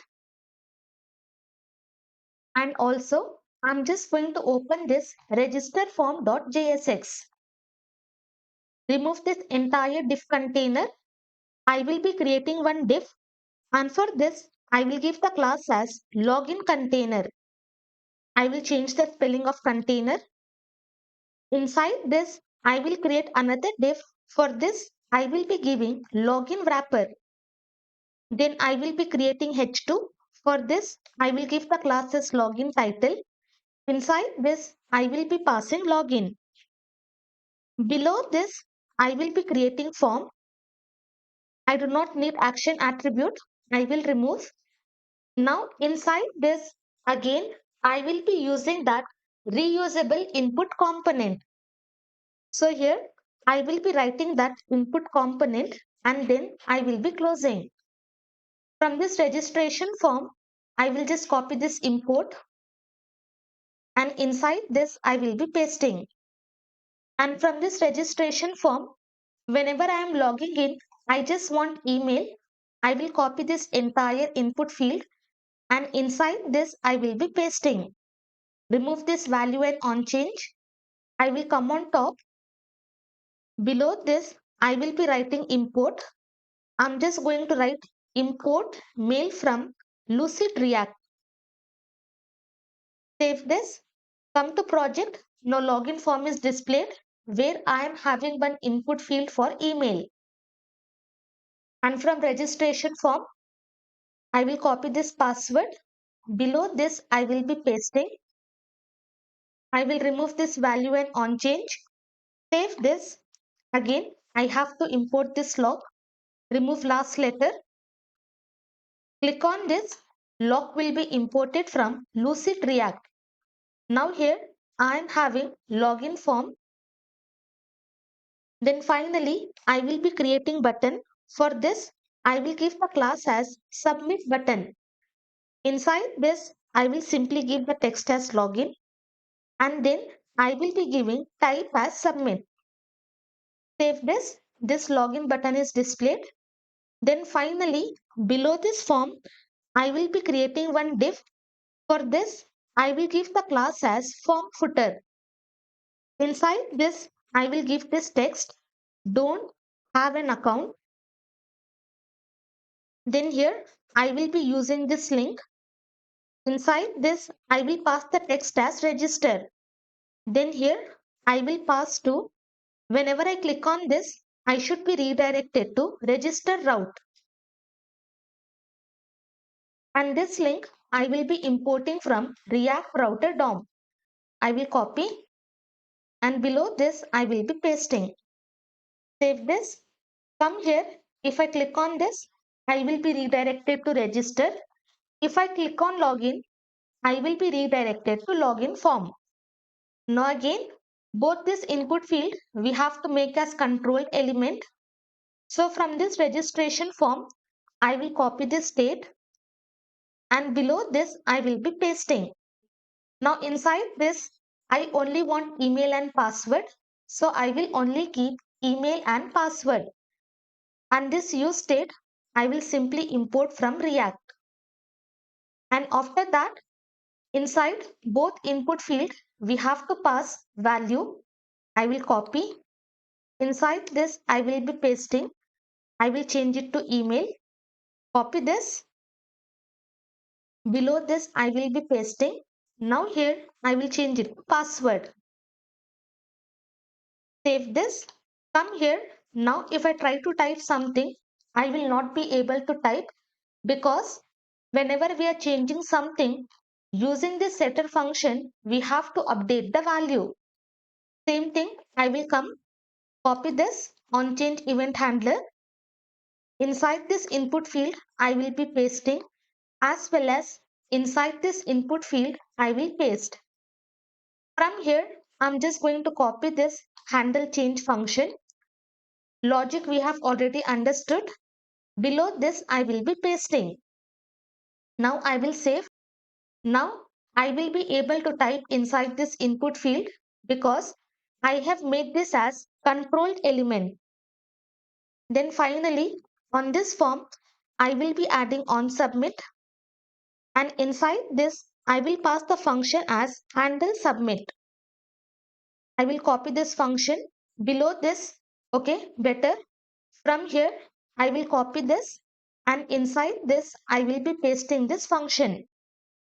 And here, I will add the text as login form submitted.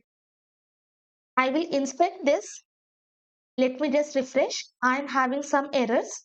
Let me refresh. All the errors are gone. I will be giving the values. Click on login. I am able to submit the form, inside which I will be having email and password. Now inside this login form, I also want this link. As soon as I click on this, I should be redirected to forgot password route. Before this button, I will be passing this link. Inside this, I will pass the text as forgot password. And inside this link, I will be giving this to, whenever I click on this, I should be redirected to forgot password.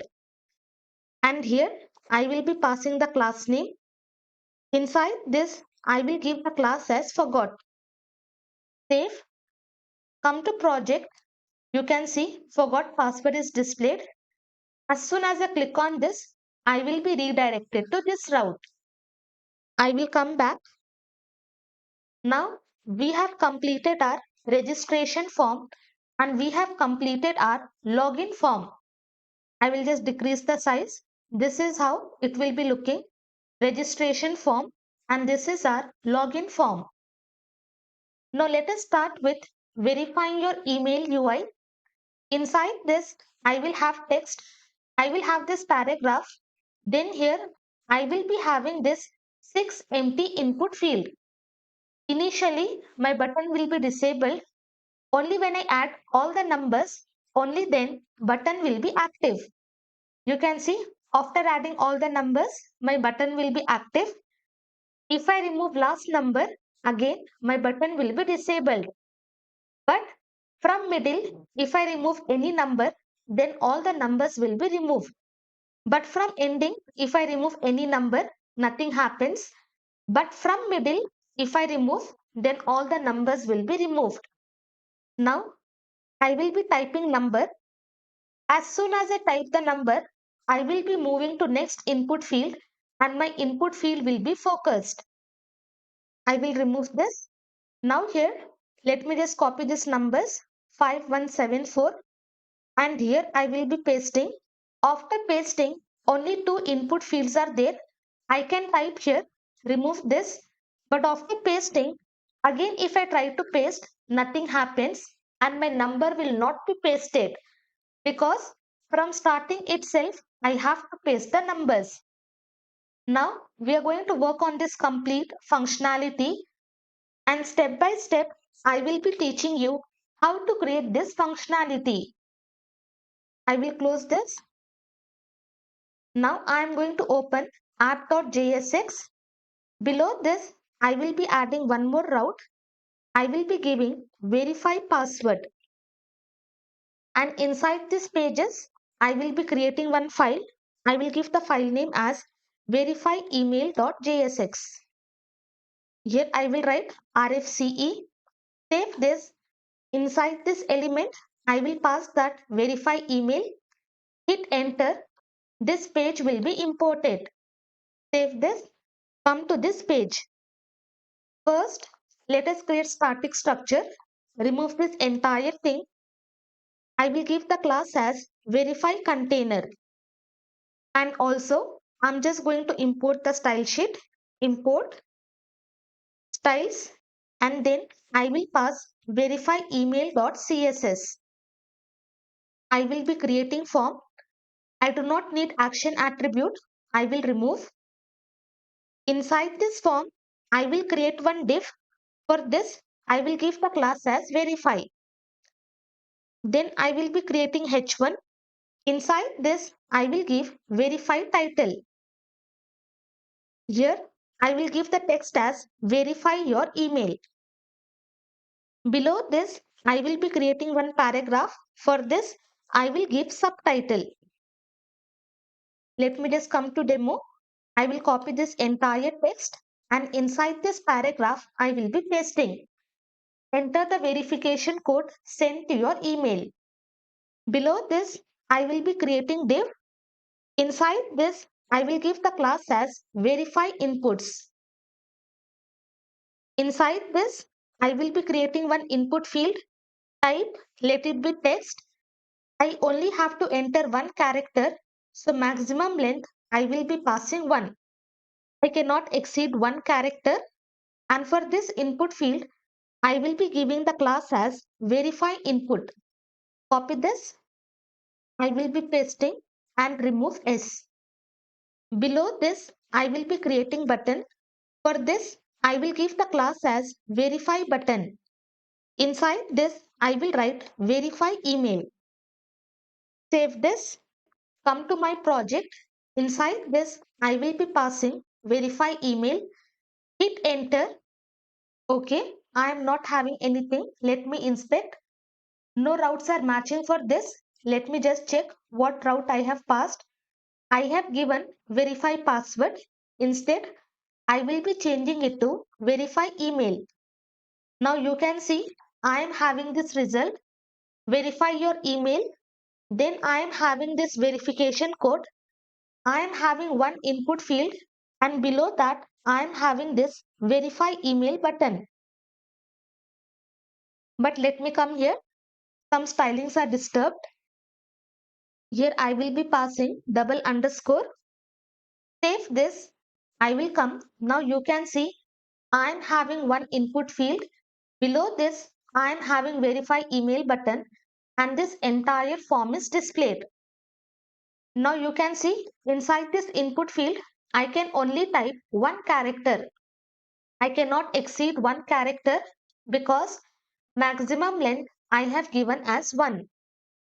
Now what I want, in place of displaying only one input field, I just want to display 6 empty input field.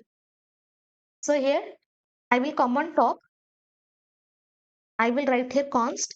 Inside this, I will be passing verification code and setter function. I will pass set verification code. I will be using this use state. In backend, we are generating 6-digit verification code. So inside this use state, I will pass array. Then I will be passing 6 empty string. 1, 2, 3, 4, 5 and then 6. Here, let me just change the spelling. Set verification code. Now this initially verification code is array inside which we are having 6 empty string. Now what I will do, using map method, I'm just going to loop here. This entire input field I will be looping. Let me just select wrap inside JavaScript mode. Here I will be writing verification code dot map method. I will be passing callback function. I will write here digit. Second, I will be passing index.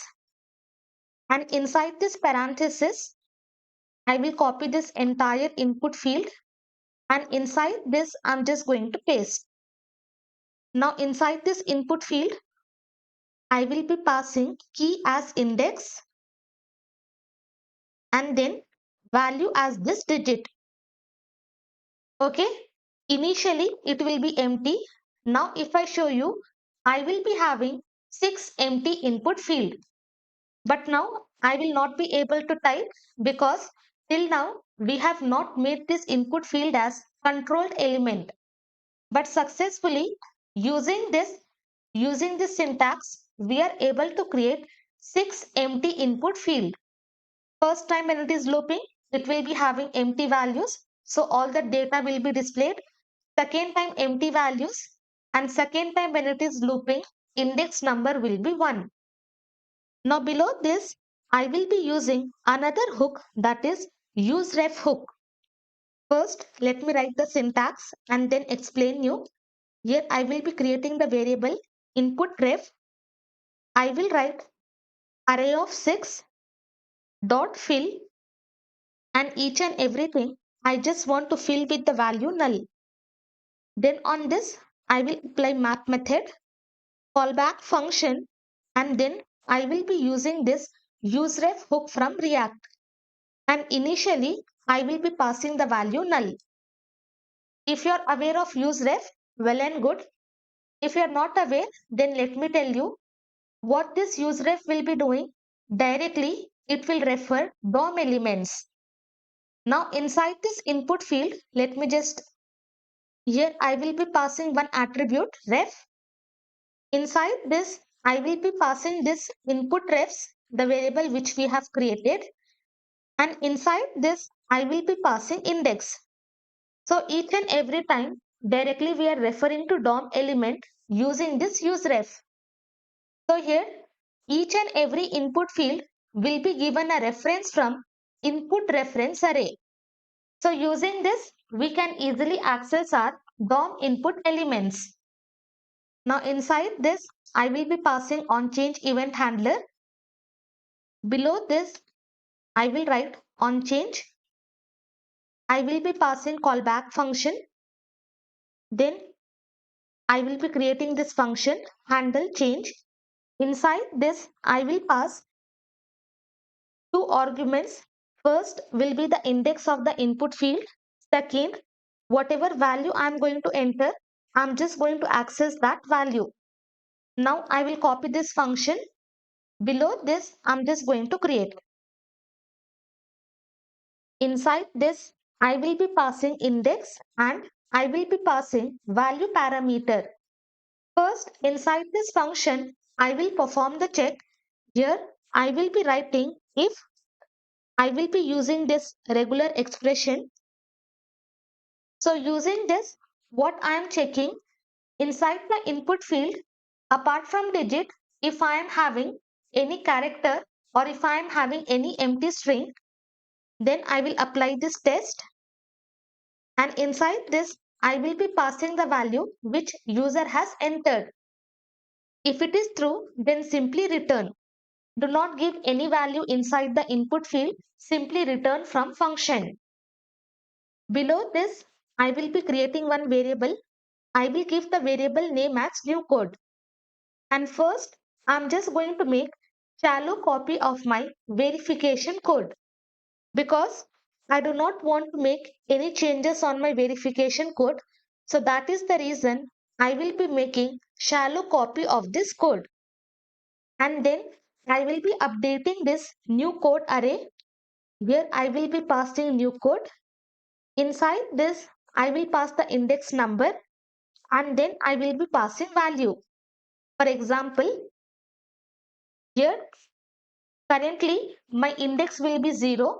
So first index 0 will be passed and I'm just copying this complete verification code. First I will have 5 and rest all the input fields will be empty. So now my value is 5 and on that 0th index we are just storing 5 inside this new code. So in this way we are just updating this new code array.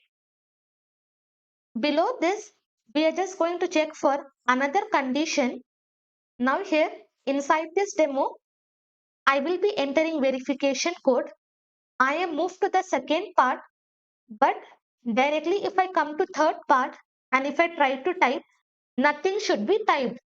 So what we will do, we will check before entering this if we are having any empty input field or not. If we are having, then simply do not update and return from function. So here I will be writing if my index is less than 5, in total we are having 6 input field.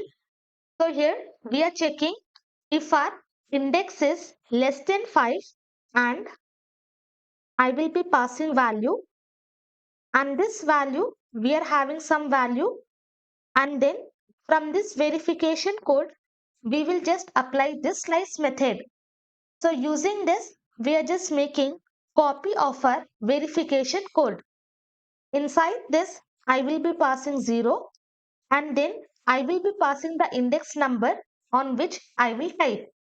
Here I will be passing this includes method, and then inside this I will be passing empty string. If I am having empty value, then simply return. Do not type anything, simply return from function.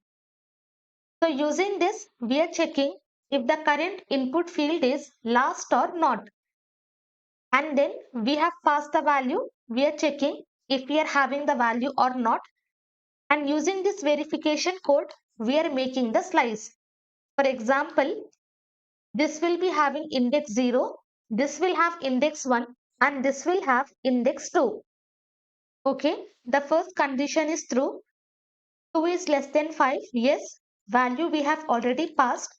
Then verification code, we are just making copy using the slice method 0 to 2.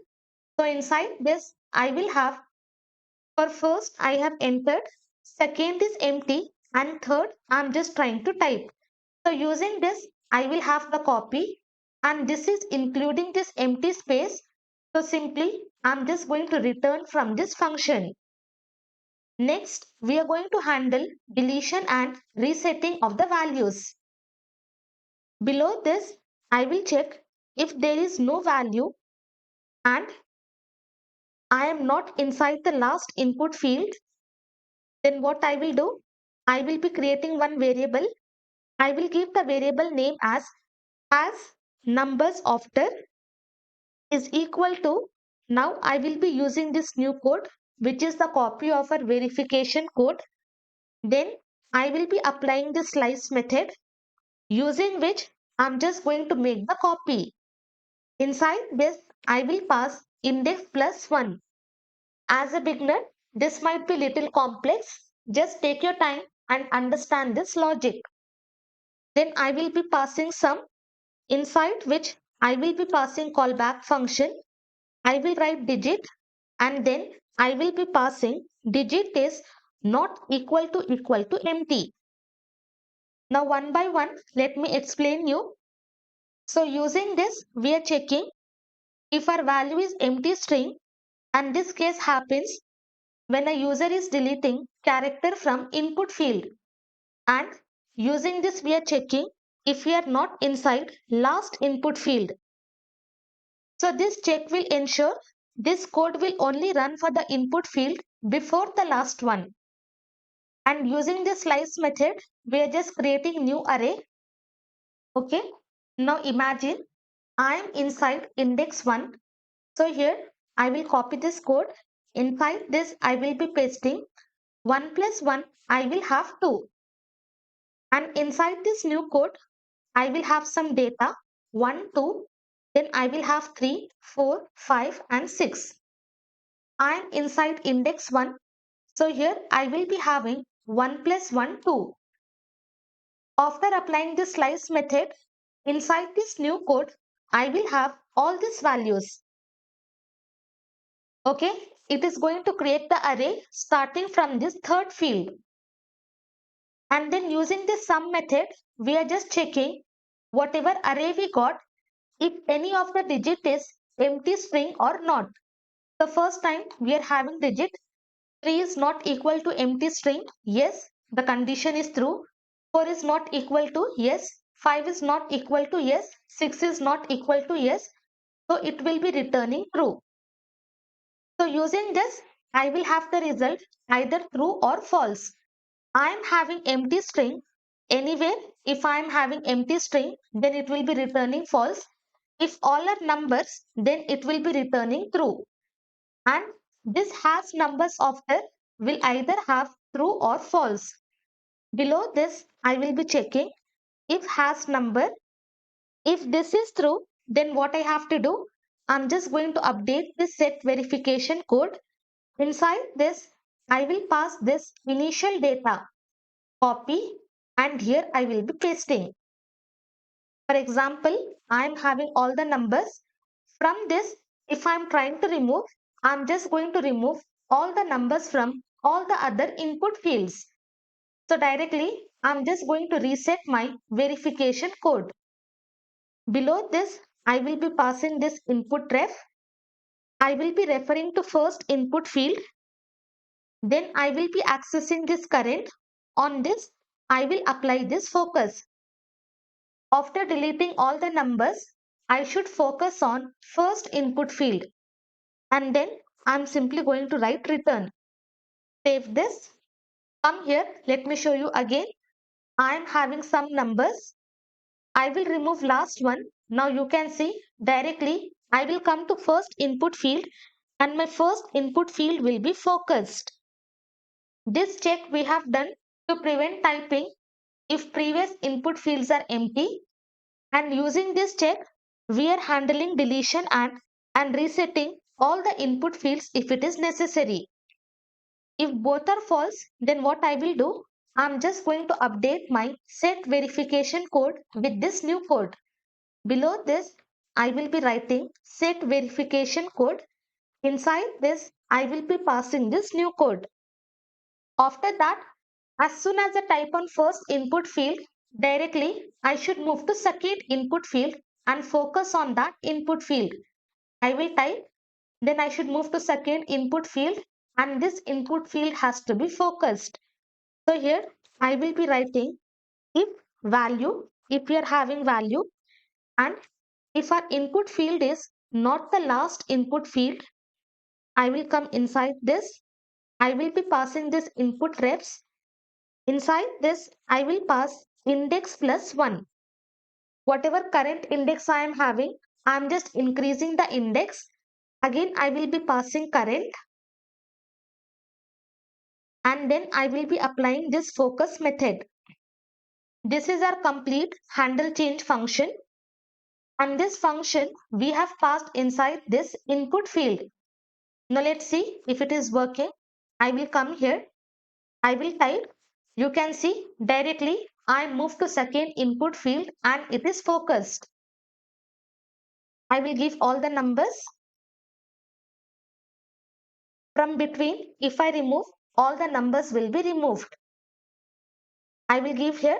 Directly I will come to third, and if I try to type, I will not be able to type, and directly I will return from function.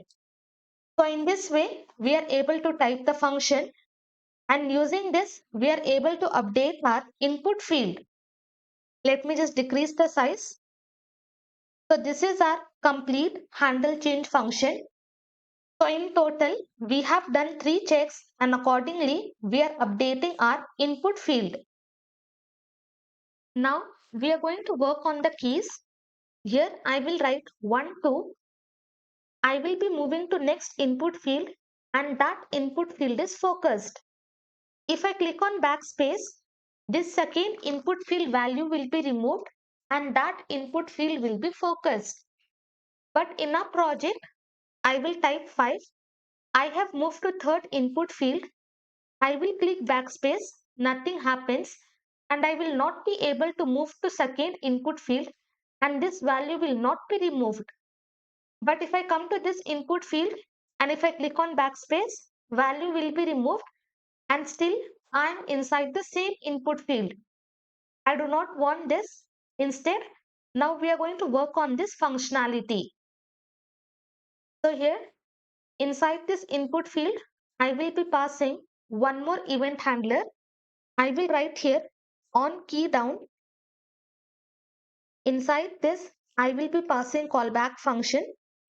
I will give the function name as handle key down. And inside this function, I will be passing index of the input field and I will be passing event object as the argument. Now copy this function. I will come here. Below this handle change, I'm just going to create this function. And inside this, we will pass index and event object as the parameter. So here, I will be checking if my e dot key, if it is equal to backspace, whenever I hit backspace, this entire operation has to be performed. And here I will pass event object. I will just remove S. Come here. If my paste key is equal to backspace, below this I will be checking for another condition. If my verification code at that particular index, if it is not empty and I am not inside first input field. For example, my index is 1 and if that is not empty and I am not inside first input field, then I will be creating one variable has numbers after. Then here I will be passing verification code dot slice. Inside this I will be passing index. So for example, I am having index 1. Okay, same logic what we have done here. I will come to my project. I will write 111. Now I am inside index 1 and if I try to remove this number, all the other numbers has to be removed. Okay, using this backspace, if I am trying to remove this, all the other numbers has to be deleted. So here my current index is 1. After this current index, all these values will be stored inside this verification code. Inside that, I will have one empty string and empty string. Then I will apply this sum. Inside this, I will be passing callback function. Inside this callback function, we will be checking for same condition. I will be pasting. First time I will have 1. 1 is not equal to empty string. The condition is true. Even if one of the element is matching the criteria, then it will be returning true. And that true will be stored inside this has numbers after. Below this, I will be checking if this is true. I will come here. Then what I have to do? I just have to repeat the same thing. Set verification code. All the input fields data I have to remove. Then current first input field I have to focus. And then I will return from function. I will come here. Now I'm just going to remove this. You can see all the other numbers will be removed and my focus will be on first input field. If this is not the case and if I'm entering backspace and using this, if I got the result false, below this what I will be doing, I will be using this input refs. Inside this, I will pass index minus 1. I have to focus on previous input field. Then I will be writing this current and then I have to focus on previous input field. And here just change to capital B. I will be writing 1, 2, 3. Click on backspace. You can see successfully it is working. But I will type something. From here, if I remove the data, then all the fields will be removed. But after this, if I am not having any data and currently I am inside this index 2. First, this condition is pressed whether I have clicked on this backspace. If yes, then it will be returning true. And inside current index, it is not empty and also it is not my first input field. This is 0, 1, 2 and then inside this verification code, I will be having 3 empty string. Empty string is not equal to empty string. 3 times it will check and it will be returning false. So I will not come inside this if block. I will come here. As soon as I click on backspace, then I will be moving to previous index. 2 minus 1. I will move to first index number and that input field will be focused. Now I will come here. Come here. Now currently first input field is focused. If I click on backspace, okay, this is true.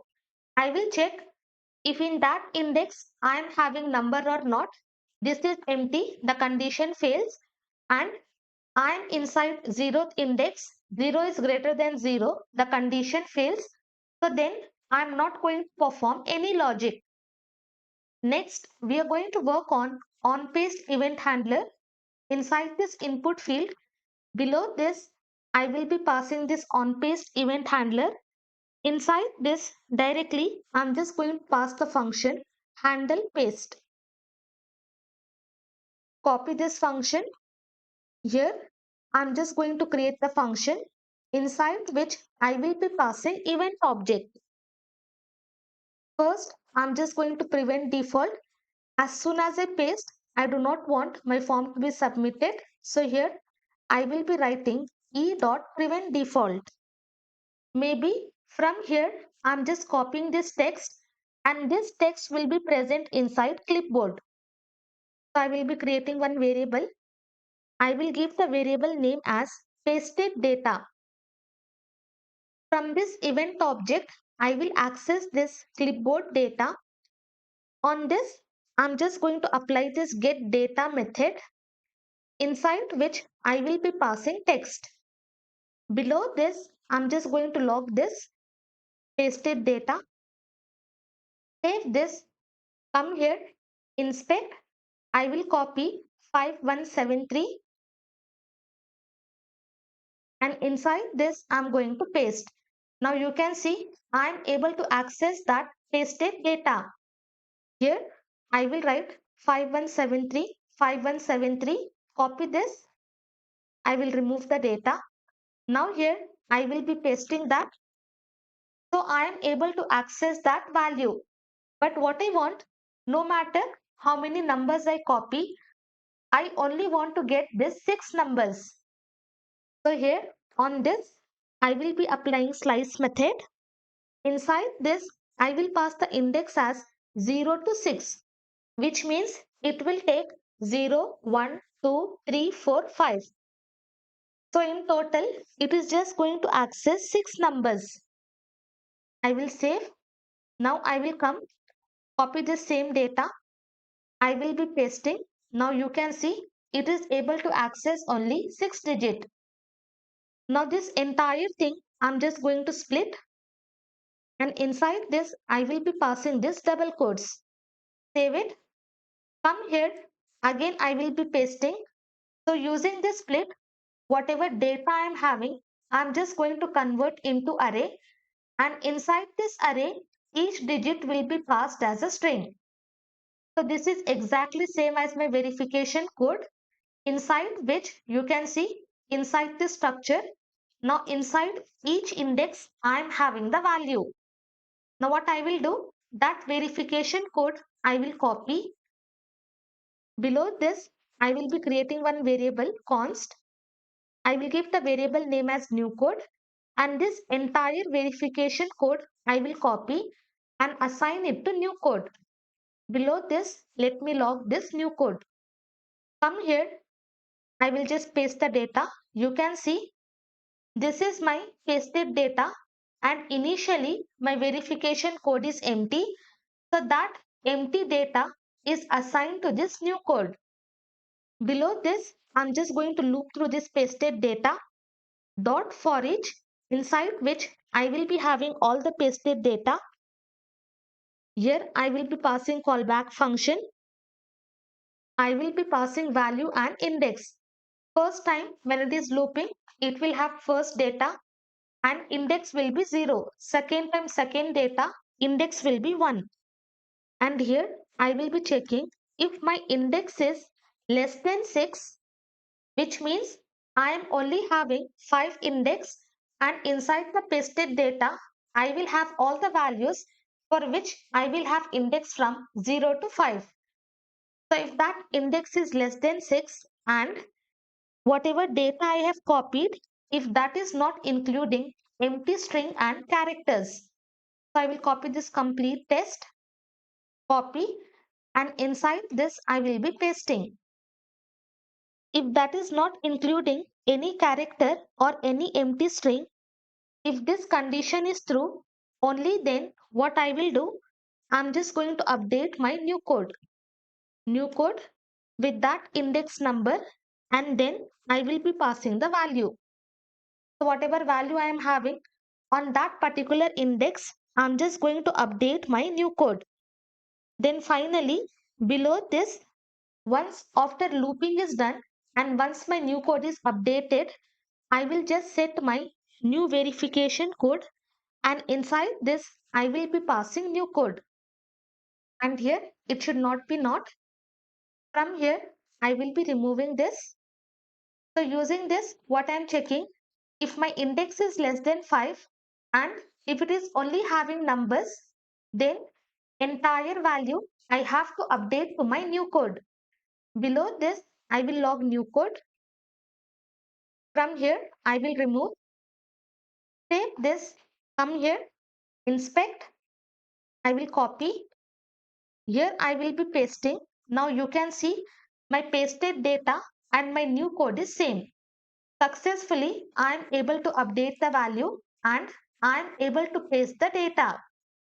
Now coming to focusing part, I will just copy this first three characters, remove this. Here I will be pasting. Now in this case, what I want to do, if I paste three characters, this input field, I should focus to next input field. I will be checking for the condition if my pasted data dot length, if it is greater than 0, okay. If I have copied and if I have pasted some data and if that length is greater than 0, then here I will be writing this input ref. Inside this, I will be passing mat.minimum, in which I'm going to pass this pasted data dot length, comma 5. So this means if less than 6 characters were pasted, then move to the next input field after the pasted data. For example, I have pasted 3 numbers, then my input field will be moved to the fourth input field. If all the 6 characters were pasted, then my focus will be on last input field. I will copy these 3 characters, refresh this, I will paste. Now you can see my focus will be on next input field. But let me just copy here 5173. Here I will be pasting. Paste again, copy, refresh once. Now I will be pasting. Now if I paste 6 characters, my focus will be on last input field. So that is the logic we have written. And for this complete functionality, take your time and understand how these complete event handlers are working. Now finally, we are going to work on onSubmit event handler. Inside this form, I will be passing this function handle verify. I will copy this function. Below this, I will be creating this function. I will pass event object and then I'm just going to prevent default. Inside this, what I will do, whatever code I am getting, let me just access this verification code. Whatever result we got, that we are getting in the form of array. Now that entire data I will be converting to string. So here I will write join method. Inside this, I will be passing empty string. Below this, I will write log. I will display code. Save this. Come here. Inspect. Let me refresh once. That error will be gone. I will write this data. As soon as I click on verify, you can see previously for that new code, what we got inside the array, we were having all the individual values. Now using this join method, we have just converted array to string and that data will be assigned to this code. So below this, I will be checking if my code.length, if it is equal to 6, which means if I have entered all the values, then simply log this code. I will be writing verification code. Later on, we will remove. I will be passing code. Save this. Come here. Refresh once. If I have entered 3 numbers, click on verify. Nothing will be displayed. But if I display all the characters and click on verify, I will have verification code and that is whatever I have entered. But now if I am not having any number, then I just have to disable my verify email button. So below this, I will be creating one variable. I will give the variable name as is complete. And then I will be using this verification code, and initially it will be array. Here I will be passing every method. Using this every method, whatever elements we are having inside the array, each and every element has to pass the criteria. Inside this, I will pass digit. Then I'm just going to pass this digit. Okay, here I'm simply passing callback function if it is not equal to empty. If I am having the data, for example, I have entered 9999, okay, 6 nines I have entered. First time it will be holding 9. 9 is not equal to empty string. The condition is true. So for each and every digit, the condition will be true. So this is complete will be having the value true. But if I have not given last character, for this last character, the condition will be false. Empty string is not equal to empty string. The condition is false. Even if one element is not matching this condition, entire value will be false and false will be assigned to this is complete. I will come down. Here I will be passing disable field. Inside this I will write if not is complete. Why I am passing not? Because if this is complete is false, using this not, I will change it to true. And if this condition is true, only then I am just going to disable my button. If all the conditions are matching, if all the numbers are filled, and if it is not empty, then it will be returning true. Not of true will be false. That time I should not disable my button. Now I will come. You can see I have not entered any data. So this button is disabled. I will enter all the input fields. Now verify email will be active. Successfully, we have completed this verify email page. Next, we are going to work on home page. For that, inside these pages, I will be creating one file. I will give the file name as home.jsx. And inside this, I will pass that element. I will write home. And here, I will be importing home. Import home from.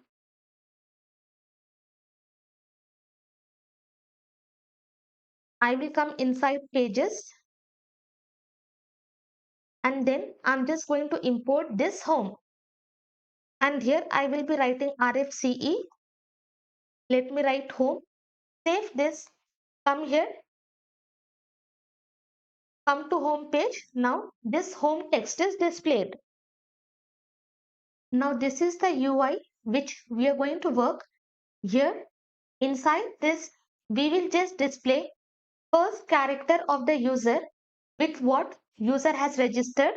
Then name of the user. We will display email. When was the last login?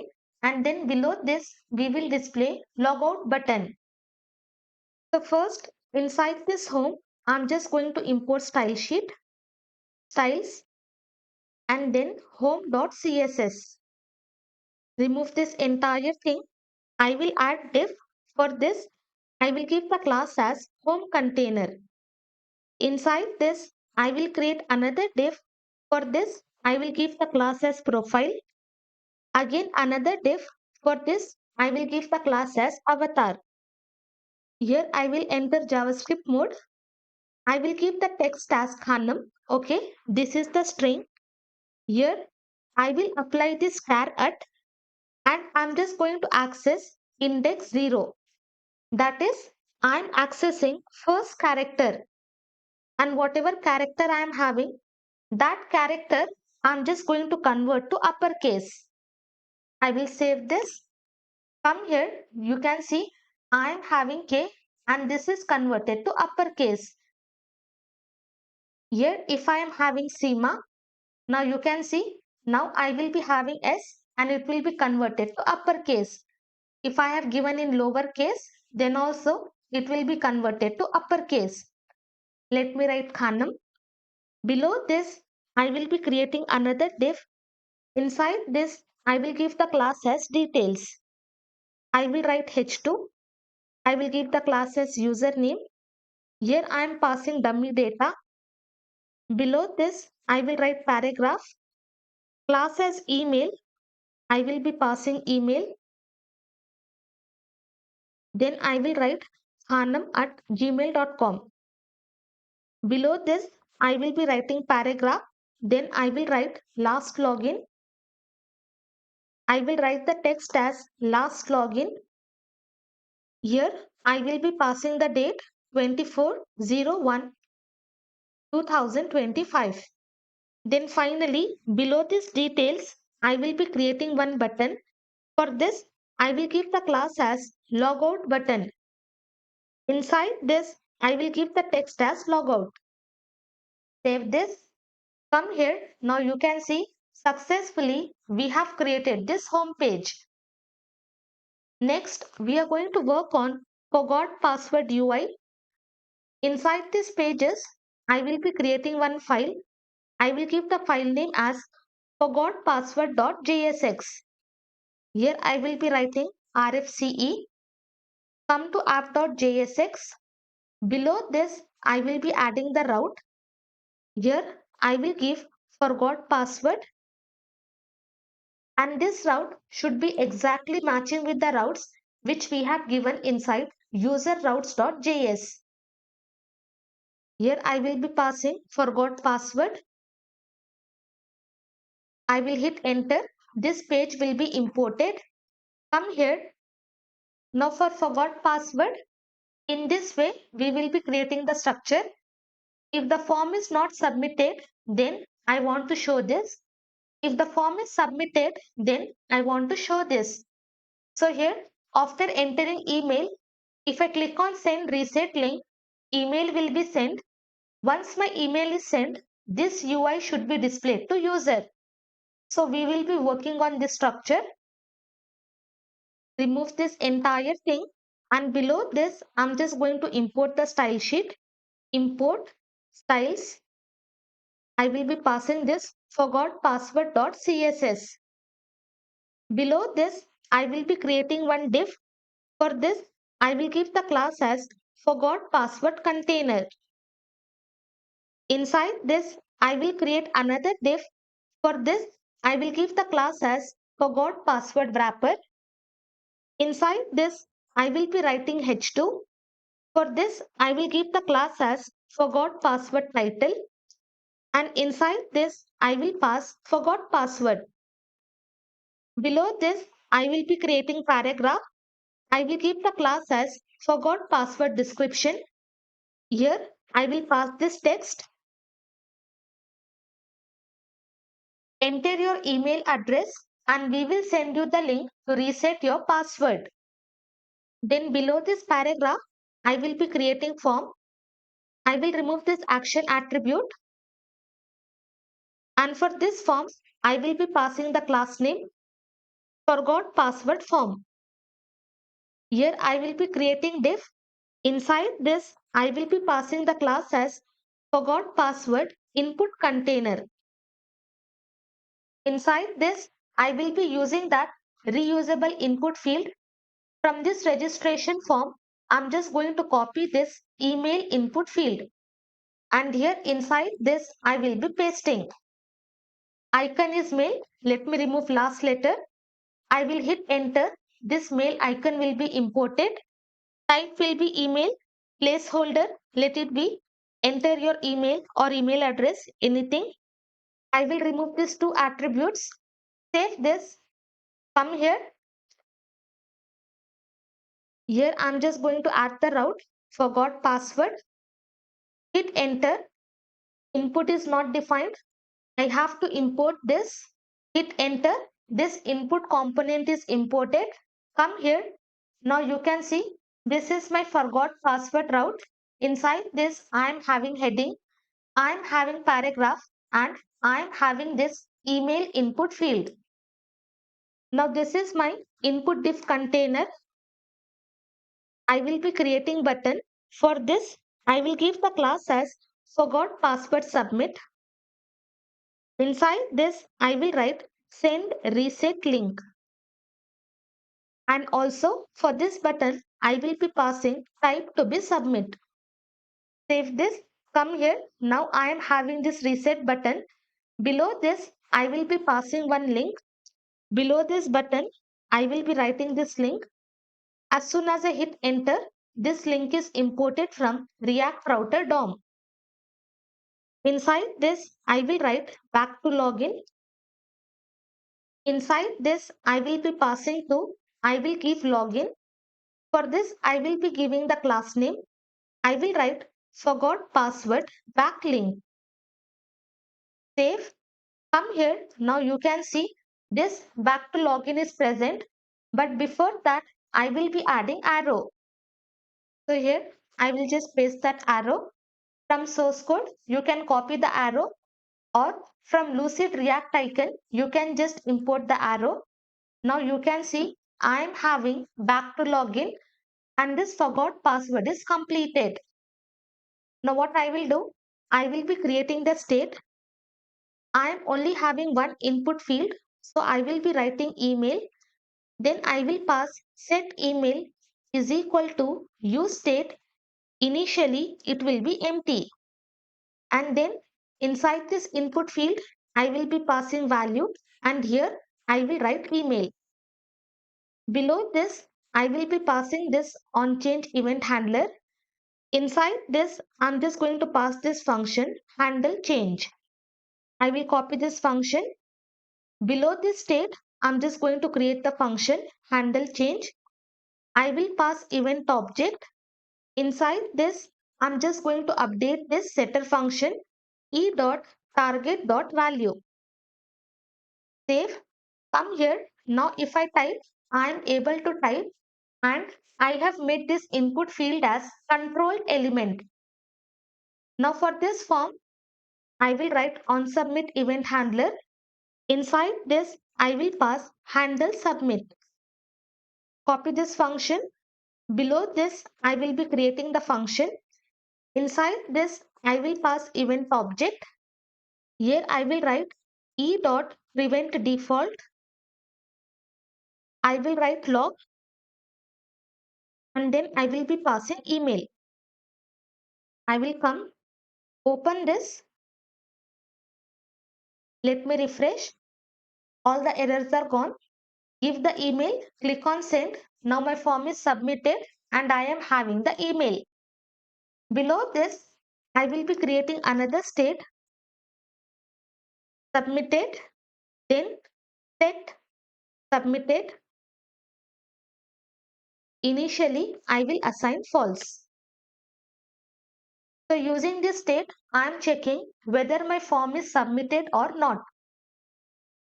Now, this entire div, I'm just going to wrap in JavaScript mode. As soon as I do this, I will have error. So I will be using this fragment and below this, I'm going to close. Now that error will be gone. And here I will tell if my form is not submitted, then display this entire div container. I will close, else display nothing. If my form is not submitted, then display this entire thing. If it is submitted, then display nothing. Then I have to update my setter function. I will copy. Below this, I will be pasting. I will change the value to true. As soon as my form is submitted, I will just change the value of submitted to true. Come here. Now I have given the mail. Till now, my form is not submitted. So this container is displayed. As soon as I click on send, my form is submitted and entire thing is gone. Instead of displaying nothing, let me just copy this entire div container. Here I will be pasting inside this parenthesis. I'm just going to paste. Same thing I have copied and inside this I have pasted. Now here I will change the description. I will write reset password link. is sent to your registered email ID. Then I do not want any form. Then I do not want any form. I only want this link. Below this paragraph, I will be pasting the link, and from here, I will be deleting this form. So if my form is not submitted, I want to show this. If my form is submitted, then I want to show this container. Come here. Now you can see my form is submitted.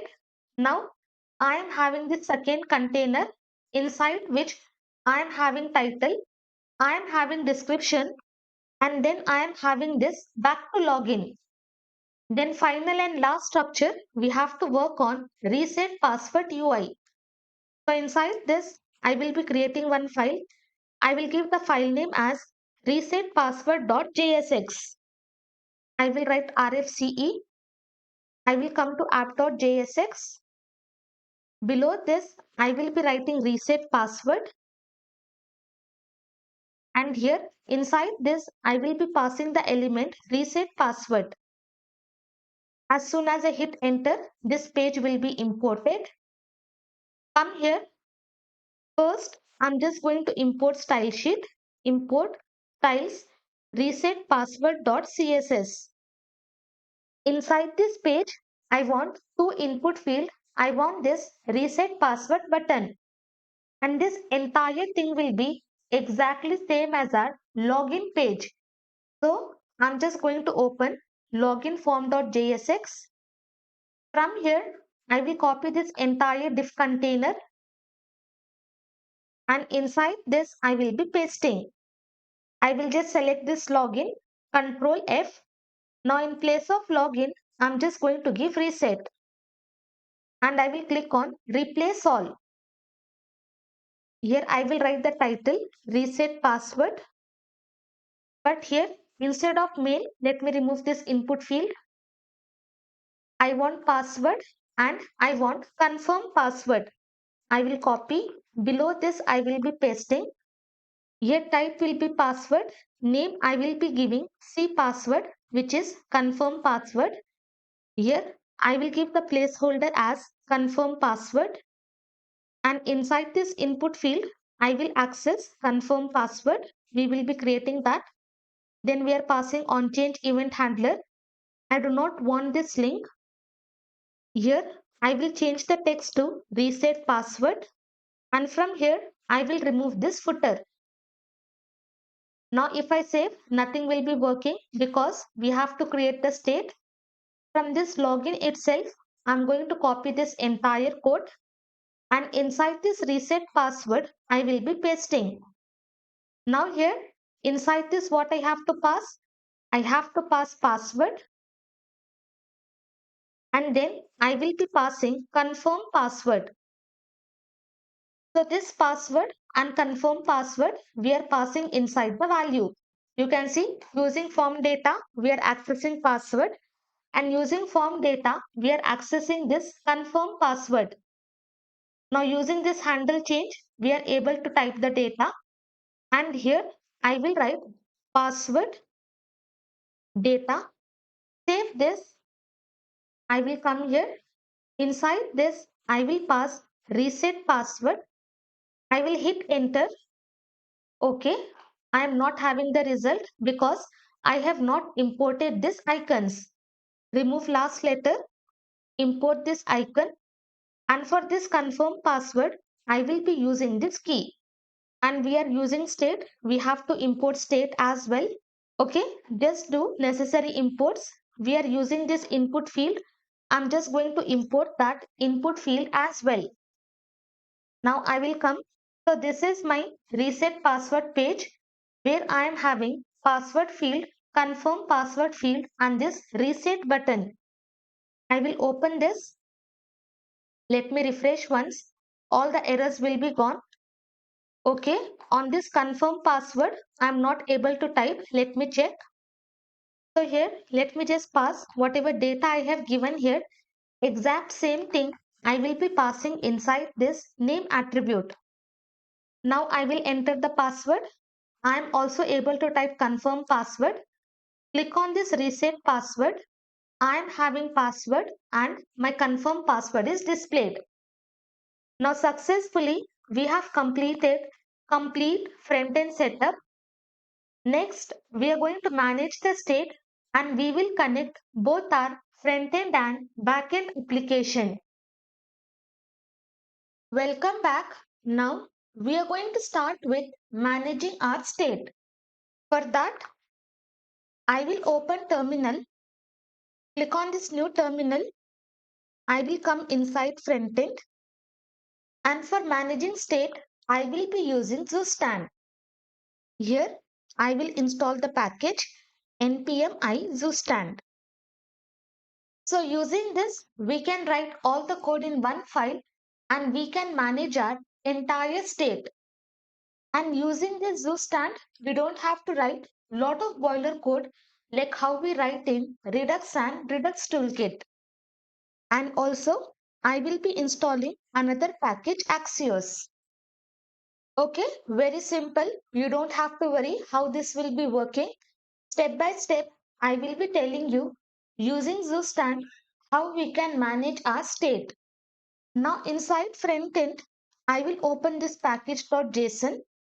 Inside this dependency, we are having both the packages. Inside src folder, I will be creating one folder called app. Inside this, I will be creating store.js. So basically, inside this file, we will be updating all our application state. And whichever component needs the data, they will be requesting the store and then they can just display that data. Now first, we will be importing this create function from Zustand. And below this, I am also going to import Axios. Import Axios from Axios. Now below this, I'm just going to invoke this create function. Inside this, I will be passing fallback function. And here, I will be passing one argument set. Using this set, I can easily state my state values and update their values. And this entire thing, I'm just going to assign to one variable. I will give the variable name as user store. And later on, this store we will be using in other files. So I'm just going to export this store. Inside this, I will start with creating initial state. Here, I will write is authenticated. Initially, user will not be authenticated. So here, I will be writing false. Inside Zustand, this entire function we have to wrap inside one parenthesis. Then I will be separating with comma. Below this, I will be writing error. Initially, we will not have any error, so I will pass null. Then I will be passing loading. Inside this, I will be passing false. Then here, initially, we will not have any user. I will be passing null. Then I will be passing is verify auth. If the user logs in, then we will be providing complete authentication to user. So here, initial value, we are going to give true. Then finally, I will be creating another property. For this, I will be assigning null. So in this way, we are going to create our initial state. If you are aware of Redux Toolkit, for writing our asynchronous code, we will use create async thunk function. But here, we do not have to use all the extra things. Directly, inside this create, we will be passing method, and inside that, we will be performing all the asynchronous code. Separate by comma. These are the properties which I have created. Below this, I will be creating one comment. I will write registration. Below this, I will create method called register, and this will be async method. Inside this, while registering, what we have to accept? We have to accept name, email and password. Use this arrow function. So directly inside this create function itself, we are going to create a register function, and this will be async function which will accept name, email and password. Now inside this function, I'm just going to update the state using this set argument. So here inside this, I will be calling this set. Here I will be passing object. Initially for loading, I will assign true. Okay, while registering, it will take some time because it is asynchronous function. As soon as this function is invoked, I'm just going to set loading to true. Then I will be passing error to null.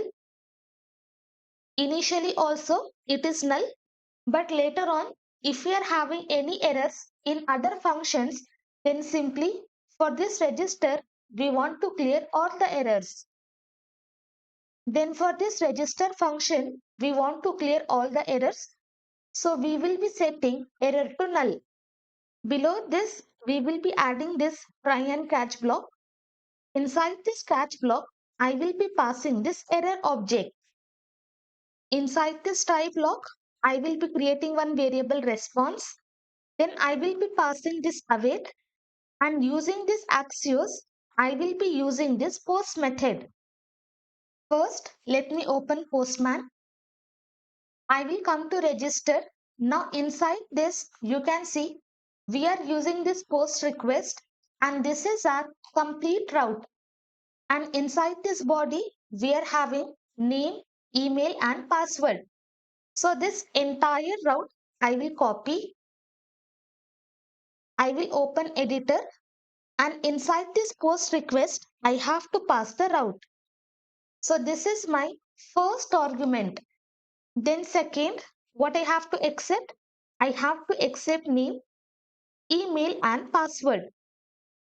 So using this route, I have to get all these three values, and we are doing post request. So in this way, using Axios, we will be passing post request. Now below this, I will write log. I will write registration successful, and then I will simply display this response. Now once this register function is created, inside these pages, I will open this register form.jsx, and inside this, I'm just going to access my store.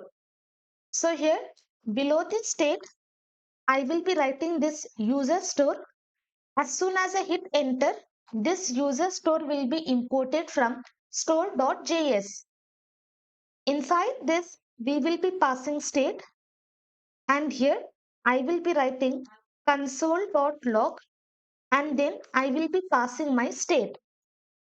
Now first, let us see what will be the result of this. I will come to register function. I will inspect this. Now you can see as soon as my application loaded from registration form, I am having this object inside which I am having all the values which I have defined in my store. Initially all are null, and inside that I am having this register function. Now what I want, inside this register function, I'm just going to destructure the values. Here directly I will access register function. From here I will remove this entire thing. Directly whatever state I am having, I'm just going to destructure. I want register and I want loading. I will scroll down. Inside this handle submit, as soon as I click on register button, registration should be happening. Remove this log. Here I will be adding try. Open this. Here I will be adding catch block. Inside this I will be passing error object. Now we are using try and catch block. So this function I will be making as async function. Now inside this I have to call this register function along with the values which we will be giving in our input field. So here I will write await register function. Inside this I have to give name value. For that we should access form.name. I will be pasting separate by comma, then form data.email. Okay, this is form data.name. I will paste form data.email and then finally form data.password. So using this, I am passing all the values of my input field inside this register function. Save this, but let me show you what happens. Let me refresh once. I am not having any error. Mail, I will be giving khanamteaching@gmail.com. Then I will be giving password 1234. As soon as I click on register, you can see I am having error connection refused. It is not able to access this part. But when we were working in backend code and if we were testing this complete route in Postman, everything was working fine. But now inside front end, if you are using the same path, then it is not able to connect. So first I will open terminal. My front end application is running.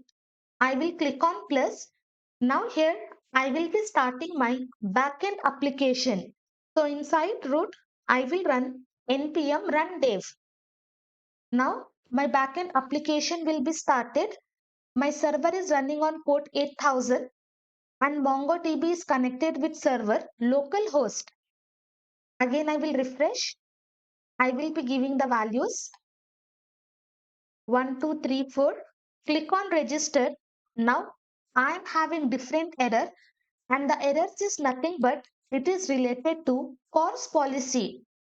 Now why I am having this error? Because my front-end application is running on different port 5173 and backend application is running on different port, that is 8000.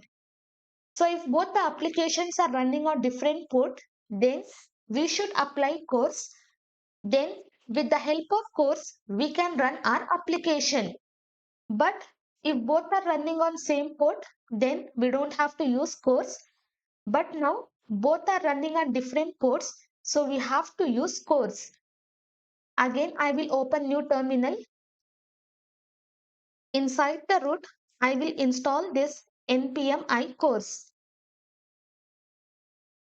Okay, this is for backend. Close terminal.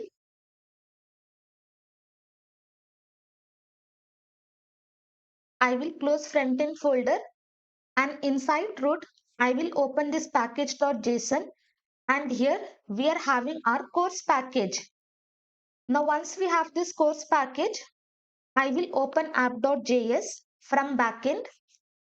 Inside this, I'm just going to import course. Here I will write import course from course. Now this middleware, below this I will be using, I will write app.use. Then I will be passing course. Inside this, I will pass object and I will give the property as origin. I will open double quotes and inside this origin, exact front-end path we have to give. I will copy and inside this I will be pasting. So here I should be having 5173. Then second property, I will be giving credentials to be true. Why? Because we are also using cookies.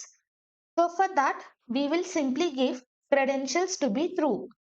So in this way, we have to pass course. It is not the end. I will save this. Now I will come to store.js. Now in each and every request, we have to pass cookies. So what I will do, inside this store.js, below this, I will write axios.defaults. Here I will be passing one property, brick credentials, and for this I will be giving true. It is very important. If you are passing this credentials to be true, inside this store.js, you pass these credentials to be true. After passing this, inside app.js, inside origin, we have passed this complete route of front end. But after this 5173, we don't have to give slash because in our path, we are already giving slash. So after this slash will be added, then it will be taking API v1 and accordingly we will have the result. I will come to my project, refresh once. I will be giving name, email and password 1234. Now as soon as I click on register, you can see I am having registration successful, and inside that I will be having this complete data. Now here inside store.js, let me give response.data, save it. Now this user is already present, but now as soon as I click on register, I will be having this error. Why? Because till now we have not handled error, but successfully we are able to register user. But if you want to see complete data, just click on this. And also, if I open my email, you can see I will be having this email along with verification code. Now here, let me come back. Now I have deleted the user and I am accessing complete data of my response. Now if I click on register, registration is successful, and whatever response we have sent in the backend, message, success and this complete user information will be present. And here you can see I'm having verification code as 720818. Let me open email. Click on this. You can see I will be having exact same verification code. So from front end, successfully we are able to connect to backend and we are able to receive the mail using Mailtrap. Now once we are having all this information, now we will be updating our state. Let me just minimize this. I will come, remove this log. I will be writing this set function. Inside this, first I will be updating the state. From this response.data, what I have to access? I have to access user information. You can see inside this user, we will be having all the properties. So that complete data we will be updating to user. Then here I will be writing is authenticated. Inside this, I will change to true. Then once I am having the data, I have to set loading to false because initially it is false. As soon as I invoke this register function, I am setting loading to true. So once I receive all the data, I have to set loading to false. Then finally, if I am having any error, then I have to clear all the errors. I will come inside catch block. Here also I have to set the state. Here I will be writing set. Inside this I will make loading to false. By chance, if my loading is true, then inside this I will set loading to false. Then I will be passing this error. How I can get access to error? I will pass this error object. From there, I will access response. If this response is not available, I will access this data. If this data is not available, then I will access this message. If nothing is there, then simply I will throw an error occurred. Now this complete thing I do not want to update in the state. So here I will be creating one variable. I will give the variable name as error message. And for this, I will assign this complete value, copy, cut it from here. I will be pasting. Now this variable I will assign to my error property. Below this, I will write is authenticated to be false. Is authenticated. Okay, if the user is not registered, then I have to set this to false. Now inside this, I only have to show the error. So here I will be writing throw, and inside this catch block, I'm just going to throw this error message. So this is our complete register functionality. Inside this, we are invoking this function and we are just requesting this route where we will pass name, email and password. Then accordingly, we are updating our state, and inside catch block also, based on our requirement, Whatever state values we want to update, we are passing that state values and then we are throwing this error message. Now I will come to registration form. As soon as my registration is successful, what I have to do, I have to redirect to verify email page. So above this, first I'm just going to import this use navigate hook. Use navigate hook from React router. Copy this and here below this state, I will be creating one variable navigate. For this, I will be assigning this hook use navigate. I will copy. As soon as my registration is successful, I will invoke this navigate function. Inside this, I will pass verify email route. As soon as my registration is successful, directly I will be moving to this page where I have to verify my email. Now I have to display the messages as well. For that, I will be installing one package. I will open terminal. I will come inside Frontend folder. Here, I will install npm I React Toastify.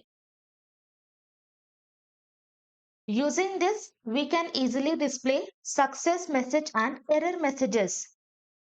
Now, once this package is installed, from backend, I will close this app.js. Inside frontend, open package.json and here we are having this package. Close. Now inside frontend folder, I will open this main.jsx. Below this, I'm just going to import this Toastify container. For that, I will write toast container from React Toastify. And this one, I have to give in capital T. Then I will mention React Toastify. Okay, if you want to use that toast error messages and success messages, you have to import this toast container from React Toastify. Below this, I will also import this React Toastify style sheet. I will write React Toastify. I will come inside dist. From there, I will access this React Toastify.css. In this way, you have to include. Then this entire component below this app, I'm just going to render. I hope this is clear.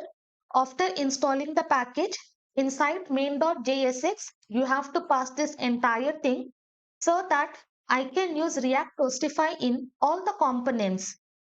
I will come to registration form.jsx. Below this, I will be writing toast. Inside this, I will be passing hello. And also, I will be importing this toast. I will come on top. Here I will write import toast from React Toastify. Save this. Come here. I will be giving username, email, password. Click on register. Now you can see I am having this success message hello. Now what I will do, in place of this, I will display registration successful and also for this, I will be giving different position. So here I will write registration successful. Separate by comma, I will be passing object. Inside this, I will pass position. Position, I will be writing top center. And for this, I will give auto close. And what I will do, after 3 seconds, I just want to close this pop-up. And once my registration is successful, then directly I will be moving to verify email. Again, first, let me delete the user. Open project. Come back. I will give Khanam teaching at gmail.com. Password. I will click on register. Now you can see here I am having registration successful. I have given position as center. So this will be in center. And after 3 seconds, this pop-up will be closed. You can see that will be gone. Now inside this catch block, I will copy this complete toast, paste it. Here I will be writing error. Inside this, I will be passing this complete error. Whatever error I am having, that error will be shown and these properties will be same. Save this, come back to register, give Khanam teaching at gmail.com password. Click on register. Now you can see I have not deleted the user. Now successfully I am able to handle the error which we have given in backend. That is, user email already exists. Please log in to continue. So whatever error messages we have given, successfully we will be able to handle that message. Close this. Now I will be giving one letter for this name and I will write khanamteaching1 at gmail.com. I will click on register. You can see user validation field and name should contain more than 3 characters. So whatever error messages we have given, successfully we are able to handle that messages. Now last thing, I will copy this loading, scroll down. Here we are having this register button. I will just bring this down. I will open curly braces. If my loading is through, then what I will do, I will display this loader from Lucid React. Else, what I will do, I will just give this register text. I will copy and here I will be pasting. Let me copy again. I will paste. I will just remove this text. Then I will copy this loader, scroll up and here I'm just going to import. Save this. I have deleted the user. I will write Khanam teaching at gmail.com password. Just focus on this button. As soon as I click on that, first it will be loading and once it is successful, I will be redirected to verify email where I have to verify my email. Now I will come to mail multiple times. We have checked. So here I will be having all the codes. Now this is my recent code.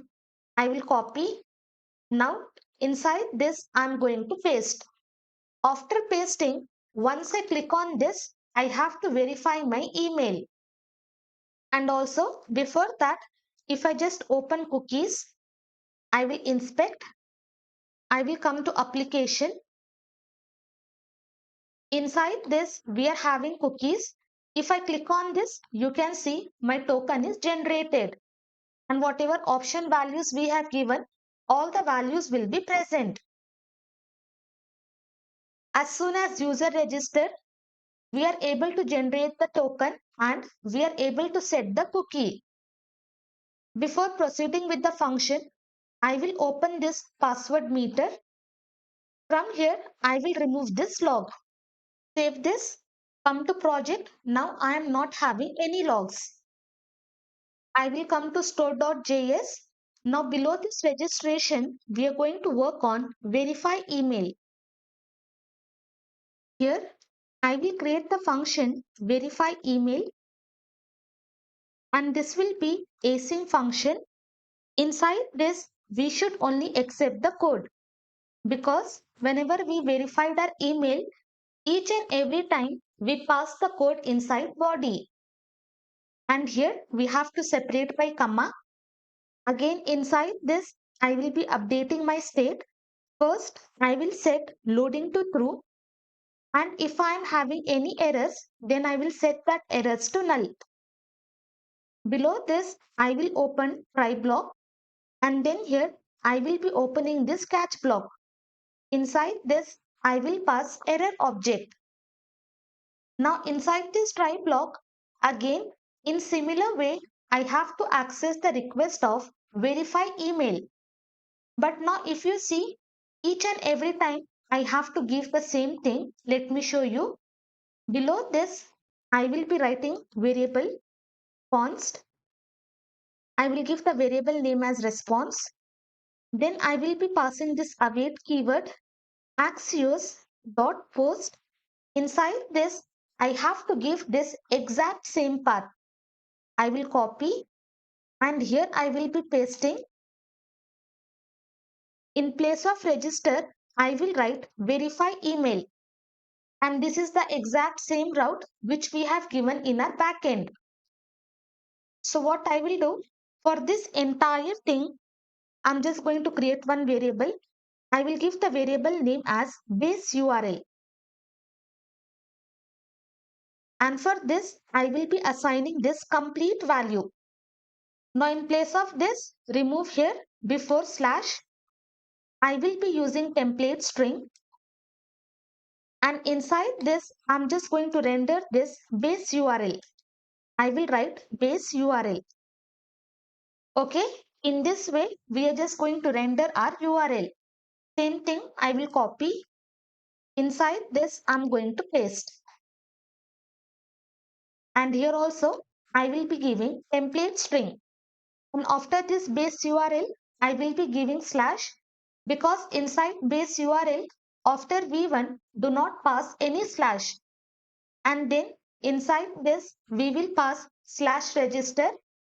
And for verify email, we will pass slash verify email. And second, I will pass this object. We have to accept the code.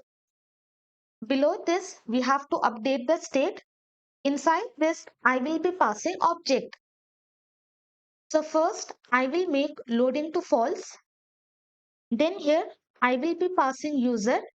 User data, I can get access using response.data.user. Below this, I also want to access message response.data.message. Then I will be accessing error. For this, I will set to null. And finally, I will be passing this is authenticated. And here I will be giving true. But for this message, I do not want to pass this entire data. I will copy. Below this, I will be creating one variable. I will give the variable name as success message. For this, I will assign this complete value. And for this message, I'm just going to pass this success message. And then what I will do directly, I do not want any data. Instead, I only want success message. So from this function, I'm going to return success message. If you want, you can return complete response and accordingly you can get the data. But from this function, I only want message. So I'm going to return message. And accordingly, I have updated my state variables. And inside catch block, whatever we have written here, exact same thing I will copy. And inside catch block, I'm going to paste. For error message, we are creating one variable. And inside this state, we are updating this three properties. Then finally, we are just throwing this error message. Now, once this is done, close this registration form. I will open verify email.jsx. Inside this, I'm going to access the store. I will just scroll up here. Below this, I will be writing const. From store, I will access loading as well as I will be accessing this verify email. Let me give in lowercase letter. Okay, this is the function. And from where I'm accessing from user store. As soon as I hit enter, user store will be imported from store.js. Scroll down, I will come inside this handle verify function where I am getting my code. From this handle verify function, I will be removing this if block. Here, I will be passing try and catch block. Inside this, I will pass error object. Let me open this registration form.jsx. From here, I will copy this complete catch block. Copy and inside this, I'm going to paste. Okay, exact same thing. I will remove last letter, hit enter, toast will be imported. Now inside this try block, I will create one variable response. Then I will be passing this await. Inside this, I'm just going to call this verify email function. So using this, we are successfully able to get the code. So now this variable, we will be passing as argument inside function. And here we are using await keyword. So this function we have to make as async function. Now below this, I have to pass success toast. From here, I will copy this and inside this, I'm going to paste. But inside this verify email, directly we are returning success message. So here I will copy response and inside this I will be pasting response. Using this successfully, whatever message I am having in the backend, that message will be shown. Then I am having this error. I'm just going to format the document. So in this way, we are going to call the function. Once I have verified my email, I should navigate to home page. I will scroll up. Here, I will be writing import from registration form itself. I will copy this use navigate hook. Inside this, I will be pasting. Then I will copy this variable and below this state, I'm just going to pass. I will come inside this function. Inside this try block, after having this message, I will be writing navigate and then I should be redirected to home page. Once my code is verified, only then I should be redirected to home page. I will come to project and this was my latest code. Let me refresh once. This was my latest code and we have received 18 minutes ago, which means the code is not expired.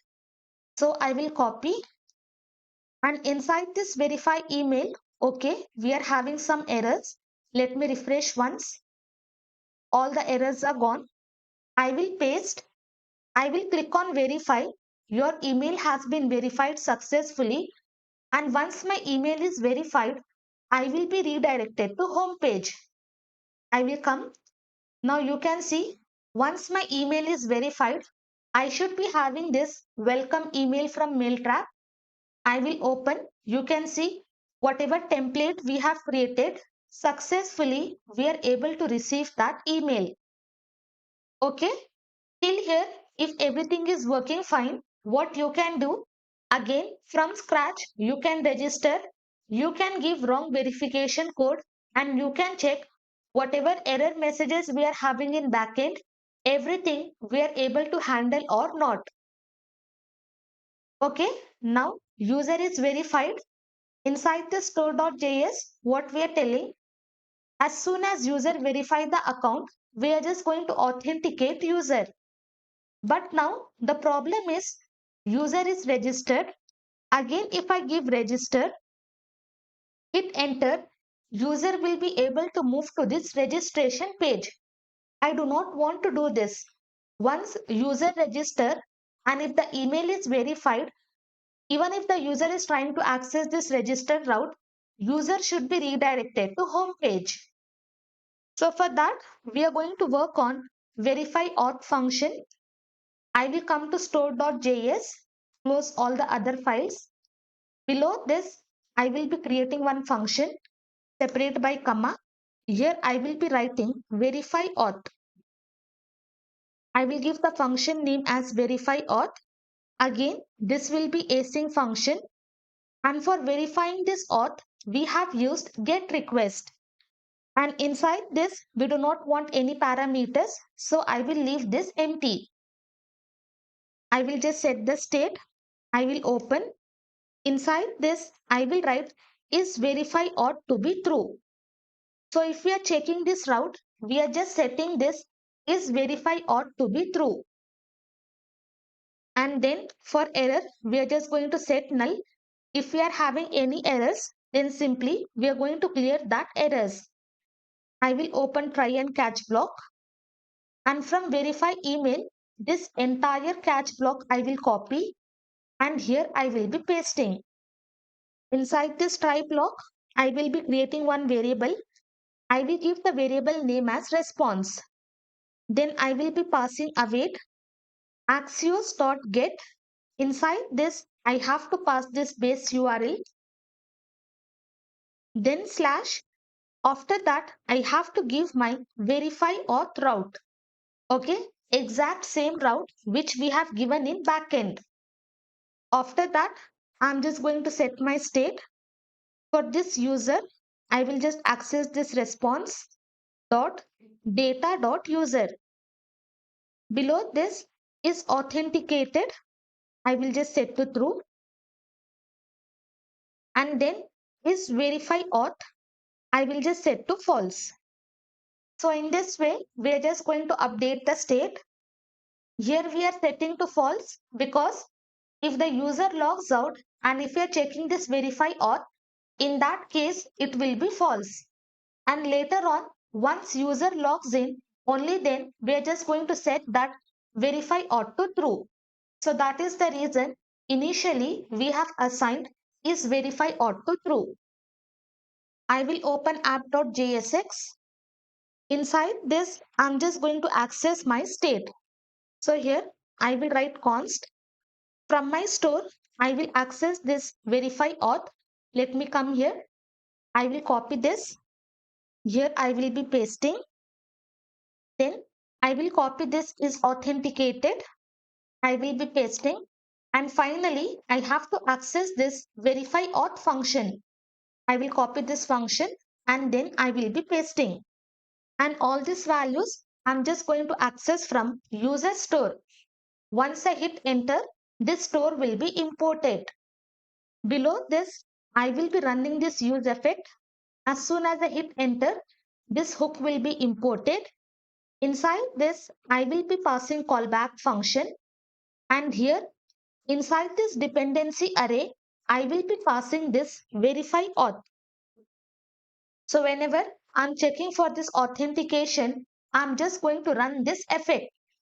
Inside this, I will simply call this verify auth function. Below this, let me log. I will write user authenticated. I will pass is authenticated. Below this, I will write another log. Here I will write user detail. Then I will be passing user. And also I will access user from this state. Save this.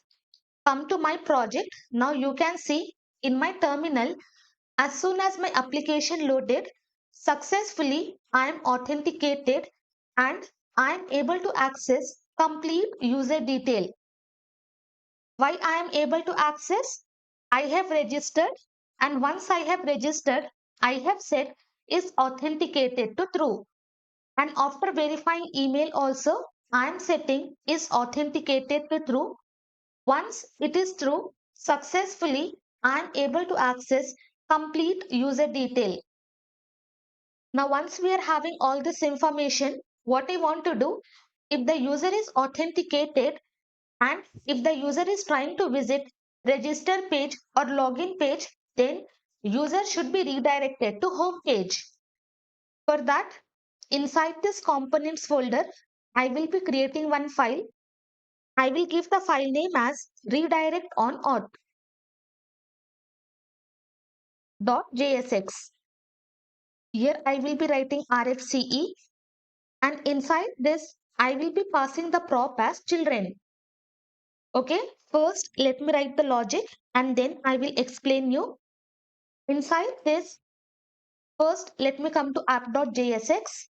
I will copy this complete line and here I will be pasting. Inside this, I want access to is authenticated and complete user detail. I will remove last letter. Hit enter.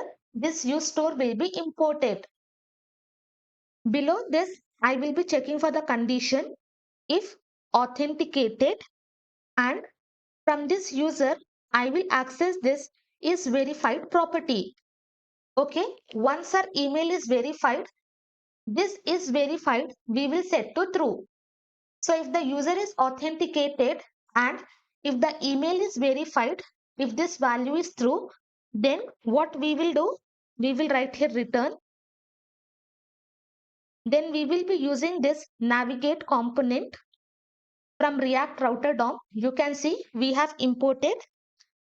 I will be passing to, I will be giving this slash and then I will be passing this replace.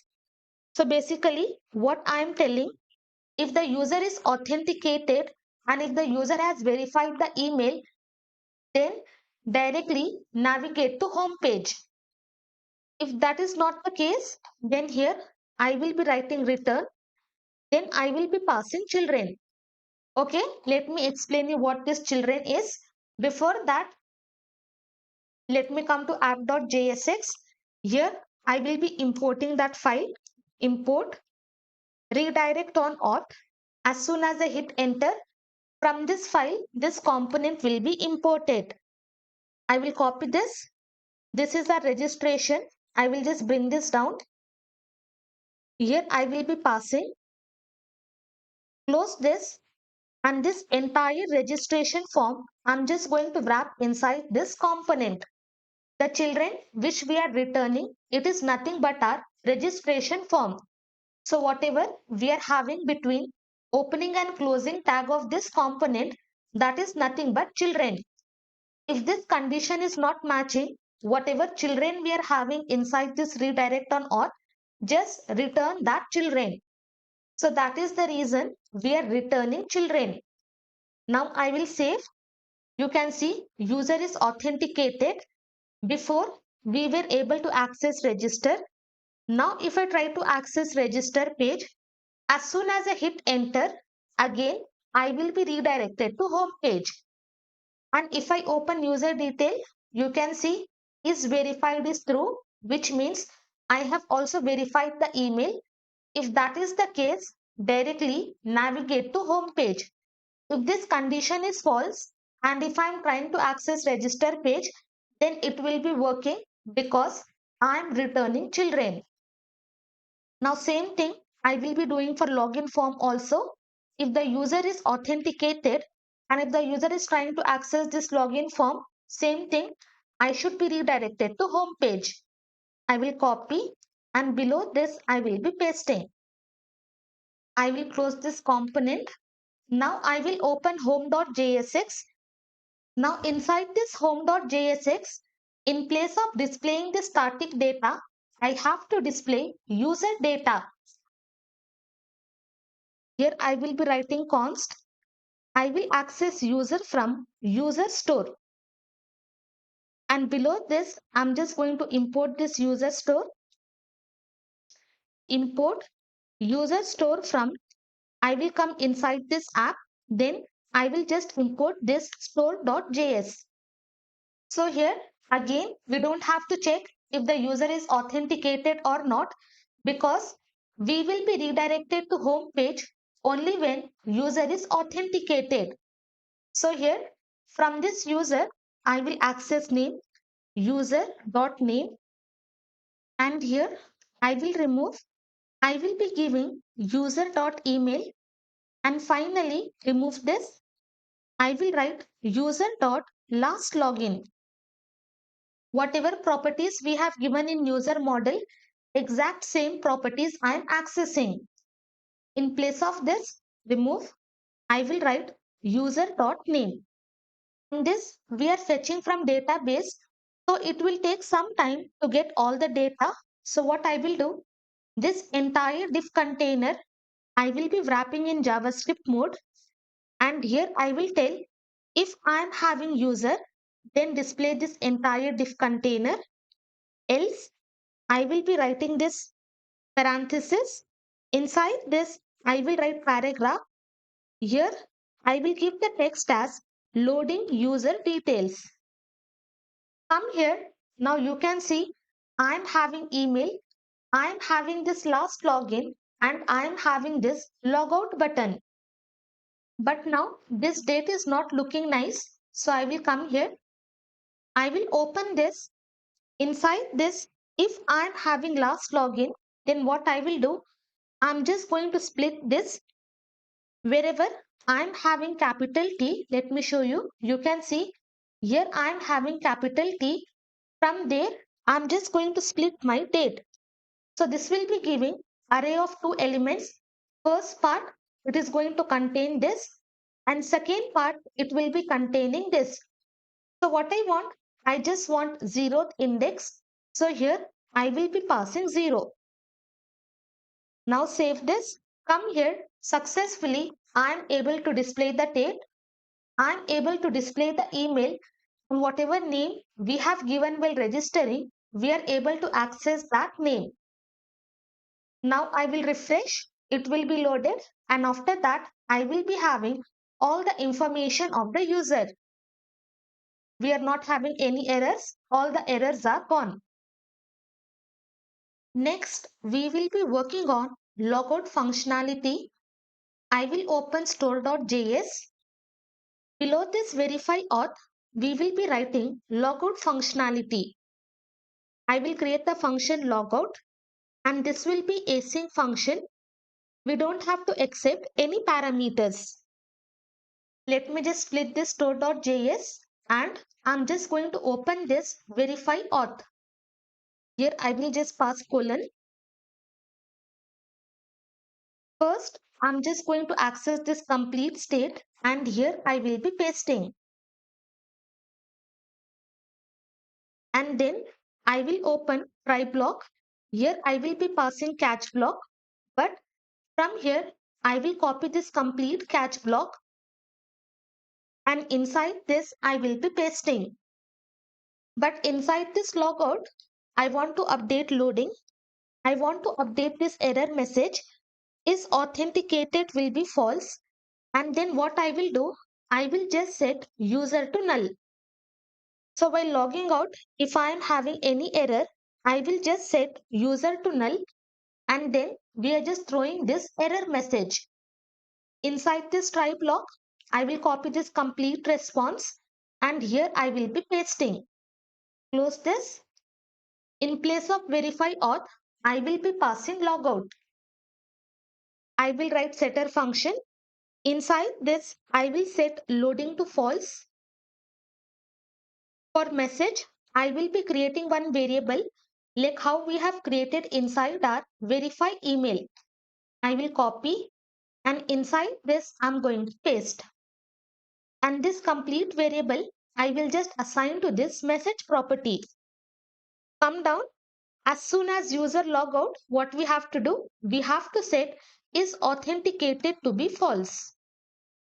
And then I will be clearing all the errors if I am having any. And finally, I will set user to null. I do not want to access complete user detail, so I will set user to null. So accordingly, whatever state values you want to update, you can update inside the function.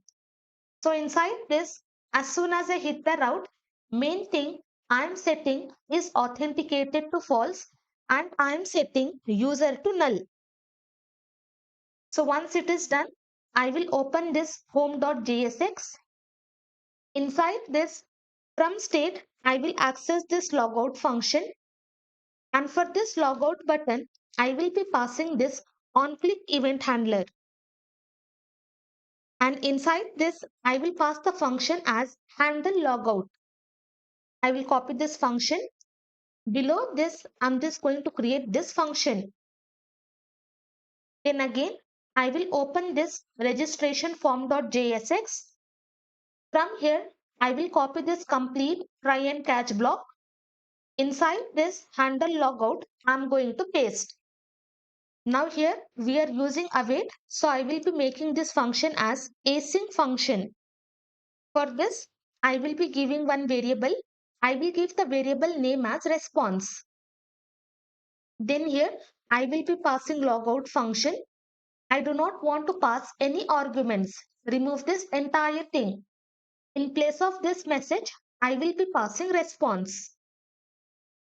And then this will be the success toast. And successfully, if the user is logged out, then I should be redirected to login page. I will remove the last letter from here. I will hit enter. This will be imported. From here, I will copy this use navigate import, copy, and inside this I'm going to paste. Then I will copy this variable, and below this I'm going to paste. So as soon as user clicks on logout, user should be redirected to login page. Then this error will be same. We do not have to change anything inside catch block. Before that, inside store.js, I have just copied this complete state. I do not want. In place of this, I will just pass loading. Let me give the correct spelling. I will write loading. Initially, loading will be true and error we are going to set to null because while logging out, we do not want to set is verified to be true.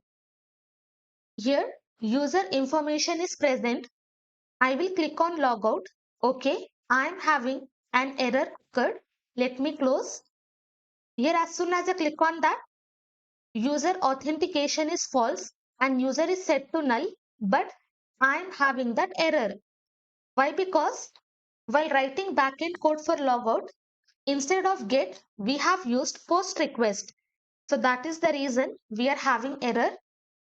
I will change the request. Now I am having complete user detail. I will click on logout. You can see once the user logs out successfully, I am redirected to login page. Here I have not got the message because here I have just not returned this success message. So this is our complete logout functionality where we are accessing the route. Initially, we are setting loading to true and error to null. And for message, we have created this variable and then we are returning that message. And inside this set function, we are updating our state. And finally, inside catch block, we are throwing the error. Now everything is working fine. Later, as soon as user logs in, and again, if you click on logout, then I will be showing you using this, we are able to get the message or not. Let me also open this application. Now you can see inside this cookie, our cookie is cleared. Why? Because in backend, we have mentioned as soon as user log out, our cookie has to be cleared. So here we will not be having our token. Let me close this. But now the problem is user is logged out and here if the user clicks on this home page, I will hit enter. You can see user will be redirected to home page and here I am having loading user detail. But user detail will not be available because we are not having token to verify the token and display the user information. So what we will do, we are just going to protect this route. Previously, what we have done, if the user is authenticated, then based on the authentication, we will be redirected to route. But now we are just going to protect our route. Inside these components, I will be creating one file, protected route.jsx. Here I will be writing RFCE. Here also I will be passing children prop. I have already explained you what this children prop is. From state, I'm just going to access this is authenticated. Let me come to store. I will copy this. Inside this, I will be pasting. Then I want to access user from this user store. I will hit enter. User store will be imported from store.js. Below this, I will be checking for condition. If user is not authenticated, why? Because as soon as we log out, we are giving authenticated to be false. So if user is not authenticated, we will write here return. We will be passing navigate and inside this, we will simply pass this login. If the user is not authenticated, directly move the user to login and then we will be passing this replace. Close this, remove last letter, hit enter. This navigate will be imported from React Router DOM. Below this, I will be checking for another condition. If user is not verified, is verified. Inside this user, we are having this property is verified and this will be true only when our email is verified. So if the user is not verified and if the user is trying to access home page, I will copy. Here I will be pasting. Then what I have to do, I should be redirected to verify email where user can verify the email else return children. If no conditions are getting matched, then whatever children we are having inside this protected route, return that children. Save this. I will open app.jsx. Inside this, I'm just going to import that. Import protected routes. I will hit enter. This component is imported from this file. Now, what route I have to protect? I have to protect my home route. So here, I will come down. I will be passing protected routes and then remove this, and here I will be closing. If no conditions are getting matched, we are returning the children. So in this case, children will be our home component. Now I'll come here. I have protected my home route.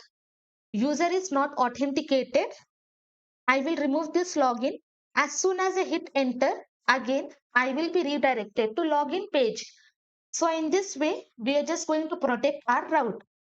So using this redirect on auth, if the user is authenticated, then again, we should not move to registration form or login form.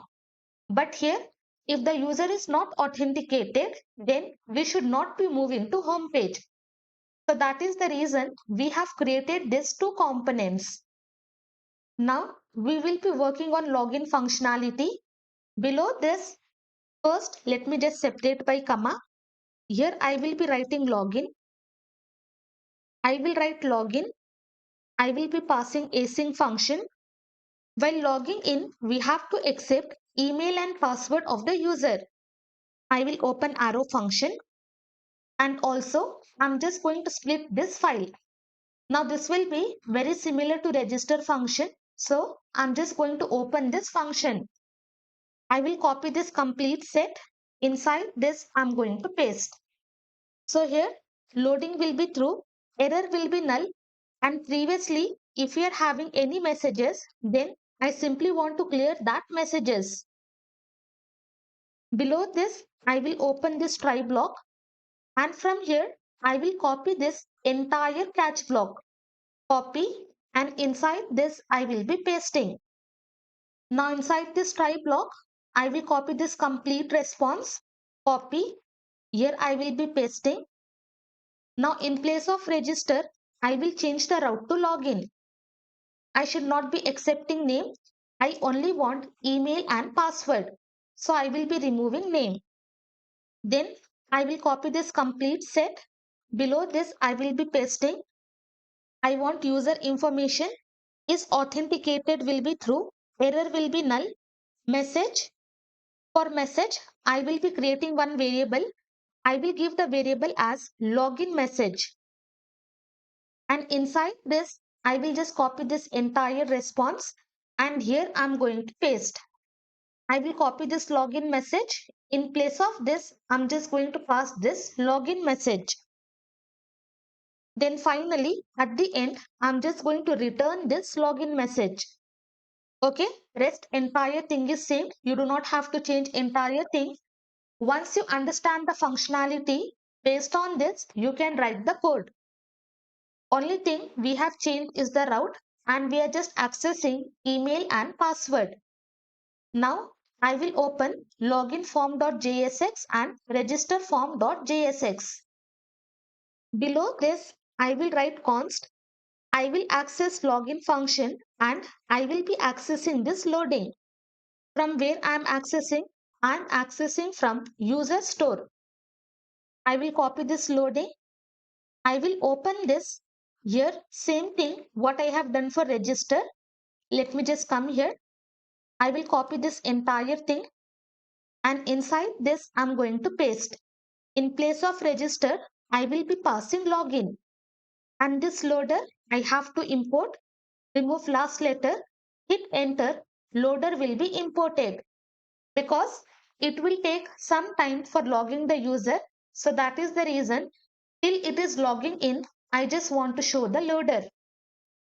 Now I will come inside this handle submit function. Remove this log.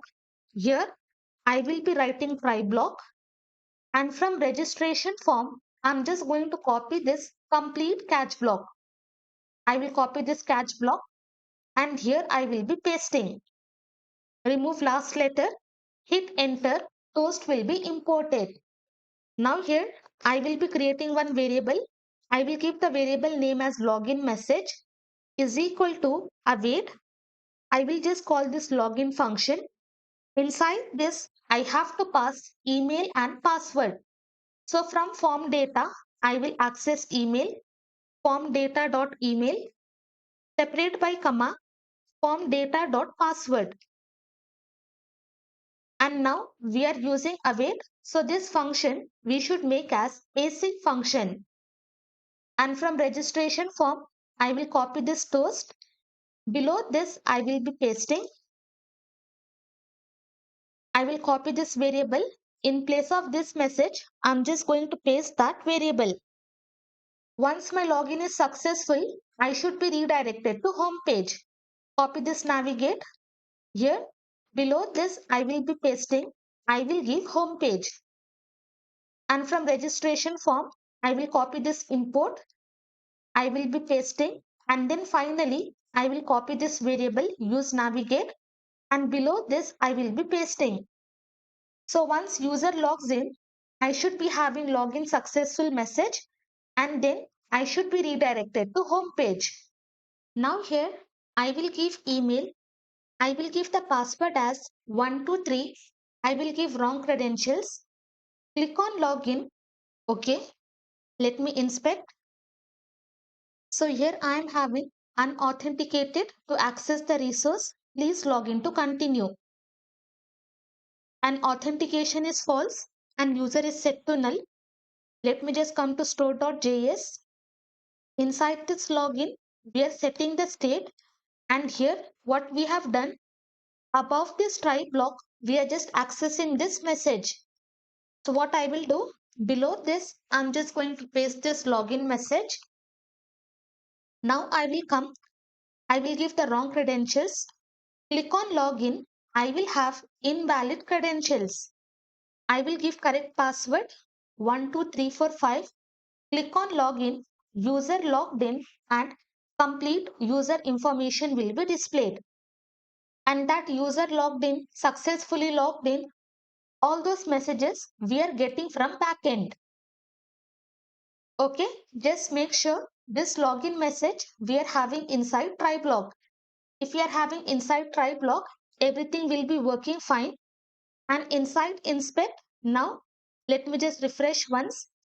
All the errors are gone and successfully I am able to access this user information. Now I will click on logout. You can see I am able to access the message. Before we have not returned success message. So that is the reason we were not able to get this message.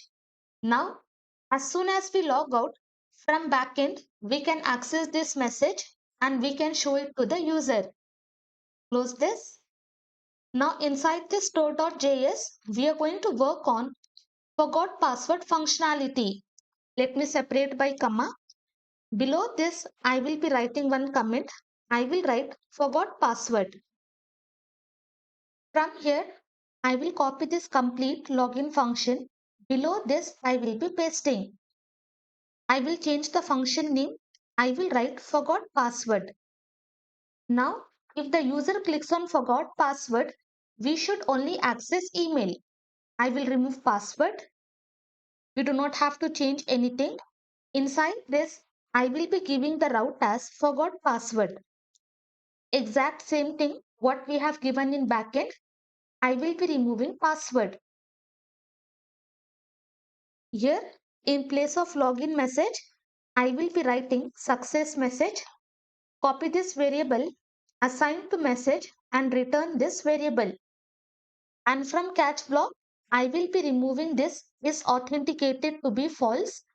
And inside this try block, I want message, error will be null, loading will be false, and I do not want to set this to properties.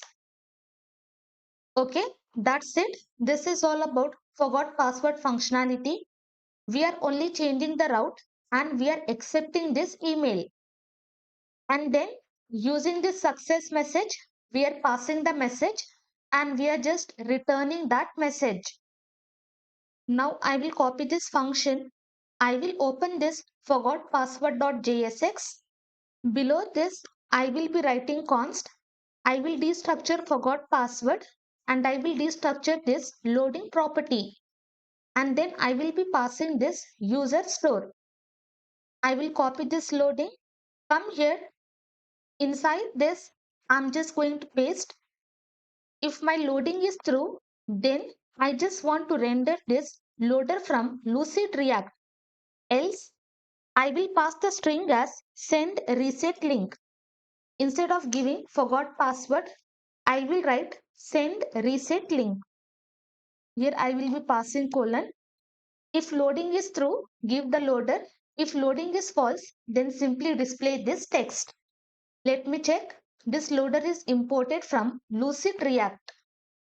I will come inside this function, remove this log, and here I will be passing async. I will remove this.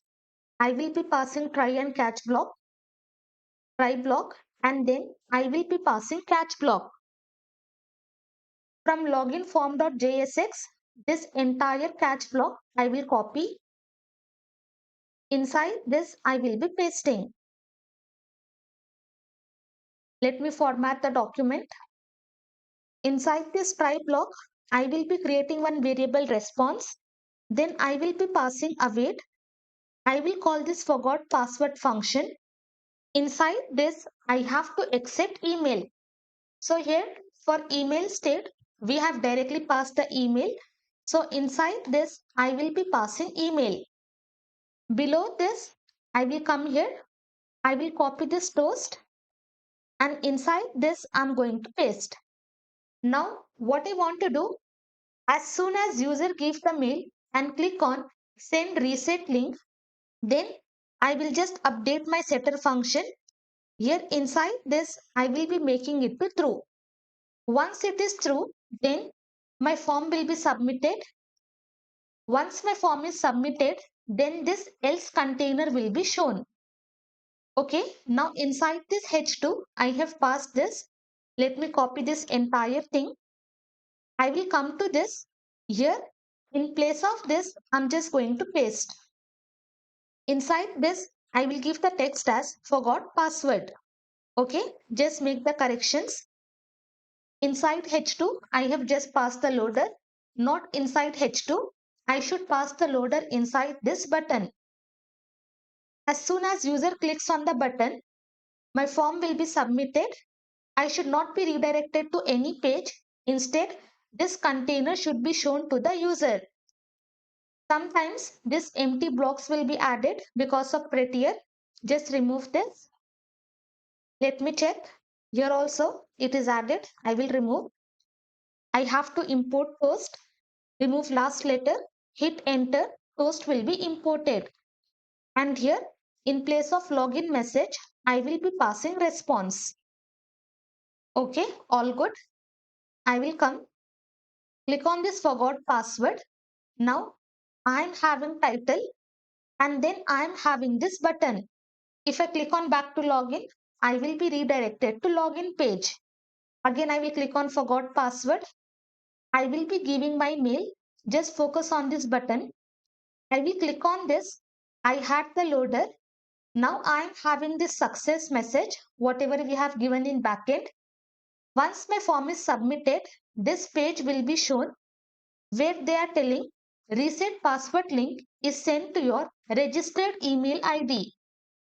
Now you can see I have received the email in which I am having this complete template. Now I will click on this reset my password. Now we are going to work on this route. After this reset password, we have to pass this token. So first I will open app.jsx, and inside this, after this reset password, here dynamically I will be adding this token. Now inside this token, this entire value will be present. So as soon as I hit this route, I should be redirected to reset password. Now I will save this. As soon as I save, you can see this page will be displayed. Before that, I have not passed this param. So that is the reason page was not displayed. Again, I will close. Now as soon as I click on this, you can see I will be able to open this page. Now we are going to work on this reset password. Close this. Below this forgot password, I will be writing one comment, reset password. Copy this entire function and below this I will be pasting. I will change the function name. I will give reset password. This entire thing will be same. From here, I will be giving the route as reset password. And for reset password, what all data I want token and I want new password. From here, I will be removing this email. So from URL, I will access this token and whatever new password I will be passing, that I am going to accept. Now here, inside this, I will be passing token, separate by comma, and here I will be passing password. Do not forget to pass the route, and then inside this route, I will be passing my token. So whatever token I will be getting from function, that token I will be passing inside the route. Then we are having message. Using this, we have just set the state, loading to false, error to null, and message to success message. And we are returning the message. Inside catch block, we do not have to change anything. Okay, only changes is this function will be accepting token and password. And inside this route, we will only change the route. And inside this route, we will pass token. And then we are going to accept token and password. Save this, copy this function. I will open this reset password.jsx. Here on top, I'm just going to access that state. Const. Directly, I'm just going to destructure. I will also access loading. I will be passing this user store. User store is imported. First, copy this loading. Come here. I will be writing JavaScript mode. If loading is through, then I just want to show this loader. Hit enter. This will be imported. Else, simply display this text. I will copy and inside this I will be pasting. Okay, you can see this loader is imported and also I have to access the token. So here directly I'm just going to destructure and I will be accessing token from use params hook. So using this, whatever value we have given in app.jsx, like this one, after colon, whatever value we are having, using this, we can access complete value and directly I am destructuring and using this use params, whatever value we are having after this slash, this entire value I will access and assign to this token. First, I will come inside this handle submit. I will make this function as async function. Remove this log. First, I will be checking for the condition. If my form data.password, if this password is not equal to form data.confirm password, then I will come to login form.jsx, copy this. Here I will be pasting. Inside this, I will give the text as password do not match. Okay, here I am having two fields. If both the passwords are not matching, then I just want to show this error. And also, I will be importing this toast. Hit enter. Come here. I will write 1, 2, 3, 1, 2, 3, 4. Click on this. You can see I will have this error. Password do not match. Below this, you can also check for the condition. If password length, whatever criteria you want, you can give and accordingly throw the error. But now, let me just give this try block. And here, from login form.jsx, I will copy this complete catch block. And inside this, I will be pasting. I'm just going to format my document. Let me see whether empty strings are added. It is not added. Here, I will be creating one variable response. I will be passing this await. I'm just going to call this reset password function. Inside this, first, I will be accessing token. Using this use params, I have got complete token value. So that token I will be passing. And second thing, I will be passing form data.password. I will come to login form, copy this to success, copy, and here I will be pasting. In place of this login message, I will be pasting this response. Then finally, after resetting my password, what I have to do, I should be redirected to login page. So from here, I will copy this navigate. I will be pasting inside this. I will give the route as login. I will just come here. I will copy this import, use navigate. I will paste. Then I will copy this variable and inside this I will be pasting. Now I'm just going to change the password. I will write 1234. Then I will give 1234. Click on reset password. I am having invalid or expired reset token, which means my token is expired. So what I will do, I will just come here. I will click on this back to login. Click on forgot password. I will be giving mail. Click on send reset link. Instructions will be sent. Come to mail. Open this. Open. I will click on this. Now here I am having another token. You can see before that I was having this token. Now here I will give a password 1234 1234. Click on reset password. Password reset successfully and I am redirected to login page.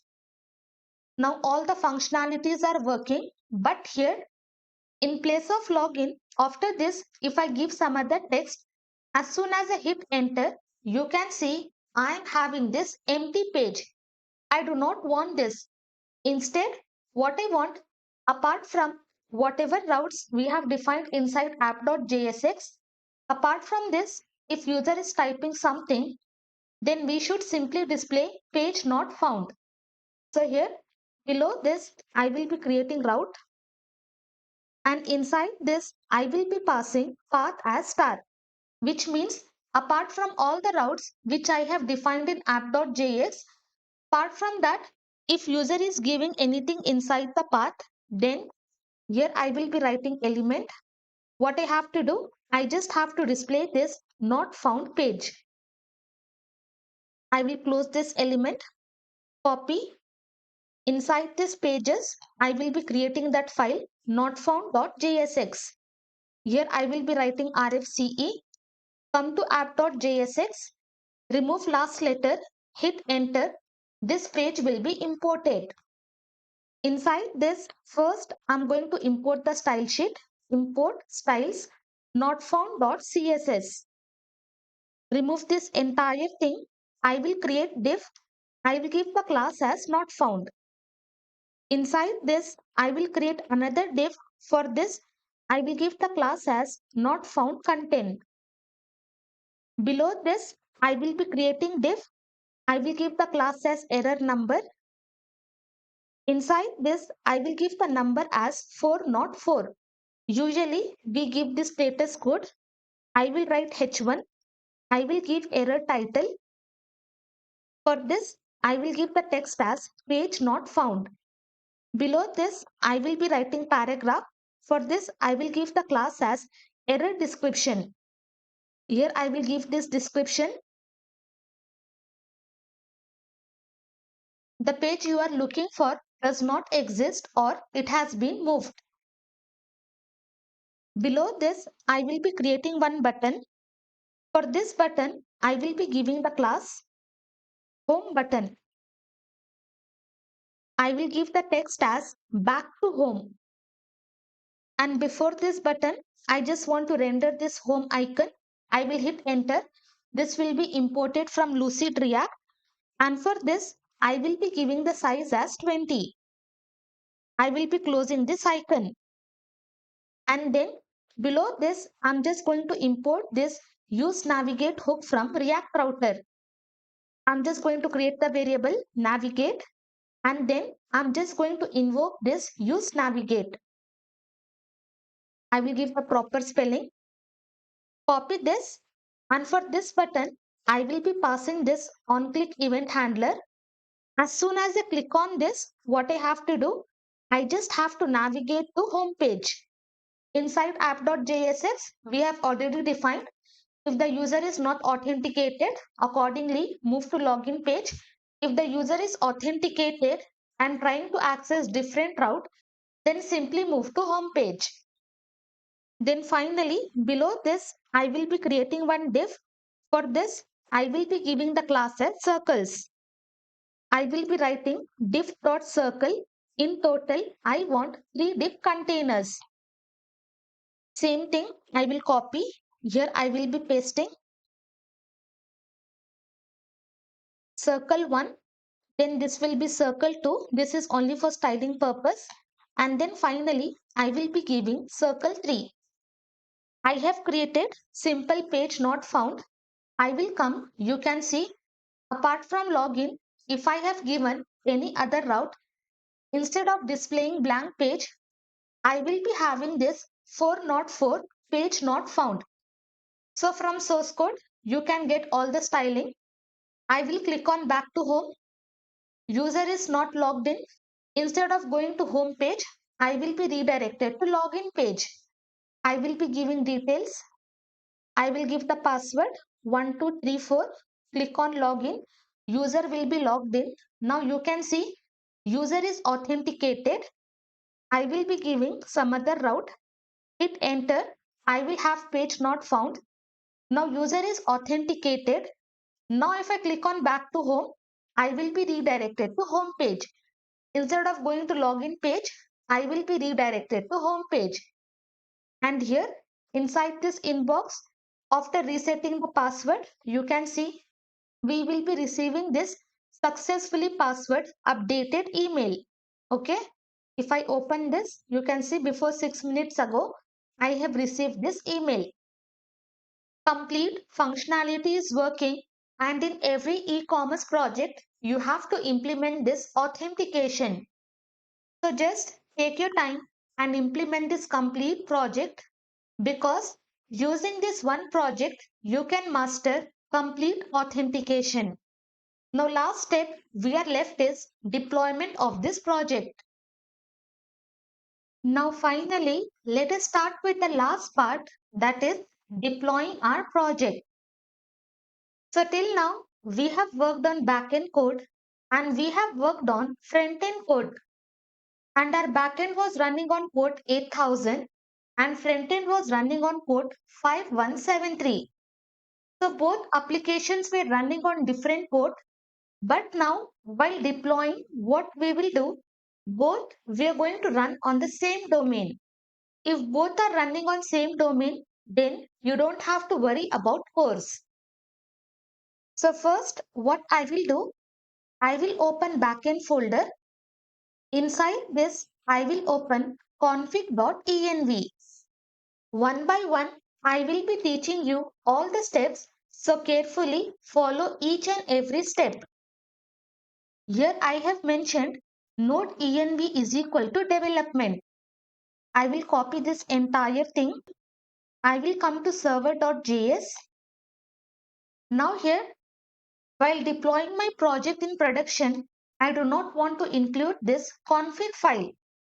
So here I will write the condition if process.env node env, if it is equal to development, only then I have to include this file. In production, I do not want to include this config file. I will open terminal. You can see still my backend application is working fine. But now if you see, locally I have connected to my database. But when we host the project, we do not want local database. So what we will do, I will be using MongoDB Atlas database. Click on this and from scratch, step by step, I will show you how to do this sign up. If you have already registered, simply click on sign in. If you have not registered, click on this button, try free. Now I have to sign up. I will sign up with Google. And from this list, I'm just going to select the mail. I will click on continue. I will just accept this and click on submit. Now welcome page is open. Now here we have to give some information. Okay, based on your requirement, you can give this data. And here I will be selecting JavaScript and Node. Okay, whatever you want, you can simply give here. Okay, once you have given all the data, click on finish. Now do not do anything here. Click on I will do this later. Now inside this, we will have dashboard, and here project 0 is already created. I do not want to work on this project. I will click on new project. Here I will give the project name as Authentication Mailtrap. After that, click on next. And here our email ID will be present. Click on create. Once our project is created, we have to create the cluster. Before that, come to database access. Let me increase the size. Click on add new database user.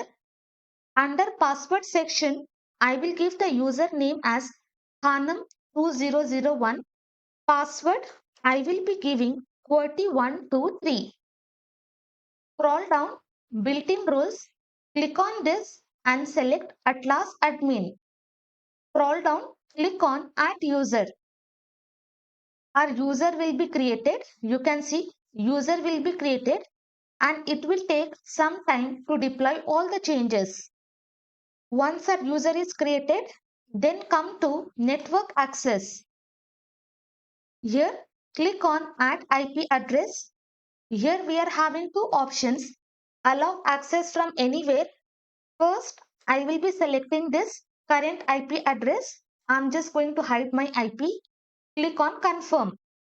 If you see currently status is inactive, you do not have to worry.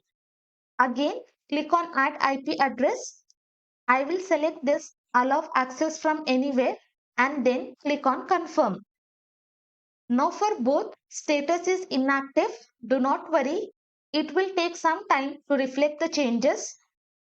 Now for both my status is inactive, you do not have to worry. I will open cluster. I will click on build a cluster. From here, I will be selecting this free name. Let it be cluster 0. From this drop down, you can select the region. I will click on create deployment. Our cluster will be created and it is going to open this pop-up. I will click on these drivers. Here we are using Node.js. I will select the driver as Node.js. Again, you can see it is taking some time to reflect all the changes.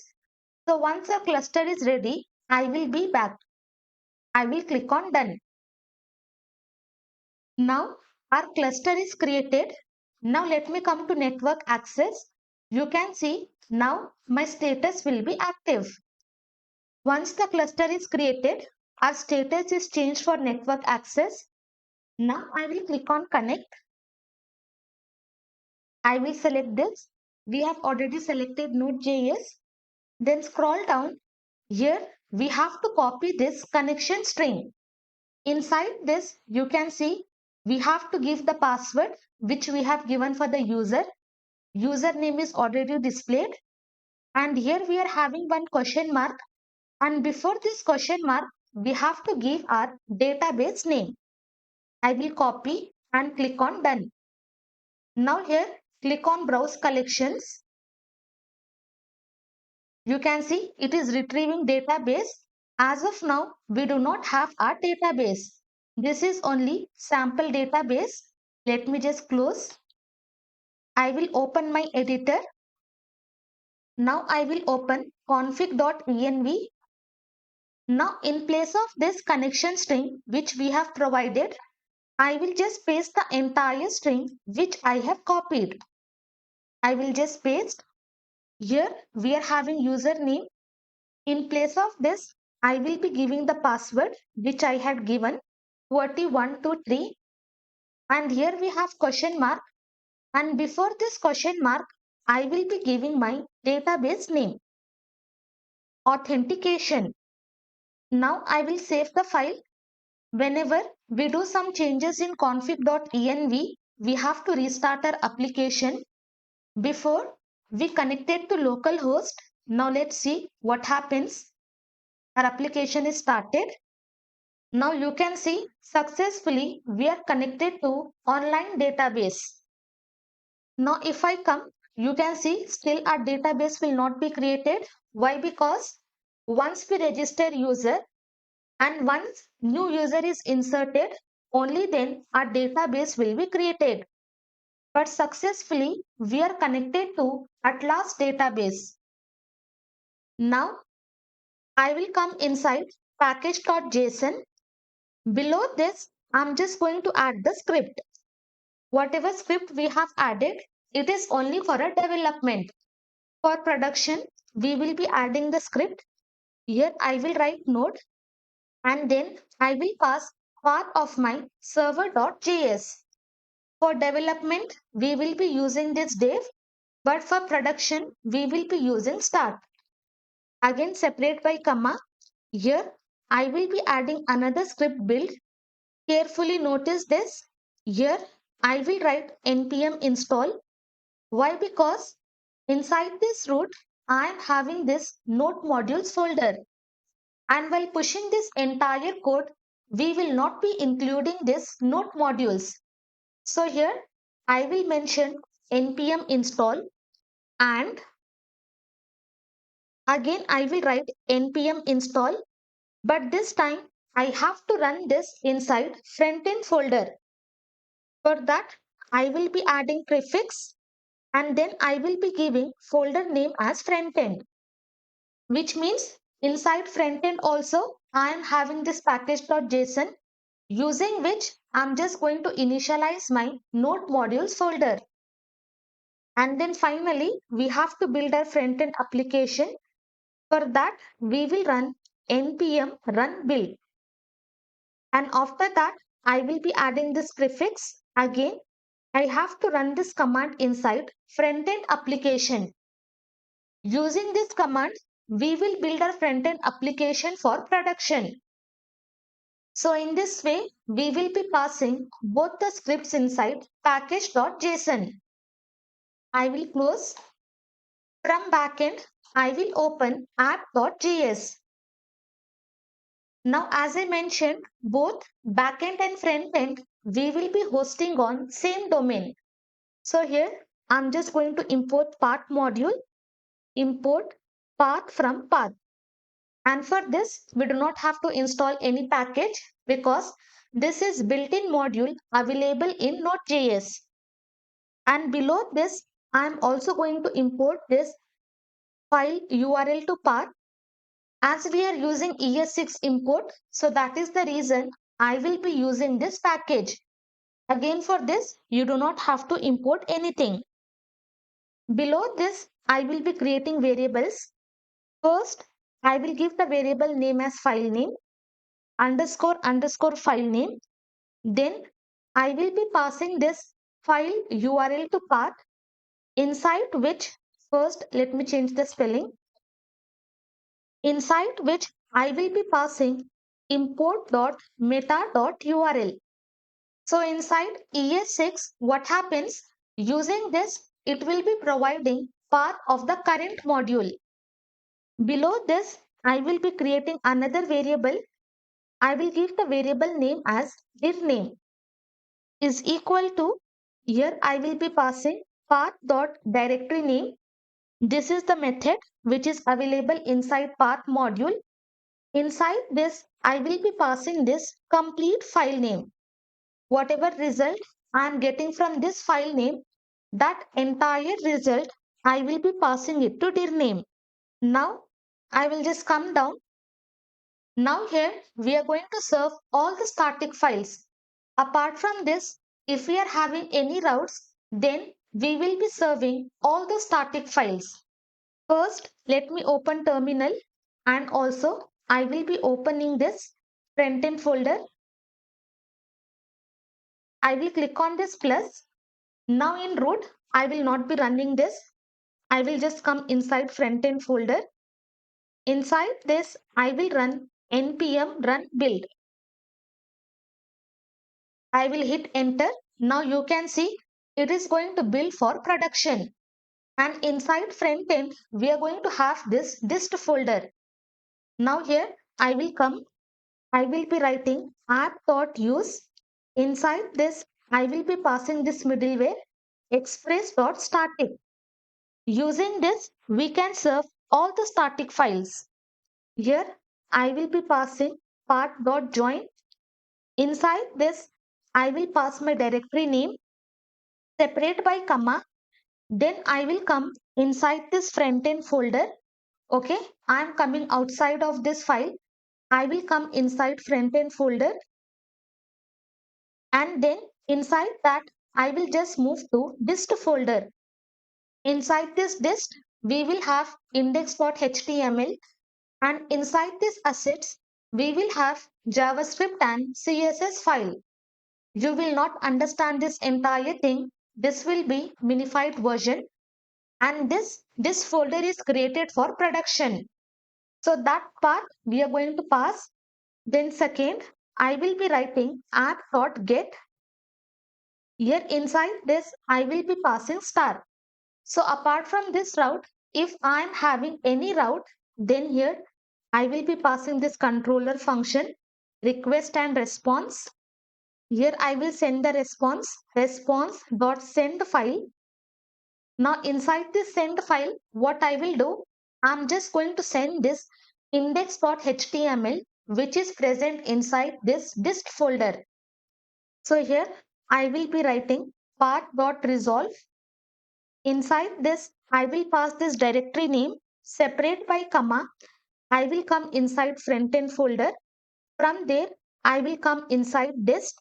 Inside dist, I will access index.html. Apart from this, if I am hitting any other route, then inside this response, I am sending this index.html file. It is very important you mention all this code because we are using same domain to run both our front-end and back-end application while hosting. I will open terminal. To start the application, we used npm run dev. If I hit enter, successfully my application will be started and I am able to connect to the database. But now I will terminate. Instead, I will use npm run start. Hit enter. Now again you can see successfully I am able to start the application. I will come here.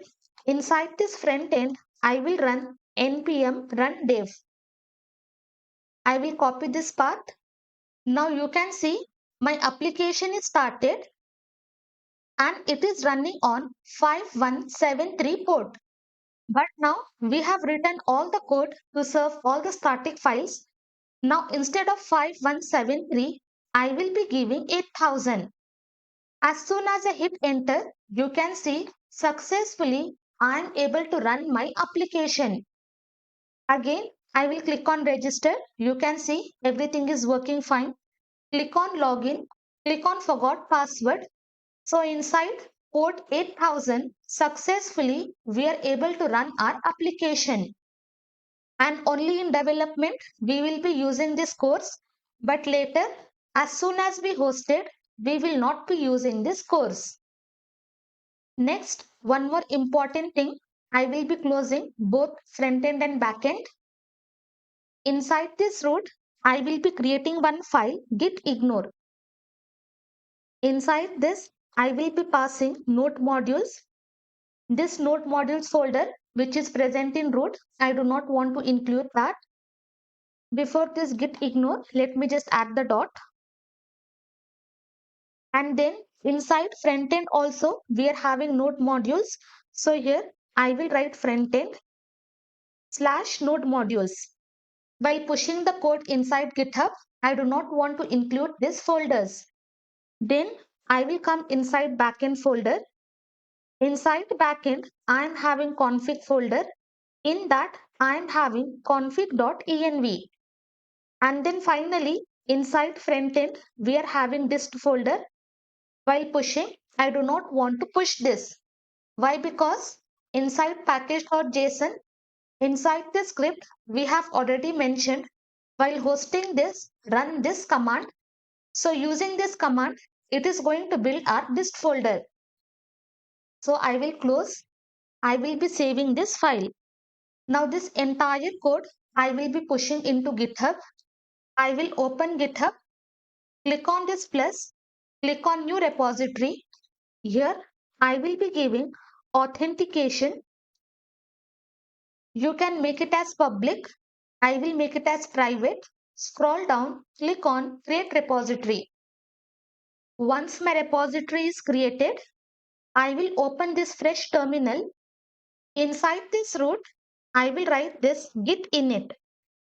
I have initialized empty git repository. I will check git status. Hit enter. Now I have to add all the files. I will be adding git add dot. Dot means I want to add all the files. Hit enter. After adding, I have to commit. I will write git commit -m authentication project. Hit enter. Now everything is committed. Now I will check git status. Hit enter. Nothing to commit. I will come. After committing, I will just copy this command and here I will be pasting. Okay. Now my branch is main. I will copy this and here I will be pasting. And then finally, I'm just going to push entire code into this branch. I will hit enter. It will take some time. Now you can see it is pushing all the code. Now if I come to GitHub, if I refresh this, you can see entire code is added. Carefully, if you notice, inside this root, node modules is not included. Inside frontend, node modules and the dist folder will not be included. Inside backend config, config.env will not be included. Now successfully, we have just pushed entire code into GitHub. Before proceeding with deployment, let me tell you one more important point.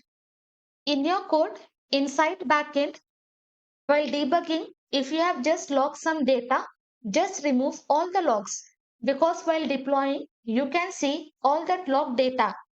Definitely, you do not want that.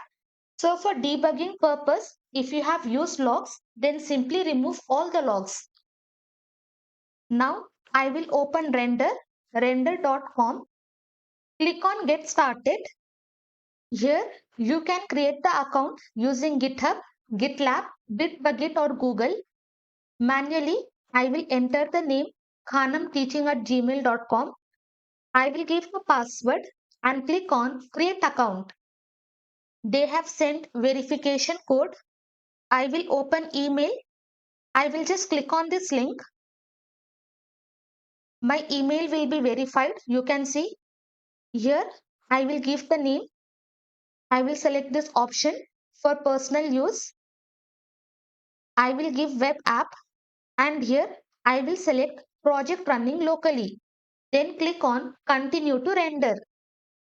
Inside this, we are having different plans. For this hobby, you do not have to pay anything. So I will be selecting free plan. If you want to go for professional, accordingly, you have to select the plans. I will select this and then click on select plan. This is the dashboard. From here, I will click on this new web services. Now we have to connect to our Git provider. Inside GitHub, I have created my repository. I will click on GitHub. From here, if you want to give access to all the repositories, you can select this. But I will check on this only selected repositories. From drop down, I will be selecting this repository which I have created just now. Then click on install render. Here we are having our Git provider, and whatever repository I have selected, that repository will be present. I will select this and then click on connect. Here, project name, let it be authentication. Scroll down, language, I will be selecting Node. My branch was main. I will not be changing anything. Here you can see we are having build and start command. So for build command, what we have to give? We have to give npm run build. Okay, inside package.json, we have just set up this complete build. And for start command, I will remove this. Here I will write npm run start. You can also give npm start, but here I will write npm run start. By default, it will be selecting the starter. Just select the free. Okay, for deploying this kind of project, you do not have to pay. I will be selecting this free. Scroll down, and now here we have to add environmental variables. One by one, you can add all the variables, but I'm just going to upload the file. I will click on this, and from backend config folder, I will be selecting this config.env. I will be having all the variables and click on add variables. Now here, inside this frontend URL, what we have given? We have given frontend path of the application where our frontend was running. But I do not want this one. Later, after hosting this project, again, we will be adding this environmental variable, and that hosted website, we will be passing it here. So I'm just going to delete. Okay, if you want, you can also remove this node env, but let me keep. Once all the variables are added, I will click on deploy web service. Now you can see deployment will be started, and this is the link. My deployment is getting started. Now successfully it has deployed. I will come to dashboard, and here status will also be deployed. Again, I will click on this, copy this link, come here. Now I will be pasting that link. You can see I am able to open my login page, and successfully my app is hosted. But still it is not yet completed. I will be logging in. I will give 1234. Click on login. I will have an error occurred. Why? Because let me tell you. First, inside this render, we have to add environmental variable. Inside this, we are having environment. Click on this. Then I will click on edit. Here, I will be adding environmental variable. I will give the variable name as frontend URL. Exact same variable which we have given in config.env file. Let me check once what I have given. I have given frontend URL.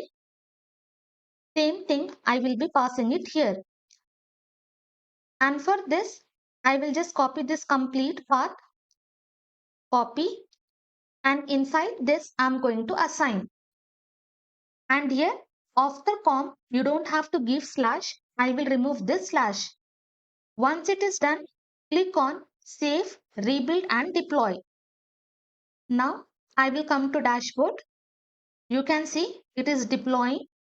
I will click on this. It has started deployment. Now I will copy this. Now inside frontend, I will open src, and inside app we are having store.js. And here what we have done, inside base URL, what we have done, we have passed part of our backend application.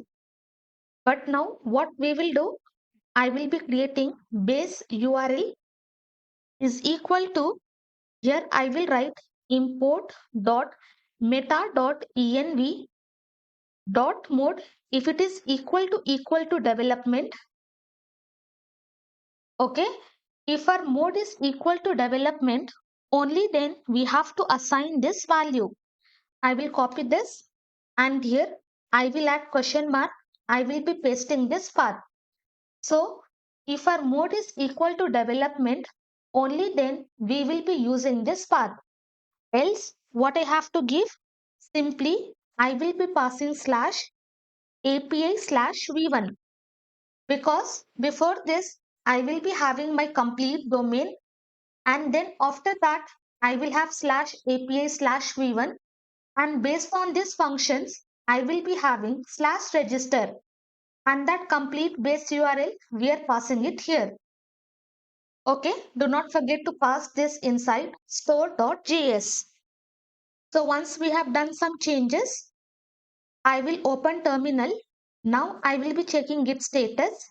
You can see inside this file, I have made the changes. I will write git add dot. Then I'm just going to commit git commit -m. I will be writing base URL added. I will hit enter. Now I will see git status. You can see everything is committed. And after that, I will run this git push command. My code will be added, and inside GitHub, just check inside store.js, we are having the complete code which we have added. Again, I will come to render. Now here, I will click on this and click on this deploy latest commit. Now it is building. From cache, it will just access previous data and it will only deploy latest commits. Okay, our build is successful. Okay, our service is live. Now finally, let us see if everything is working fine or not. I will click on this link. My app is hosted. I will click on register. I will give the name Khanam, khanamteaching@gmail.com, password 1234. Click on register. Now registration is successful and I am redirected to verify email. Let me open email. I have received the email. I will open. I have got the verification code. I will copy. Just now I have received. I will copy the code. Let me just close. And here inside this, I will be pasting that code. And then click on verify email. My email has been verified successfully and I am redirected to home page. You can see our app is hosted. Now inside this, with whatever data we have logged in, that entire information will be stored. Now I will click on logout, successfully logged out, and also inside this, if you see, after verifying the email, we are having this welcome to Khanam coding, and this welcome email will be received. Now I will log in khanamteaching@gmail.com 1234. Let me give wrong password. Click on login. I will have invalid credentials. Now I will give 1234. Click on login. Successfully logged in and I will be redirected to this page. Apart from this, if I am trying to access any other page, hit enter. Now I will have this 404 page not found. Click on back to home. If the user is logged in, I will be redirected to home page. Now I will click on logout. Successfully logged out. I will click on forgot password. I will give my email ID and click on send reset link. Now instructions will be sent to our mail. I will open mail. Come to inbox. Here I am having the mail. Click on this. Open. Now I will click on this reset my password. I am having this page and inside this URL you can see successfully we are able to access the path where our application is hosted. Here I will write 111 new password. Click on reset password. Password reset successful and I will be redirected to login page. I will come to mail. Now you can see after resetting the password, I will be having this mail. Password successfully updated. Successfully, we have completed our entire project. Let me open Mailtrap. Now inside the stats, you can see all the statistics, you can see all the analytics for all the categories, how many mails we have sent. If you click on this, individually, how many mails were delivered, how many mails were not delivered, you will be having all the statistics. Just explore Mailtrap and using this service, try to send different kinds of email. Thank you so much for watching this complete course. And once again, I would like to thank Mailtrap for sponsoring this video.